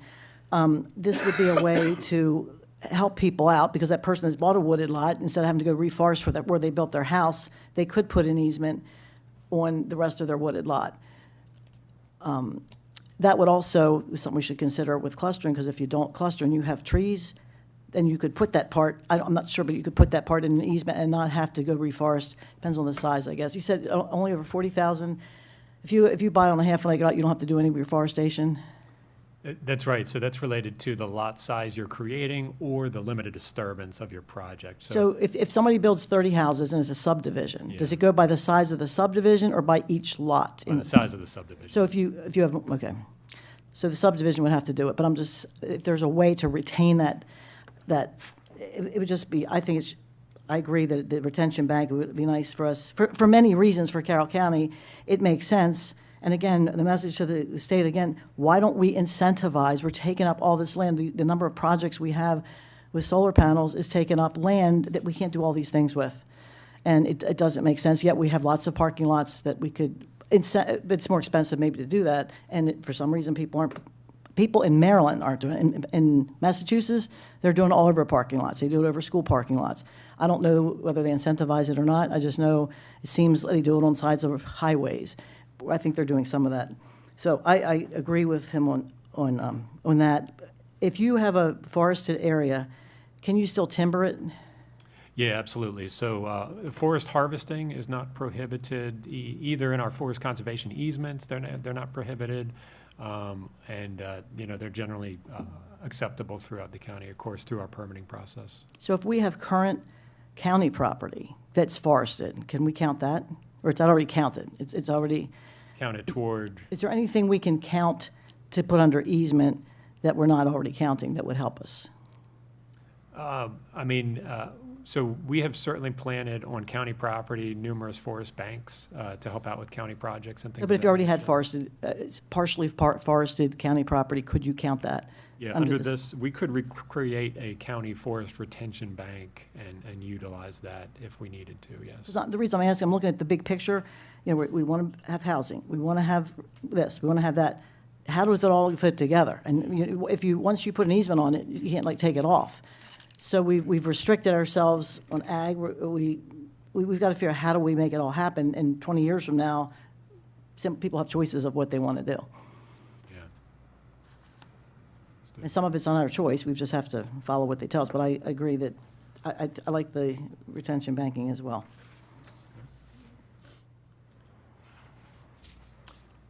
Okay.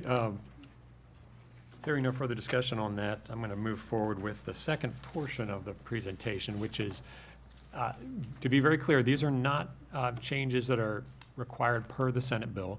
These are staff recommended changes. When we were looking at opening up the code, we were looking at the current environment with cost of housing and the challenges that puts in everybody's life. We looked at some things that we could perhaps tweak in the code, and we're going to present those now.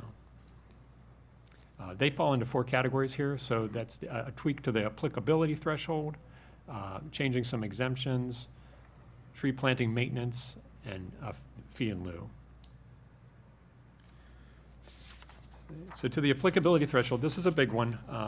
So as I mentioned, we have an applicability, the state has an applicability of 40,000 square feet related to a project size, and we follow that. But one thing where we're more stringent than the state is we have said for a long time that if you're clearing forest specifically, clearing 20,000 square feet of forest or greater kicks you into the applicability of the code. We're proposing to ease that back, to have that forest clearing threshold eased back from the 20,000 square feet to 40,000 square feet, and that would align with the State Forest Conservation Act.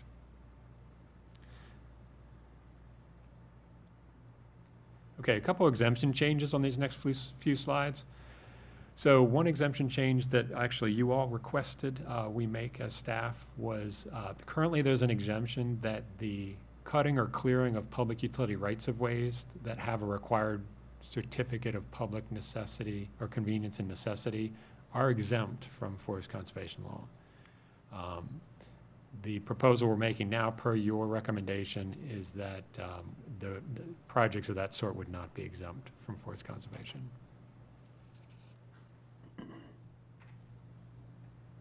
Okay, two additional exemption changes, and these are really tweaks to existing exemptions.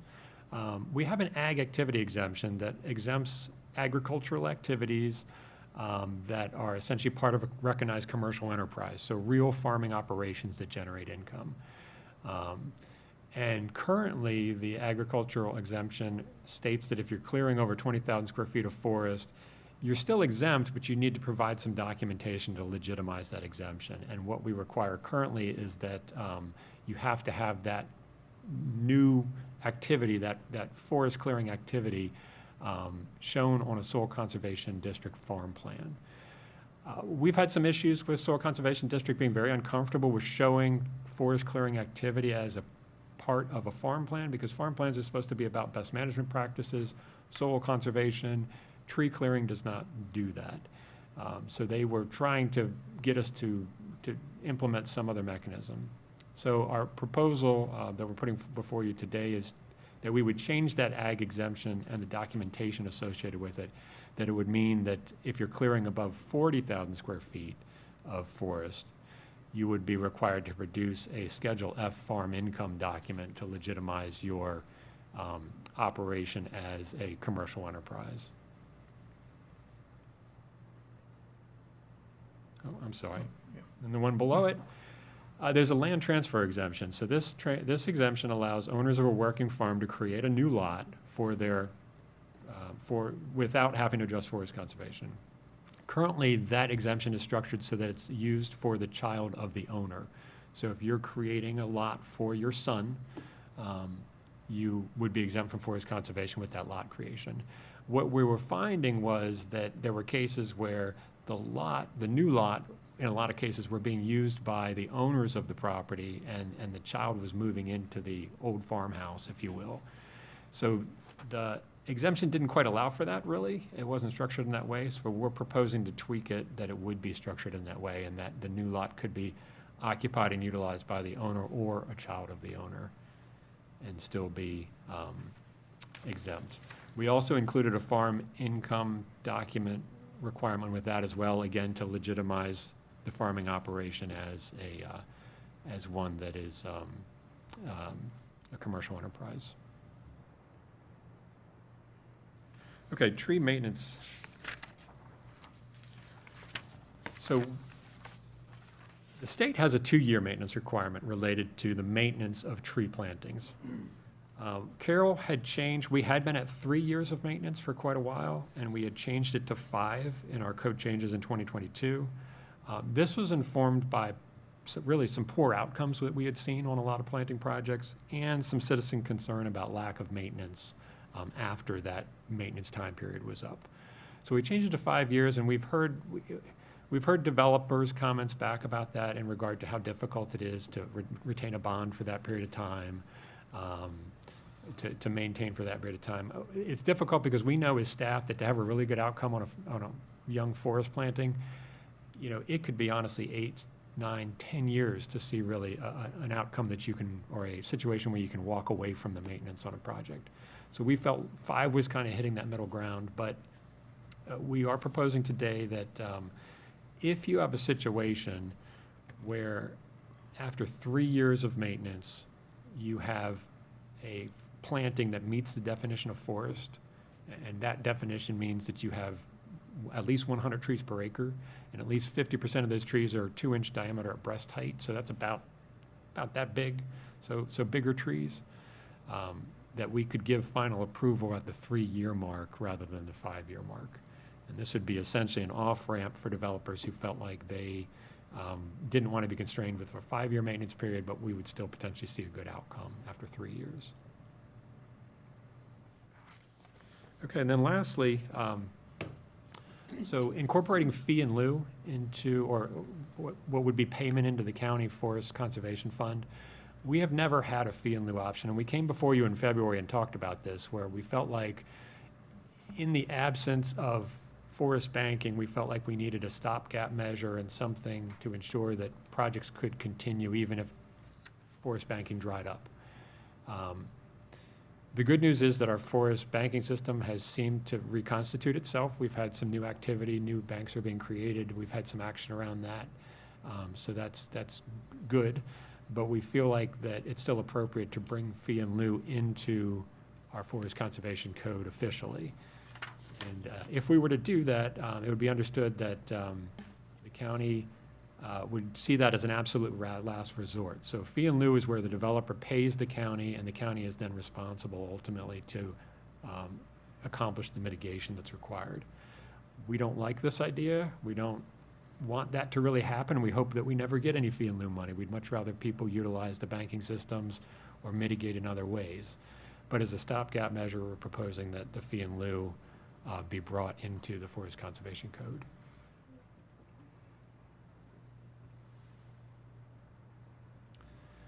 Okay, so that's the last of the changes I wanted to highlight. This is just giving you an idea about where we've had this discussion and who with in the past. So we actually submitted draft code changes to the Department of Natural Resources back on November 7th of 2025. DNR has never given us an official thumbs up regarding those changes, but they have messaged to us and all other jurisdictions that we should adopt what is necessary to meet the deadline, and that they will essentially assess our programs at some point thereafter.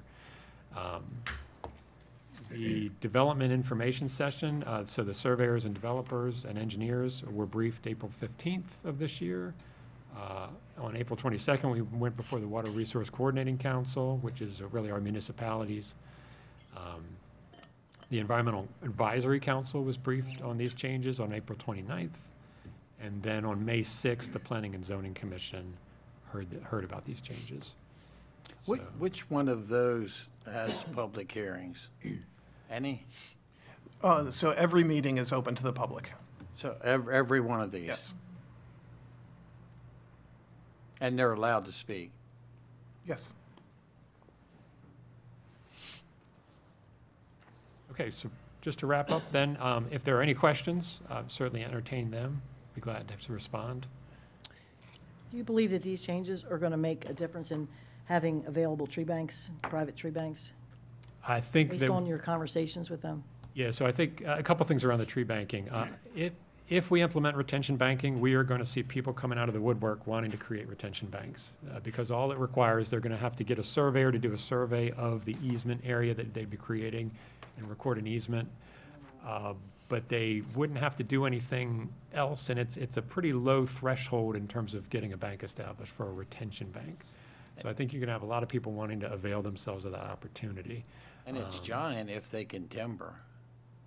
Yeah, so being able to do a selective harvest on those Yeah. areas would be permitted. Yes, some of the timbering companies, I can't think of a good word. It looks like they Yeah, it's not a clear cut. ravage the woods. yeah, And we they wouldn't leave see that. tops, but they don't leave any small trees. But that won't be allowed here, obviously. Yeah, I would say if you are proposing a forest harvest in what is a forest conservation easement, you actually have to have a forest stewardship plan drawn up by a licensed forester, and it actually has to be vetted through our, we have a forestry board locally, and the forestry board has to have a crack at looking at that and making sure that they agree that the stewardship plan is adequate.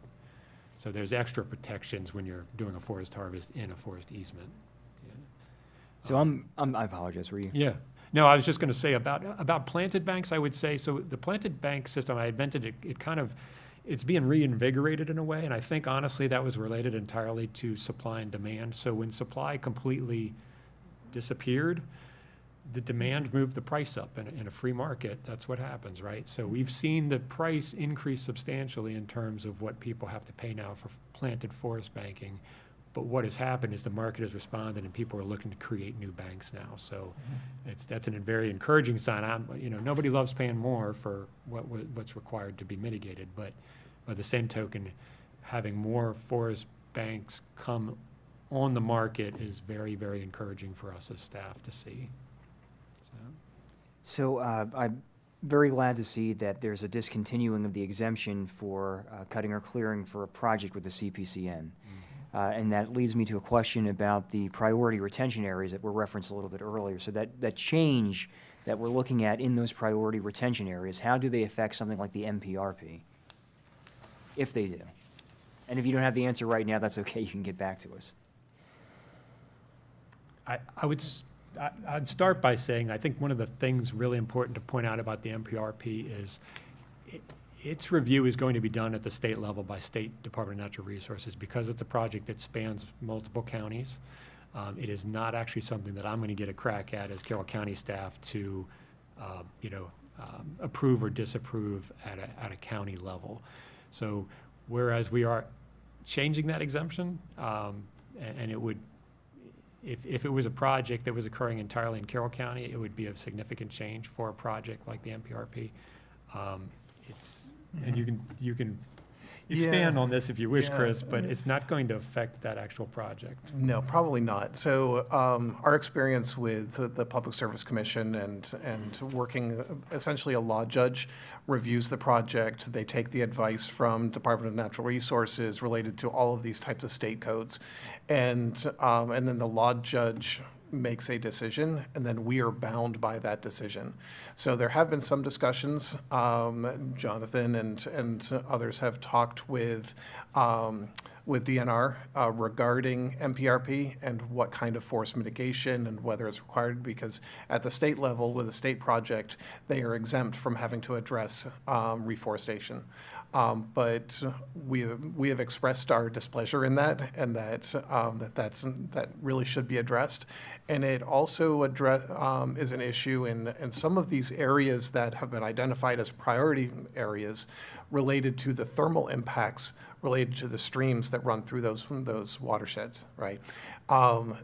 We anticipate that there are what are called TMDLs, thermal TMDLs. I won't go down that rabbit hole, but we will be required to address the stream temperature, and we don't want to be saddled with having to address if a development project such as MPRP comes through and clears trees that warm the streams, and then we are required to cool them off again. So those are absolutely things that we are contemplating and discussing with MDE and with DNR, that we feel that the MPRP project should address mitigation for these this type of clearing. Awesome. That answers my question perfectly. Thank you both very much for that. Sure. Any other questions, comments, or directions from the board? We had talked when you were here a couple months ago about, and you've done a lot of the things I made notes on, thank you, but the variety of mitigation measures, and we were talking about, are there certain kinds of ag easements? And I know there's county and there's state and there's all different ones. Are there certain ones that we could put in some of their untillable land that we could put some of these things, that's already existing? And if they have a stream in there in a mouth easement or a county easement, can they do that even on other kinds of unusable land? So the state does allow on MALF easements for a portion of the property to be put into a forest bank.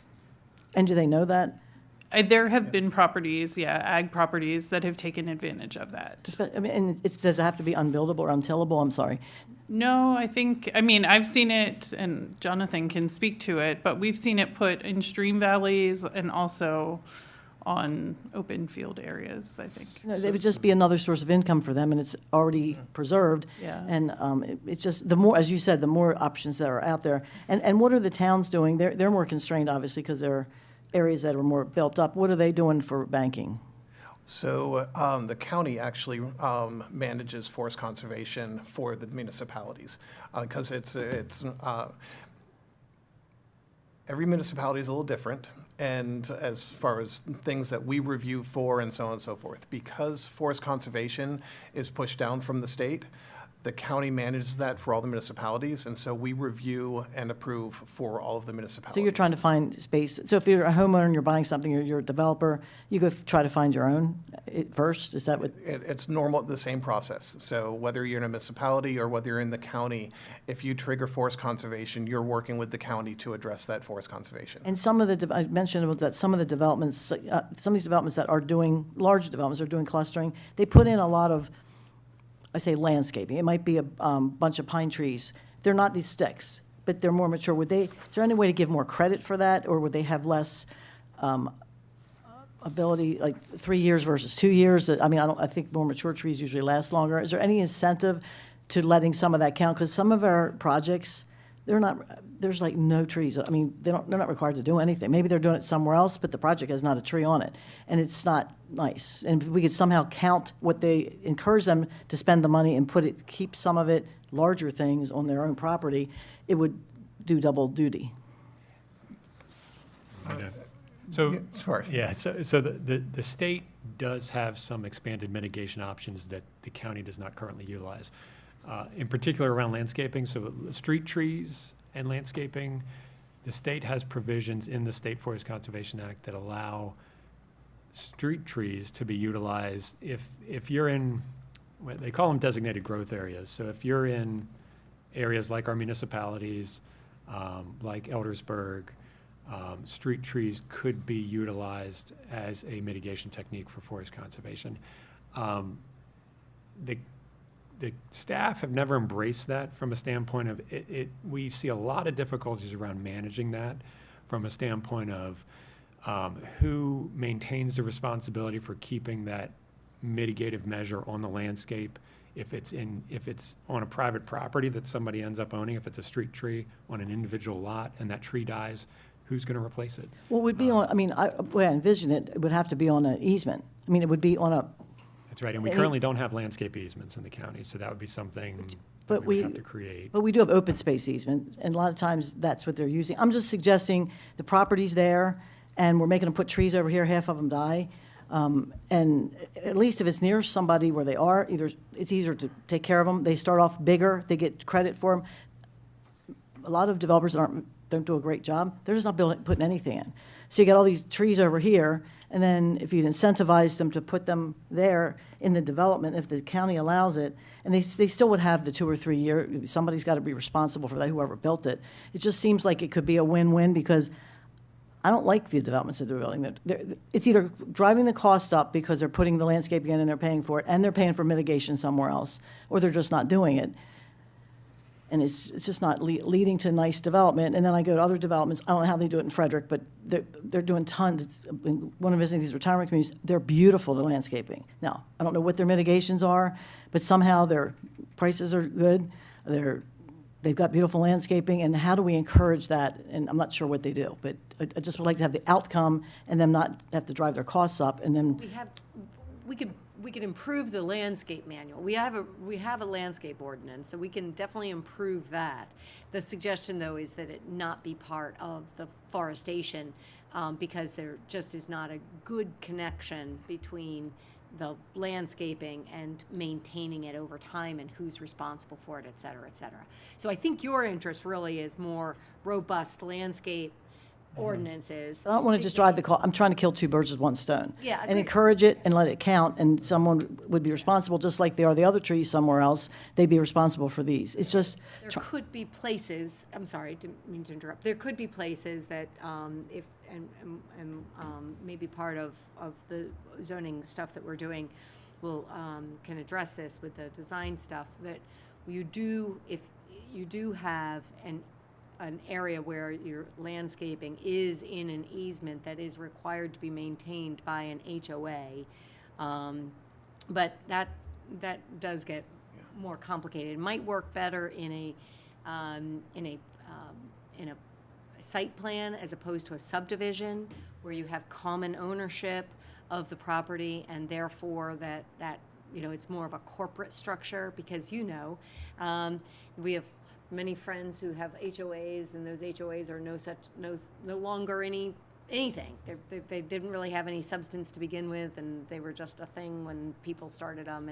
And so we don't want to go down a path where we're trying to go after individual property owners. No, I agree, but it seems like whoever would be doing it somewhere else could be doing it here, and they could almost be getting some extra credit for having a more robust, you look at some of these, they go in, and after so many years, there's like 10 trees out of 100. And because they're not getting watered at all, and they're so small to start with, or the deer have knocked them down. But just, I don't know if the state is in a roadblock, it'd be nice to see if that could be expanded. It might be a certain size property. Like you'd have to do it on a larger parcel, it might make sense. I'm just, trying to envision some of these bigger parcels that are coming in, they're big projects. Some of them automatically do it, and they just, I guess, drives their price up. But could that help their mitigation costs? I think the reality is it really comes down to resources to manage a program that would incorporate that. So you're talking about if you take a street tree, and then the amount of acreage you get credit for is basically the canopy of that street tree. And so if you do a development and you do a series of 5 street trees, and now you're trying to calculate the canopy of those and to offset some sort of requirement of your development of those individual street trees, and managing that information and that data to be able to perform the inspections that we have to do on a regular basis. And then if that street tree gets conveyed and is in the right-of-way, and it becomes in county right-of-way, and the tree dies, now you're not meeting your mitigation requirements.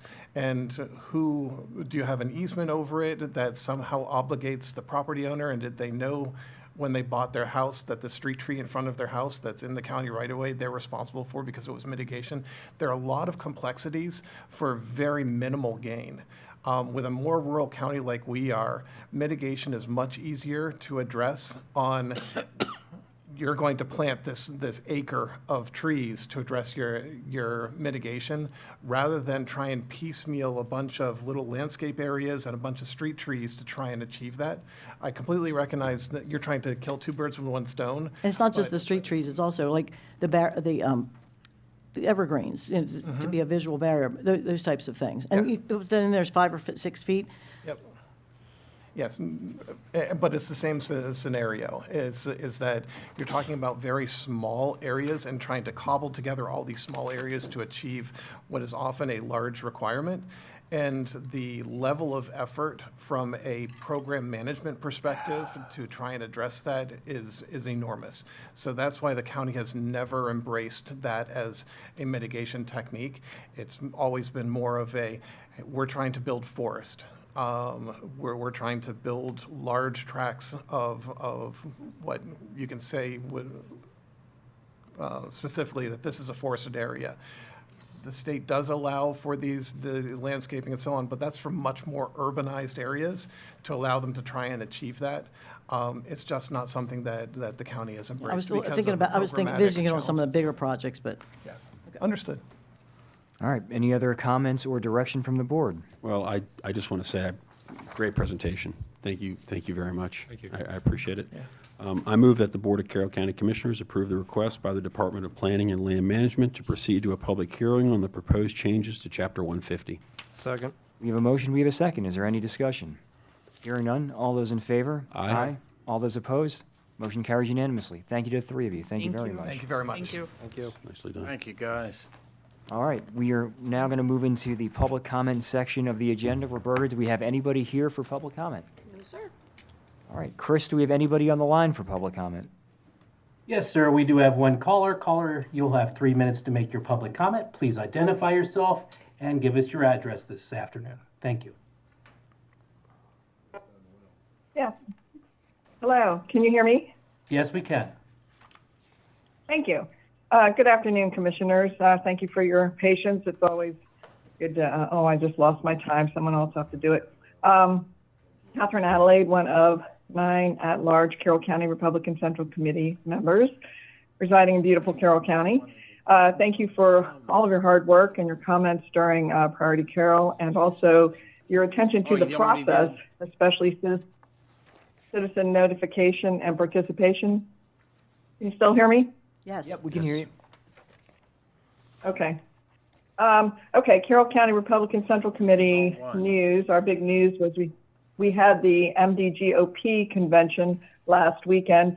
Unfortunately, I don't know how it got scheduled for Mother's Day, but I had a fully booked Mother's Day, so I did send a proxy to the convention. The big news was we did adopt a platform, an MDGOP state platform, and really it was a very good platform, except for it made no mention of any pro-life at all, basically. So I did try to submit through my proxy 3 amendments, which unfortunately did not go through. Anyway, protecting human life is very important, especially in Maryland with 2 infanticide bills and $10 million and counting in taxpayer-supported abortion.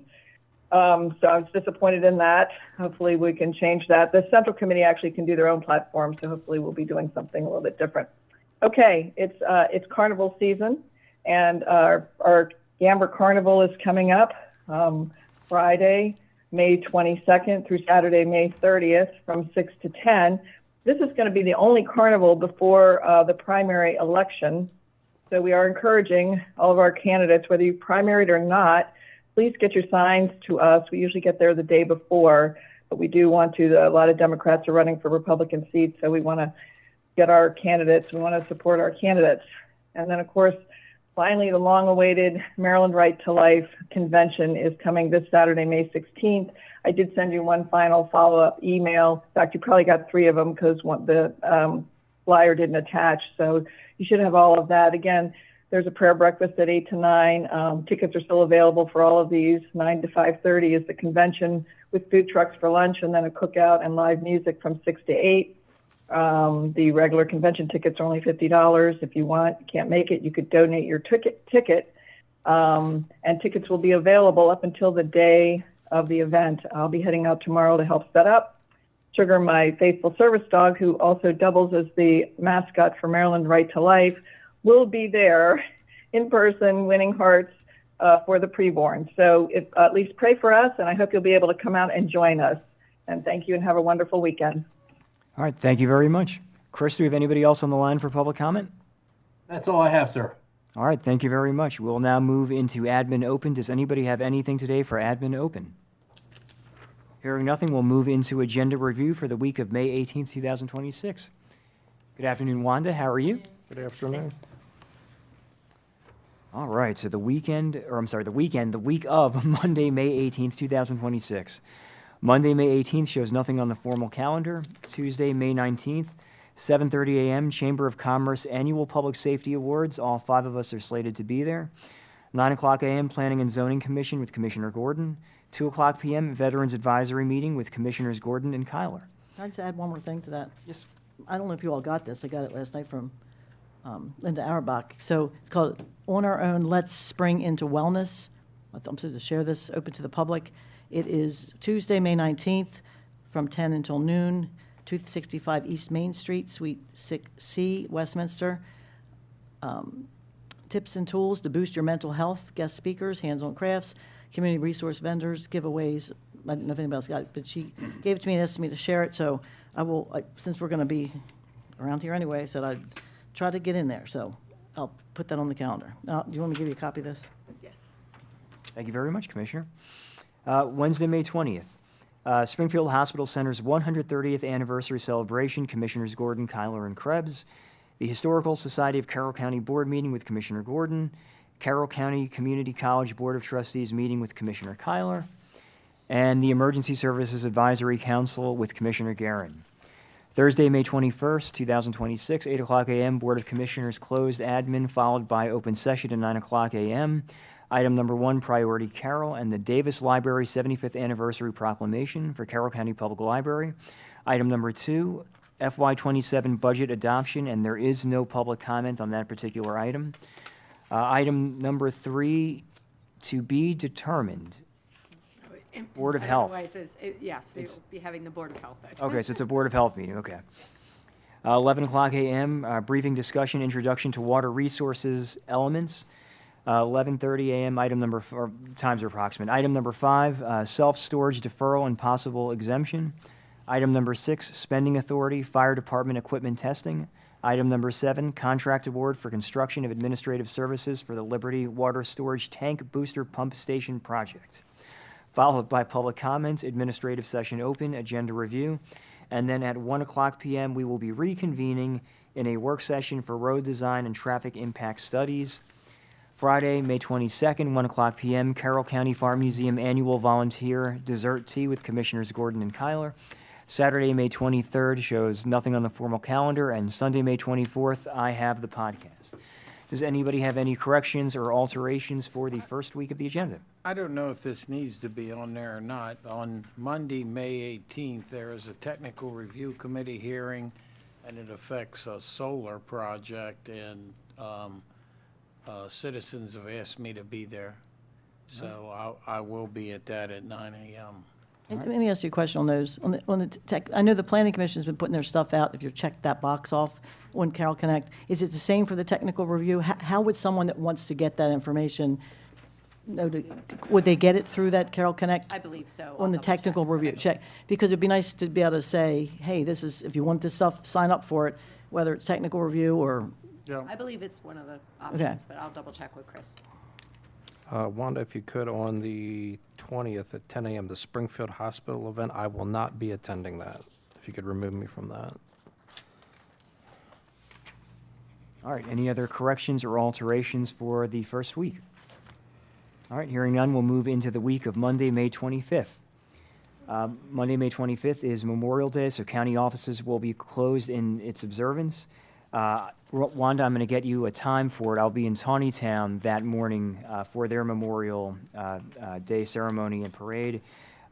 Commissioner Kyler will be over in Hempstead, and then at 6:00 p.m. that evening, I will be in Union Bridge for their memorial observance as well.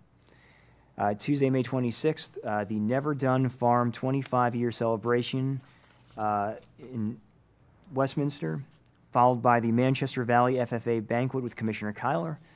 Wednesday, May 27th, Carroll Community College reception and commencement with Commissioners Gordon, Kyler, and Krebs. 7:00 p.m., Carroll County Public Library Board of Trustees meeting. Thursday, May 28th, 8:00 a.m., closed admin for the Board of Commissioners, followed by open session. Item number 1, priority Carroll. Item number 2, public hearing on prohibition on residential uses in planned commercial centers. Item number 3, approval to transfer FY 2026 annual housing bond allocation, followed by public comment, admin open, and agenda review. 7:00 p.m. that evening, an evening with Walter and Elizabeth Davis at the Carroll County Arts Center with Commissioner Kyler. Friday, May 29th at 6:00 p.m., Emergency Services Training Program graduation with Commissioners Gordon and Kyler. Saturday, May 30th shows nothing on the formal calendar, and Sunday, May 31st, Commissioner Kyler has the podcast, and then at 1:00 p.m., the Lyburn Family Pavilion dedication at the Carroll County Farm Museum. I will be attending that, Wanda. I will also. I want to also. Yeah. So Commissioners Kyler and Gordon as well. Are there any changes or alterations to the second week of our agenda? Wanda, if you could, on Monday, May 25th, add that I'll be at the Westminster Memorial Day Parade Okay. that morning. Thank you. And on Wednesday, May 27th, I might try, I'm trying to get to one of these board meetings just to see, who's the representative for the library board? So I was wondering, I was going to talk to you about that. The way the board does it, and it may just not have come up since you've been in office, is the sort of the commissioner in whose district it is that month goes. So that would be yours to go to That's what I as looked it at. is. So. I'm trying to hit them when they're close by. I have Lions Club that night, but put me down, I'll see I'll see what's on the agenda for that night. Okay, I didn't realize that. That's good. I don't I'd know just what- like to see how they operate and who's there, and Yep, exactly. Thank you. I can't remember whether we ever. No, it's a good way to do went it. into Detail with you. it's a good way to do it. All right, thank you very much, Commissioner. And then generally you all report back to each other about what happened. Thank you very much, Roberta. No, seriously, thank you. All right, so if there's nothing else for the good of the order, we need a motion to adjourn. So moved. We have a motion, do we have a second? Second. All those in favor? Aye. All those opposed? We are adjourned.